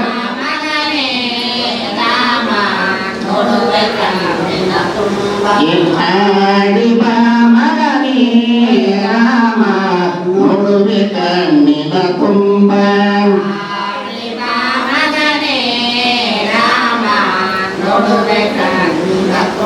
ಈ ಚರ ಮಜಾರದಾಗ ಚರ ಎಳೆರೋ ರಾಮ,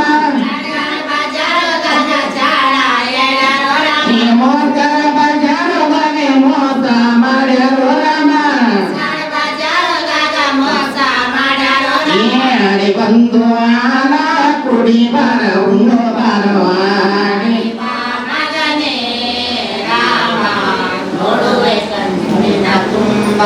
ಆಡಿ ಬಾ ಮಗನೇ ರಾಮ ನೋಡುವೆ ಕಣ್ಣಿನ ತುಂಬ,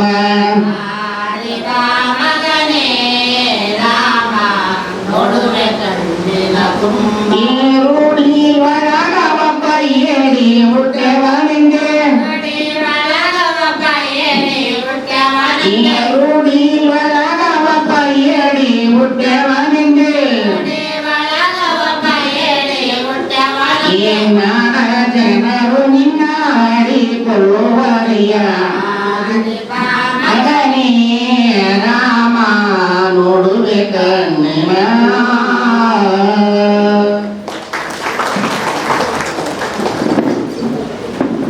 ಶ್ರೀರಂಗಮ್ಮ ನಗರದಲ್ಲಿ ಲಕ್ಷಾಂತರ ಜನ ಮಹಿಳೆಯರು ಏನು 18 ತಾಸು ಕೆಲಸ ಮಾಡುವಂತ ಒಂದು ವ್ಯವಸ್ಥೆ ಇತ್ತು, ಅದನ್ನು ವಿರೋಧಿಸಿ ಪ್ರತಿಭಟನೆಯನ್ನು ಮಾಡ್ತಾರೆ. ಅಲ್ಲಿಂದ ನಿರಂತರವಾಗಿ ಈ ಹೋರಾಟ ಇಡೀ ರಾಷ್ಟ್ರ ಮಟ್ಟದಲ್ಲಿ ಆಯಾ ರಾಜ್ಯ ಮತ್ತು ದೇಶಗಳಲ್ಲಿ ಅಲ್ಲಿ ಇರ್ತಕ್ಕಂಥ ಸಮಸ್ಯೆಗಳು ಇಟ್ಕೊಂಡು ಮಹಿಳೆಯರು ಹೋರಾಟ ಮಾಡ್ತಾ ಬಂದಾಗ 1995ರಲ್ಲಿ ವಿಶ್ವಸಂಸ್ಥೆ ಈ ಒಂದು ದಿನವನ್ನ ಅಂತಾರಾಷ್ಟ್ರೀಯ ಮಹಿಳಾ ದಿನವನ್ನಾಗಿ ಆಚರಿಸಬೇಕು ಅಂತ ಹೇಳ್ತಾರೆ, ಆ ಒಂದು ಸೂಚನೆಯನ್ನು ಕೊಡ್ತಾರೆ. ಆದರೆ ಅಲ್ಲಿಂದ ನಿರಂತರವಾಗಿ 65 ವರ್ಷಗಳ ಕಾಲ ಈ ಒಂದು ಹೋರಾಟವನ್ನು ಮಾಡ್ತಾ ಬಂದಂತಹ ಲಕ್ಷಾಂತರ ಜನ ಮಹಿಳೆಯರ ಒಂದು ಹೋರಾಟದ ಫಲವೇ ನಾವಿಲ್ಲಿ ಬಂದು ಅಂತಾರಾಷ್ಟ್ರೀಯ ಮಹಿಳಾ ದಿನಾಚರಣೆಯನ್ನ ಆಚರಿಸಲಿಕ್ಕೆ ಕಾರಣವಾಗಿದೆ. ಅವರೆಲ್ಲರಿಗೂ ಕೂಡ ನಾವು ಗೌರವಿಸಬೇಕು ಮತ್ತೆ ಅಭಿನಂದನೆಯನ್ನು ತಿಳಿಸಬೇಕಂತ ಹೇಳ್ತಾರೆ. ಇವತ್ತು ಸಾವಿತ್ರಿಬಾಯಿ ಫುಲೆ ಅಂತ ಒಬ್ಬ ಮಹಿಳೆ ಶಿಕ್ಷಣಕ್ಕೋಸ್ಕರ ಹೋರಾಟ ಅಂದು ಮಾಡದೇ ಇದ್ದಿದೆ, ಅಂದ್ರೆ ಮುಂದೊಂದು ದಿನ ಯಾರಾದ್ರೂ ಹೋರಾಟ ಮಾಡಬಹುದಿತ್ತು, ಆದ್ರೆ ಅಂದು ಹೋರಾಟ ಮಾಡದೇ ಇದ್ರೆ ಇವತ್ತು ಲಕ್ಷಾಂತರ ಜನ ಮಹಿಳೆಯರು ನಾವು ವಿದ್ಯಾಭ್ಯಾಸವನ್ನು ಪಡೆಯಕ್ಕಾಗ್ತಿರ್ಲಿಲ್ಲ, ಇವತ್ತು ಉನ್ನತ ಸ್ಥಾನದಲ್ಲಿ ಅಧಿಕಾರವನ್ನು ಪಡೆಯಕ್ಕೆ ಆಗ್ತಿರ್ಲಿಲ್ಲ. ಅಂತವರ ಹೋರಾಟವನ್ನ ನಾವು ಇವತ್ತು ನೆನೆಸ್ಕೋಬೇಕಾಗಿರುತ್ತೆ. ಆ ಸಾವಿತ್ರಿಬಾಯಿ ಫುಲೆಯವರ ಒಂದು ಹೋರಾಟಕ್ಕೆ ಅವರನ್ನು ಸಮಾಜಕ್ಕೆ ಪರಿಚಯಿಸಿದಂತಹ ಜ್ಯೋತಿ ಬಾಪುಲೆಯವರನ್ನು ಕೂಡ ನಾವು ನೆನೆಸ್ಕೋಬೇಕಾಗುತ್ತೆ. ಇವತ್ತು ಮಹಿಳಾ ಪರ ಹೋರಾಟಗಾರರು, ಮಹಿಳಾ ಸಂಘಟನೆ ಕಟ್ಟಿರುವಂತವರು ಯಾರು ಕೂಡ ಪುರುಷ ವಿರೋಧಿಗಳಲ್ಲ. ಅವರು ಕೂಡ ನಮ್ಮ ಸಹೋದರರು, ನಮ್ಮ ಕುಟುಂಬದವರು ಅನ್ನುವ ಭಾವನೆಯೊಂದಿಗೆ ಒಂದು ಏನು ಸಮಾಜದಲ್ಲಿ ಎರಡನೇ ಸ್ಥಾನವಾಗಿ ಕಾಣ್ತಕ್ಕಂಥ ಮಹಿಳೆಯರಿಗೆ ಒಂದು ಸಮಾನವಾದ ಹಕ್ಕು ಅವಕಾಶ ಸಿಗಬೇಕು ಅನ್ನುವಂಥದ್ದೇ ನಮ್ಮ ಗುರಿ ಮತ್ತು ಉದ್ದೇಶ ಹೊರತು ಪುರುಷ ವಿರೋಧಿ ಕಾರ್ಯಕ್ರಮಗಳಂತ ನಾವೆಂದೂ ಮಾಡಿಲ್ಲ, ಮಾಡೋದೇ ಇಲ್ಲ. ಯಾಕೆಂದ್ರೆ ನಾವು ಕೂಡ ಅಪ್ಪ ಅಣ್ಣ ತಮ್ಮ ಜೊತೆಯಲ್ಲೇ ಬೆಳೆದಿರೋರು, ಅವ್ರ ಜೊತೆಯಲ್ಲೇ ಬದುಕ್ತಿರೋರು. ಆದ್ರೆ ಇವತ್ತು ಇಷ್ಟೊಂದು ರಂಗದಲ್ಲಿ ಮಹಿಳೆಯರು ಉನ್ನತ ಸ್ಥಾನವನ್ನು ಪಡೆದಿದ್ದಾರೆ, ಅದನ್ನ ನಾವು ಅಭಿನಂದಿಸ್ಬೇಕು. ಅಂದ್ರೆ ಅದರಲ್ಲಿ 1% ಮಹಿಳೆಯರು ಅಭಿವೃದ್ಧಿ ಆಗಿರೋದನ್ನೇ ನಾವು ಹೇಳ್ತಾ ಹೋಗೋದಲ್ಲ, 10ಕ್ಕೂ 10% ಮಹಿಳೆಯರು ಪ್ರತಿಯೊಂದು ರಂಗದಲ್ಲೂ ಅಭಿವೃದ್ಧಿ ಹೊಂದಬೇಕಂತ ನಾವೆಲ್ಲರೂ ಕೂಡ ಒಂದು ನಿಟ್ಟಿನಲ್ಲಿ ಸಾಗಬೇಕು. ಅದಕ್ಕೆ ಪ್ರತಿ ಕುಟುಂಬ ಕೂಡ ಪ್ರೋತ್ಸಾಹ ಕೊಡ್ಬೇಕಂತ ನಾನು ಕೇಳ್ಕೊಂತೀವಿ. ಇವತ್ತು ಎಷ್ಟೆಲ್ಲ ನಮ್ಗೆ ಸ್ವಾತಂತ್ರ್ಯ ಸಿಕ್ಕಿದೆ ಅಂದ್ರೂ ಕೆಲವೊಂದು ಸಂದರ್ಭದಲ್ಲಿ ನಮಗೆ ಮಾತಾಡುವಂತ ಅವಕಾಶಗಳೇ ಸಿಗಲ್ಲ. ಯಾಕಂದ್ರೆ ಮಾತಾಡುವಂತ ಸ್ಥಾನದಲ್ಲಿ ನಾವಿದ್ರು ನಮಗೆ ಮಾತಾಡೋಕೆ ಬಿಡಲಾದಂತ ಸಂದರ್ಭ ಅಲ್ಲದೆ ಹೋದ್ರೆ ನಾವು ಮತ್ತೆ ಇದೇ ರೀತಿ ಭಾಷಣಗಳು ಮಾಡುತ್ತಾ, ಭಾಷಣ ಕೇಳುತ್ತಾ, ದಿನಾಚರಣೆ ಆಚರಿಸುತ್ತಾ ಹೀಗೆ ಮುಂದೆ ಸಾಕ್ತೀವಿ ಹೊರತು ನಿಜವಾದ ನಮ್ಮ ಹಕ್ಕುಗಳನ್ನ ನಾವು ಪಡೆಯಕ್ಕೆ ಸಾಧ್ಯ ಆಗೋದಿಲ್ಲ ಅಂತ ಹೇಳ್ತೀವಿ. ಇವತ್ತು ಈ ಲಿಂಗ ಸೂಕ್ಷ್ಮತೆ ಬಗ್ಗೆ ಪ್ರತಿಯೊಬ್ಬರು ಕೂಡ ಇದೇನು ಮನೆಯೇ ಮೊದಲ ಪಾಠಶಾಲೆ, ತಾಯಿಯ ಮೊದಲ ಗುರು ಅಂತ ಹೇಳ್ತಾರೆ. ಆ ತಾಯಿಯಿಂದನೇ ಆ ಲಿಂಗ ಸೂಕ್ಷ್ಮತೆ ಮತ್ತು ಮಹಿಳಾ ಸಮಾನತೆ ಬಗ್ಗೆ ನಾವು ಮಕ್ಕಳಲ್ಲಿ ಹೇಳಿದಾಗ ಇನ್ನು ಮುಂದೆ ಈ ಸಮಾಜದಲ್ಲಿ ಇರ್ತಕ್ಕಂಥ ಅನಿಷ್ಟ ಏನೋ ಒಂದು ಚಟುವಟಿಕೆ ಇರುತ್ತೆ ಅದು ನಿಲ್ಲಕ್ಕೆ ಕಾರಣ ಆಗುತ್ತೆ. ಈ ಒಂದು ನಿಟ್ಟಿನಲ್ಲಿ ಎಲ್ಲರೂ ಸಹ ಈ ಒಂದು ಮಹಿಳಾ ದಿನಾಚರಣೆ ಅರ್ಥಪೂರ್ಣವಾದಂತ ಒಂದು ಅರ್ಥ ಸಿಗ್ಬೇಕಂದ್ರೆ ಎಲ್ಲಾ ಮಹಿಳೆಯರು ಕೂಡ ಹಿಂದೆ ಹೋರಾಟ ಮಾಡಿದಂತ ಮಹಿಳೆಯರನ್ನು ಸ್ಫೂರ್ತಿಯಾಗಿ ತಗೊಂಡು ನಮ್ಮ ಜೀವನದ ಪ್ರತಿಯೊಂದು ಹೆಜ್ಜೆಯೂ ಕೂಡ ಒಂದು ಹೋರಾಟದ ಭಾಗವಾಗಿ ನಮ್ಮ ಜೀವನವನ್ನು ಉತ್ತಮಗೊಳಿಸೋರೊಂದಿಗೆ ಈ ಅಂತಾರಾಷ್ಟ್ರೀಯ ಮಹಿಳಾ ದಿನಾಚರಣೆಯನ್ನ ನಾವು ಯಶಸ್ವಿಗೊಳಿಸೋಣ ಅಂತ ಹೇಳ್ತಾ, ಹಾಗೆ ಈ ಒಂದು ಅಂತಾರಾಷ್ಟ್ರೀಯ ಮಹಿಳಾ ದಿನಾಚರಣೆ ಭಾಗವಾಗಿ ABS ಗ್ರೂಪ್ ಕಂಪನಿಯವರು ಈ ಸಾಧನೆ ಮಾಡಿದಂತಹ ಮಹಿಳೆಯರಿಗೆ ಸನ್ಮಾನ ಕಾರ್ಯಕ್ರಮ ಹಮ್ಮಿಕೊಂಡಿದ್ದಾರೆ. ಇದೊಂದು ಒಳ್ಳೆ ಉತ್ತಮ ಕಾರ್ಯ. ನಮ್ಮ ತಾಲೂಕಿನಲ್ಲಿ ಅತಿ ದೊಡ್ಡದಾಗಿ ಮತ್ತು ಉನ್ನತ ಮಟ್ಟದಲ್ಲಿ ABS ಗ್ರೂಪ್ ಇಂಡಿಯಾ ಕಂಪನಿಯವರು ನಡೆಸುತ್ತಿದ್ದಾರೆ. ಅವರು ಕೂಡ ನಾನು ಈ ಒಂದು ಕಾರ್ಯಕ್ರಮದ ಭಾಗವಾಗಿ ಅವರಿಗೆ ಅಭಿನಂದನೆಯನ್ನು ತಿಳಿಸುತ್ತಾ ನನ್ನ ಮಾತುಗಳನ್ನು ಮುಗಿಸ್ತೇನೆ. ನಾನು ಜಾಸ್ತಿ ಮಾತಾಡಲ್ಲ ಹಾಗೂ ನಮಗೂ ಸ್ಟೇಜಲ್ಲಿ ಕೂಡ ಮಾತಾಡಕ್ಕೆ ಬರಲ್ಲ. ಮೊದಲನೇದಾಗಿ ಅಂತಾರಾಷ್ಟ್ರೀಯ ಮಹಿಳಾ ದಿನಾಚರಣೆಯ ಶುಭಾಶಯಗಳು ಕೋರುತ್ತಾ ಹಾಗೂ ನಮ್ಮ ಅಂತಾರಾಷ್ಟ್ರೀಯ ಮಹಿಳಾ ದಿನಾಚರಣೆಗೆ ಅತಿಥಿಗಳು ಆಗಮಿಸಿದಂಥ ಎಲ್ಲರಿಗೂ ನಮಸ್ಕರಿಸುತ್ತಾ ಹಾಗೂ ನನ್ನ ಸಹೋದರಿಯರು ಹಾಗೂ ನನ್ನ ತಾಯಿಯವರಿಗೂ ಹಾಗೂ ನನ್ನ ಅಣ್ಣ ತಮ್ಮಂದಿರಿಗೂ ನಮಸ್ಕರಿಸುತ್ತಾ, ಅಂತಾರಾಷ್ಟ್ರೀಯ ಮಹಿಳಾ ದಿನಾಚರಣೆ ಯಾಕೆ ಒಂದು ದಿನ ಮಾತ್ರ ಮಹಿಳೆಯರಿಗೆ ಸ್ವಾತಂತ್ರ್ಯ ಇದೆಯಾ ಅಲ್ವಾ? ಅವರಿಗೆ ಪ್ರತಿದಿನ ಸ್ವತಂತ್ರವಾಗಿದೆ. ಯಾಕಂದ್ರೆ ಯಾವುದೇ ಒಬ್ಬ ವ್ಯಕ್ತಿ ಬೆಳಬೇಕಾದ್ರೆ ಅದಕ್ಕೆ ಬೆನ್ನೆಲುಬಾಗಿ ಒಬ್ಬ ಮಹಿಳೆ ಇದ್ದೇ ಇರ್ತಾಳಂತೆ. ಹಾಗೆ ಒಂದು ಹೆಣ್ಣಿಗೆ ಒಂದು ಗಂಡು ಮುಖ್ಯ, ಒಂದು ಗಂಡಿಗೆ ಒಂದು ಹೆಣ್ಣು ಮುಖ್ಯ. ಹಾಗಾಗಿ ಪ್ರತಿಯೊಂದು ಹೆಜ್ಜೆಯಲ್ಲೂ ಅದಕ್ಕೆ ಸಪೋರ್ಟ್ ಆಗಿ ತಾಯಿ ಅಥವಾ ತಂಗಿ, ಅಕ್ಕ ಅಥವಾ ಹೆಂಡತಿ, ಮಡದೇವಿ ಎಲ್ಲ ರೀತಿಯಲ್ಲಿ ಮುಂದೆ ನಿಂತ್ಕೊಂಡ್ಬಿಟ್ಟು ಬೆನ್ನೆಲುಬಾಗಿ ಕೆಲಸಕ್ಕೆ ನಿಂತಿರ್ತಾರೆ. ಹಾಗಾಗಿ ಅವರಿಗೆ ಒಂದು ದಿನ ಕೊಟ್ಟದನ್ನು ಅವಕಾಶ ಮುಂದಿನ 50 ದಿನವೂ ಅವರಿಗೆ ಅಂತಾರಾಷ್ಟ್ರೀಯ ಮಹಿಳಾ ದಿನಾಚರಣೆ ಅಂತಾನೆ ನಾವು ಮಾಡಬೇಕಾಗುತ್ತೆ. ಯಾಕಂದ್ರೆ ಅವ್ರು ಪಡ್ತಕ್ಕಂಥ ಕಷ್ಟ ಅಷ್ಟಲ್ಲ, ಅವರು ಮನೆ ಹಿಡಿದುಕೊಂಡು ಎಲ್ಲಾ ರಂಗದಲ್ಲೂ ಕೆಲಸ ಮಾಡ್ತಾ ಇರ್ತಾರೆ. ಇವತ್ತಿನಲ್ಲಿ ಮಹಿಳೆಯರು ಪ್ರತಿ ರಂಗದಲ್ಲಿದ್ದಾರೆ, ಇಂಥದೇ ರಂಗದಲ್ಲಿಲ್ಲ, ಎಲ್ಲಾ ರಂಗದಲ್ಲೂ ಉನ್ನತ ಮಟ್ಟದಲ್ಲಿದ್ದಾರೆ, ಕೆಳಮಟ್ಟದಲ್ಲಿದ್ದಾರೆ. ಅವರಿಗೆ ಎಷ್ಟೇ ಗೌರವ ಕೊಟ್ಟರು ನಮ್ಗೆ ನಮ್ಮ ಕಡೆಯಿಂದ ಅಷ್ಟು ಇನ್ನೊಂದ್ಸೈಕಿಲ್ಲ. ತುಂಬಾ ಒಂದು ಅಂತಾರಾಷ್ಟ್ರೀಯ ಮಹಿಳಾ ದಿನಾಚರಣೆ ಒಂದು ಅದ್ಭುತವಾಗಿ ನಮ್ಮ ಕಂಪನಿ ಕಡೆಯಿಂದ ಏರ್ಪಡಿಸಿದ್ವಿ. ಮೊದಲು ಇದೇನಪ್ಪ ಅಂದ್ರೆ ABS ಅಂದ್ರೆ ಏನು ಯಾರಿಗೆ ಗೊತ್ತಿಲ್ಲ. ABS group India groups company ಕಡೆಯಿಂದ ABS group India groups company ಅಂತಪ್ಪ ಅಂದ್ರೆ ನಾವು ಮೊದಲನೇದಾಗಿ ಒಂದು ಕಂಪನಿ ಮಾಡ್ಬೇಕಂತಂದಾಗ ಒಂದು ಸರ್ವೆ ಮಾಡಿದೆ ನಾನು ಕರ್ನಾಟಕದಲ್ಲಿ. ಯಾಕಂದ್ರೆ ಆಲ್ರೆಡಿ ಬೆಂಗಳೂರು 2 ಕಂಪನಿ ಇದೆ, ರನ್ನಿಂಗ್ ಇದೆ, ಅದು ಆಲ್ರೆಡಿ ನನ್ನ ಸೋದರರು ನಡೆಸ್ತಾ ಇದ್ದಾರೆ. ಅದು ಪ್ರಯುಕ್ತ ನಮ್ಮ ಸಂಸತ್ನ ಮಕ್ಕಳು ತಂದ್ಬಿಟ್ಟು ನಾನೊಂದು ಕೆಲಸ ಬೇಕು, ನಾನು ಏನಾದ್ರು ಮಾಡಬೇಕು, ಸಂಪಾದನೆ ಮಾಡಬೇಕು, ನನಗೆ ಹೋರಾಟ ಸಾಕು ಅಂತ ಹೇಳಿದಾಗ ಏನ್ ಮಾಡ್ತೀಯಮ್ಮ ಅಂತ ಕೇಳಿದಾಗ ಅವ್ರಿಗೆ ಆಲ್ರೆಡಿ ತುಂಬಾ ಕಾಂಟ್ಯಾಕ್ಟ್ ಇದೆ, ನೆಟ್ವರ್ಕ್ ಇದೆ, ತುಂಬಾ ಪರಿಚಯ ಇದ್ದಾರೆ, ರಾಜ್ಯಾದ್ಯಂತ ಮೂಲೆಯಲ್ಲಿ ಒಂದು ಪರಿಚಯ ಇದ್ದಾರೆ. ನಾನು ಹೇಳಿದೆ, ನೋಡಮ್ಮ ನೀನು ಒಬ್ಬರು ಹೋರಾಟಗಾರ್ತಿಯಾಗಿ ರಾಜ್ಯದಲ್ಲಿ ಪ್ರತಿ ಹಳ್ಳಿಯಲ್ಲಿ ನೀನು ಪರಿಚಯ ಇದೆಯಾ, ನೀನು ನನ್ನ ಹತ್ರ ಕೆಲಸ ಮಾಡೋಕ್ಕಿಂತ ಮುಂಚೆ ನಿಮ್ಮದೇ ಊರಲ್ಲಿ ನೀನು ಬಿಟ್ಟಂತ ಊರಲ್ಲಿ ಒಂದು ಸಂಸ್ಥೆ ಕಟ್ಟೋಣ, ಆ ಸಂಸ್ಥೆಯ ಮುಖಾಂತರ ನೂರಾರು ಜನಕ್ಕೆ ಅನ್ನ ಹಾಕುವ ನೀನು ಬಗ್ಗೆ ನಾಯಕಿ ಆಗ್ತೀಯ, ಅದು ಒಂದು ಕಾನ್ಸೆಪ್ಟ್ ಮುಖಾಂತರ ಮಾಡೋಣ ಅಂತ ಹೇಳ್ಬಿಟ್ಟು ಚರ್ಚೆ ಮಾಡಿದೀವಿ. ಆ ಚರ್ಚೆಗೆ ಹೋಗ್ಬಿಟ್ಟು ನಮ್ಮ ಉನ್ನತ ಮಟ್ಟದಲ್ಲಿರ್ತಕ್ಕಂಥ ನನ್ನ ಅಣ್ಣ ಆದಂತ ಪುಟ್ಟಯ್ಯ ಸರ್ ಕಲೆಯನ್ನು ಸಲಹೆ ತಗೊಂಡ್ವಿ.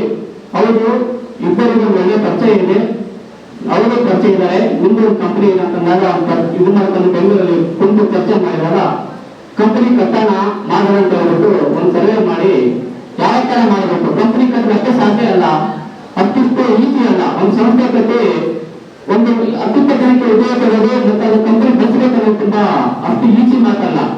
ಹಾಗಾಗಿ ಒಂದು ಕಂಪನಿ ಕಟ್ಟಬೇಕಂದಾಗ ಏನು ಕಟ್ಟೋದು, ಯಾವ ರೀತಿ ಕಟ್ಟೋದು, ಯಾವತ್ತು ಒಬ್ಬ ವ್ಯಕ್ತಿಗೆ ಒಂದು ಬಿಸ್ನೆಸ್ ಮಾಡೋದು ದುಡ್ಡು ಇಂಪಾರ್ಟೆಂಟ್ ಅಲ್ಲ, ನಾಲೆಜ್ ಮೋಸ್ಟ್ ಇಂಪಾರ್ಟೆಂಟ್ ಅಂತೆ. ಮನುಷ್ಯನಿಗೆ ದುಡ್ಡು ಬೇಕಾಗಲ್ಲ, ಒಂದು ವ್ಯವಹಾರ ಮಾಡ್ಬೇಕಂದ್ರೆ ನಾಲೆಜ್ ಬೇಕಂತೆ. ಆ ನಾಲೆಜ್ ಇದ್ರೆ ವ್ಯವಹಾರ ಈಸಿಯಾಗಿ ಆಗುತ್ತೆ. ಆಮೇಲೆ ಕಾಂಟ್ಯಾಕ್ಟ್ ಇರಬೇಕು, ನೆಟ್ವರ್ಕ್ ಮೋಸ್ಟ್ ಇಂಪಾರ್ಟೆಂಟ್. ನೆಟ್ವರ್ಕ್ ಇದ್ರೆ ಆ ಕಂಪನಿ ಆ ವ್ಯಕ್ತಿ ಏನೇ ಮಾಡಿದ್ರೆ ಸಕ್ಸಸ್ ಆಗುತ್ತೆ. ಬಟ್ ನೆಟ್ವರ್ಕ್ ಮಾಡಿದಾಗ ಇರ್ಬೇಕಾದ್ರೆ ಆ ವ್ಯಕ್ತಿಗೆ ಯಾವ ರೀತಿ ನೆಗೆಟಿವ್ ಇರಬಾರುತ್ತೆ. ಹಾಗಾಗಿ ಅವತ್ತು ನೆಗೆಟಿವ್ ಇರಲಿಲ್ಲ, ಯಾವುದು ಇರಲಿಲ್ಲ, ನಮ್ದು ಎಲ್ಲ ರೀತಿ ಪಾಸಿಟಿವ್ ಆಗಿದ್ದ ಕಾರಣ ನಮ್ಮ ಕಂಪನಿ ಇವತ್ತಿನಲ್ಲಿ ABS ಕಂಪನಿಯನ್ನ ಬೆಂಗಳೂರು ಕಟ್ಟಿ ಕೇಳ್ಪಡಿಸಿದಾಗ ವಿಜಯನಗರ ಡಿಸ್ಟ್ರಿಕ್ಟ್ ಮತ್ತು ಎಂಟರ್ ಕರ್ನಾಟಕದಲ್ಲಿ ಈ ಹೆಸರಾಗಿದೆ. ABS ಏನಪ್ಪಾ ಅಂತಂದ್ರೆ ಎಲ್ಲರಿಗೂ ಗೊತ್ತು. ABS ಅಂದ್ರೆ ಒಂದು ಲಕ್ಕಿ ಕಂಪನಿ, ಅದರಲ್ಲಿ ಇಂಡಸ್ಟ್ರಿ ಕಂಪನಿ ಕೂಡ ಗೊತ್ತು. ಆದ್ರೆ ಅದರಲ್ಲಿ ಇರ್ತಕ್ಕಂಥ ಯೋಜನೆಗಳು ಗೊತ್ತಿಲ್ಲ. ಇವಾಗ ಒಂದು ನಾವು ಮೂಲಕ ಬಂದಿದ್ದೀವಿ. ABS ಅಲ್ಲಿ ಇವಾಗ ಕೇವಲ ರೂಪಾಯಿಗಳು ಬಂದಿದ್ದೀವಿ. ಇವಾಗ ಇನ್ನು ಕೆಲವೇ ದಿನದಲ್ಲಿ ನಮ್ದೇ ಆದಂತ ABS ಗೋಲ್ಡ್ ಸ್ಕೀಮ್ ಬರ್ತಾ ಇದೆ, ಅತಿ ಶೀಘ್ರದಲ್ಲೇ ಇನ್ನೇನು ಹೊಸ ಗೌರ್ಮೆಂಟ್ ಮಾಡ್ತಾ ಇದ್ವಿ. ಹಾಗೆ ಇನ್ನು ಕೆಲವೇ ದಿನದಲ್ಲಿ ನಮ್ದೇ ಆದ ಮಹಿಳೆಯರಿಗೆ ABS ಗಾರ್ಮೆಂಟ್ಸ್ ಬರ್ತಾ ಇದೆ. ಆ ಗಾರ್ಮೆಂಟ್ಸ್ ಅಲ್ಲಿ ಪ್ರತಿಯೊಬ್ಬ ಹೆಣ್ಣುಗಳಿಗೆ ಒಂದು ಉದ್ಯೋಗ ಇದೆ. ಅದಾದ್ಮೇಲೆ ನಮ್ದೇ ಆದಂತ ABS ಮುಖಾಂತರ ಒಂದು ಪಿಂಕ್ ಫ್ಯಾಕ್ಟರಿ ಓಪನ್ ಮಾಡ್ತಾ ಇದೀವಿ. ಆಮೇಲೆ ದಿನನಿತ್ಯ ಪದಾರ್ಥಗಳು ನಮ್ಮ ಹೆಣ್ಮಕ್ಳಿಗೆ ಕೊಟ್ಟು ಅದನ್ನು ನಾವೇ ರೆಡಿ ಮಾಡಿಬಿಟ್ಟು ನಮ್ಮದೇ ಬ್ರ್ಯಾಂಡ್ ಅಲ್ಲಿ ಇನ್ನೂ ಕೆಲವೇ ದಿನದಲ್ಲಿ ಇಡೀ ಕರ್ನಾಟಕ ಆದಂತ ನಮ್ಮದೇ ಒಂದು ಬ್ರ್ಯಾಂಡ್ ಅನ್ನ ಸೇಲ್ಸ್ ಆಗುತ್ತೆ. ಹಾಗಾಗಿ ಪ್ರತಿಯೊಂದು ವಿಜಯನಗರ ಡಿಸ್ಟ್ರಿಕ್ಟ್ ಅಲ್ಲಿ ಇರ್ತಕ್ಕಂಥ ನಮ್ಮ ಮಹಿಳೆಯರಿಗೆ ಅಲ್ಲ, ಯಾರು ಇರ್ತಾರೆ ಉದ್ಯೋಗಿಗಳಾಗಿರ್ತಾರೆ ಅವರಿಗೆ ಪ್ರತಿಯೊಂದು ನಮ್ಮ ಆಫೀಸಲ್ಲಿ ಕೆಲಸ ಇದೆ. ನೀವು ಬಂದ್ಬಿಟ್ಟು ನಮಗೆ ಕೈ ಜೋಡಿಸಿ ಕೆಲಸ ಮಾಡಿ ನೀವು ಬೆಳೆದು ನಮ್ಮನೆ ಬೆಳೆಸಿಕೊಳ್ತಾ ಇದ್ದೀವಿ. ಹೊಟ್ಟೆಯಲ್ಲಿ ಒಟ್ಟಲ್ಲಿ ಕಂಪನಿ ಕಟ್ಟಿದ್ರೆ ನೀವು ಬೆಳೆದಿ ನಮ್ಮನೆ ಬೆಳೆಸಿರಿ. ನಾವಿಲ್ಲಿ ಯಾರು ಏನಾಗಲ್ಲ, ನೀವು ಬಂದಿರ್ತಕ್ಕಂಥ ನೀವೆಲ್ಲರೂ ಓಡಾಡಬಹುದು. ನೀವು ಯಾವ ರೀತಿ ಕೆಲಸ ಮಾಡಿ ನಮ್ಮನ್ನು ಪ್ರೋತ್ಸಾಹ ಮಾಡಿದ್ರು ಅದೇ ರೀತಿ ನಾನು ಬೆಳೆಸ್ಕೊಳ್ತಾ ಇದ್ದೀನಿ. ಈ ಕಾರ್ಯಕ್ರಮದಲ್ಲಿ ನನಗೆ ಮಾತಾಡಲು ಅವಕಾಶ ಮಾಡಿಕೊಟ್ಟಂತ ನಿಮ್ಮೆಲ್ಲರಿಗೂ ನಮಸ್ಕಾರಗಳು. ಜೈ ಹಿಂದ್, ಜೈ ಕರ್ನಾಟಕ.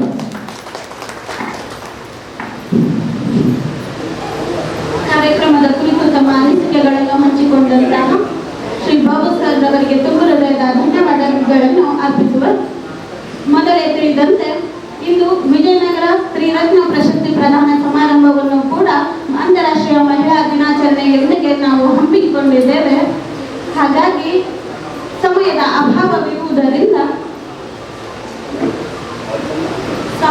ಅಭಾವವಿರುವುದರಿಂದ ಜೋಗತಿಯ ಅಮ್ಮನವರನ್ನು ಸನ್ಮಾನ ಮಾಡಬೇಕಾಗಿದೆ. ಹಾಗಾಗಿ ರಾಮವ್ವ ಜಾನಪದ ಅಕಾಡೆಮಿ ಪುರಸ್ಕೃತರು, ಶ್ರೀ ಯಲ್ಲಮ್ಮ ಜಾನಪದ ಅಕಾಡೆಮಿ ಪುರಸ್ಕೃತರು ಹಾಗೂ ಕವಿತಾ ಜಾನಪದ ಅಕಾಡೆಮಿ ಪುರಸ್ಕೃತರು, ಅಂಜಿನಮ್ಮ ಜಾನಪದ ಅಕಾಡೆಮಿ ಪುರಸ್ಕೃತರು, ಭಾಗ್ಯಮ್ಮ ಜಾನಪದ ಅಕಾಡೆಮಿ ಪುರಸ್ಕೃತರು ಇವರೆಲ್ಲರನ್ನು ಕೂಡ ABS ಮೀಡಿಯಾ ಗ್ರೂಪ್ ಕಂಪನಿ ವತಿಯಿಂದ ತ್ರಿರತ್ನ ಪ್ರಶಸ್ತಿಯನ್ನು ಪ್ರದಾನಿಸಿ ಗೌರವಿಸಬೇಕೆಂದು ವೇದಿಕೆ ಮೇಲಿರುವ ಎಲ್ಲರಲ್ಲೂ ವಿನಂತಿಸಿಕೊಳ್ಳುವೆ.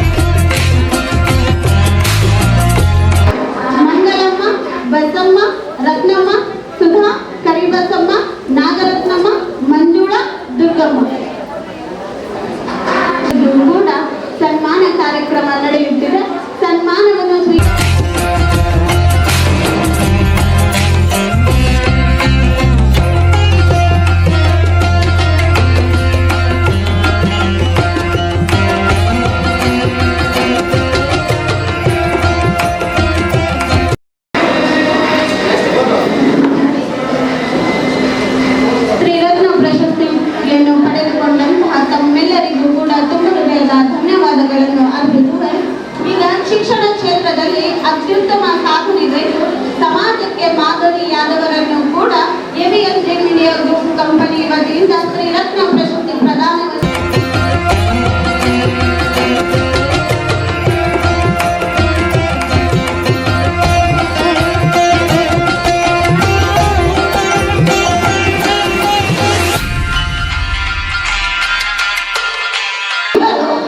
ಆನೆಗುಂದಿ ಗ್ರಾಮದಲ್ಲಿ ಮೂರು ನಡೆಸಿದ್ದಾರೆ ಹಾಗೂ ಇವರು ಒಬ್ಬ ಕುಸ್ತಿಪಟುವೂ ಹೌದು.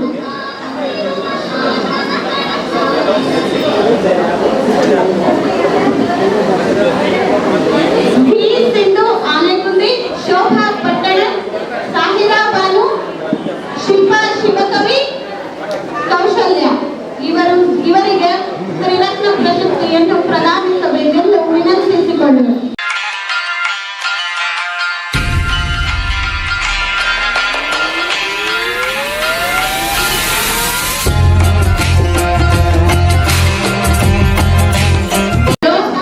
ಅಶ್ವಿನಿ ಸಮಯ ಪರಿಪಾಲನೆ ಮಾಡ್ತಾರೆ, ಸರಿಯಾದ ಸಮಯಕ್ಕೆ ಬಂದ್ರೆ ಕೆಲಸಕ್ಕೆ ಕೊಡ್ತಾರೆ, ಜೊತೆಗೆ ಜಾಸ್ತಿ ರಜೆಗಳು ಹಾಕಲ್ಲ ಅಶ್ವಿನಿ ಅವರು.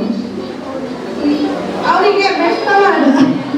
ಮಂಜುಳಾ ಒಳ್ಳೆ ಗುಡ್ ವರ್ಕರ್, ಯಾವುದೇ ಇರಲಿ ನೆನಪಲ್ಲಿ ಹೇಳಿದ್ದು ನೆನಪಲ್ಲಿ ಇಟ್ಟು ಪ್ರತಿಯೊಂದು ಮಾತಿಗೂ ನಮಗೆ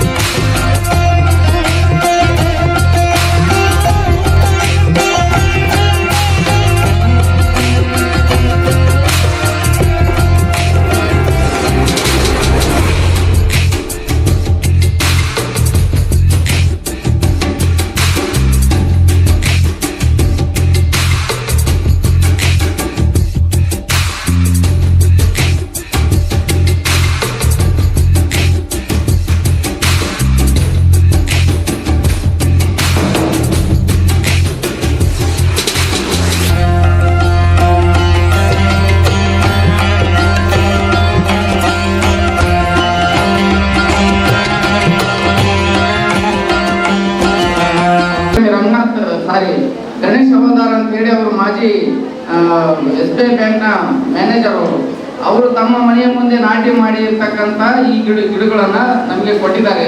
ಇದನ್ನ ಜನರಲ್ಲಿ ಒಂದು ಜಾಗೃತಿ ಮೂಡಿಸಬೇಕು ಅನ್ನುವಂಥ ಒಂದು ವಿಚಾರ ಇಟ್ಕೊಂಡು ಅವರು ಕೊಟ್ಟಿದ್ದಾರೆ. ದಯವಿಟ್ಟು ಅದನ್ನ ಯಾರು ವೇಸ್ಟ್ ಮಾಡಬೇಡ್ರಿ. ನಿಮ್ಮ ಮನೆ ಮುಂದೆ ಮಟ್ಟದಲ್ಲಿದೆ.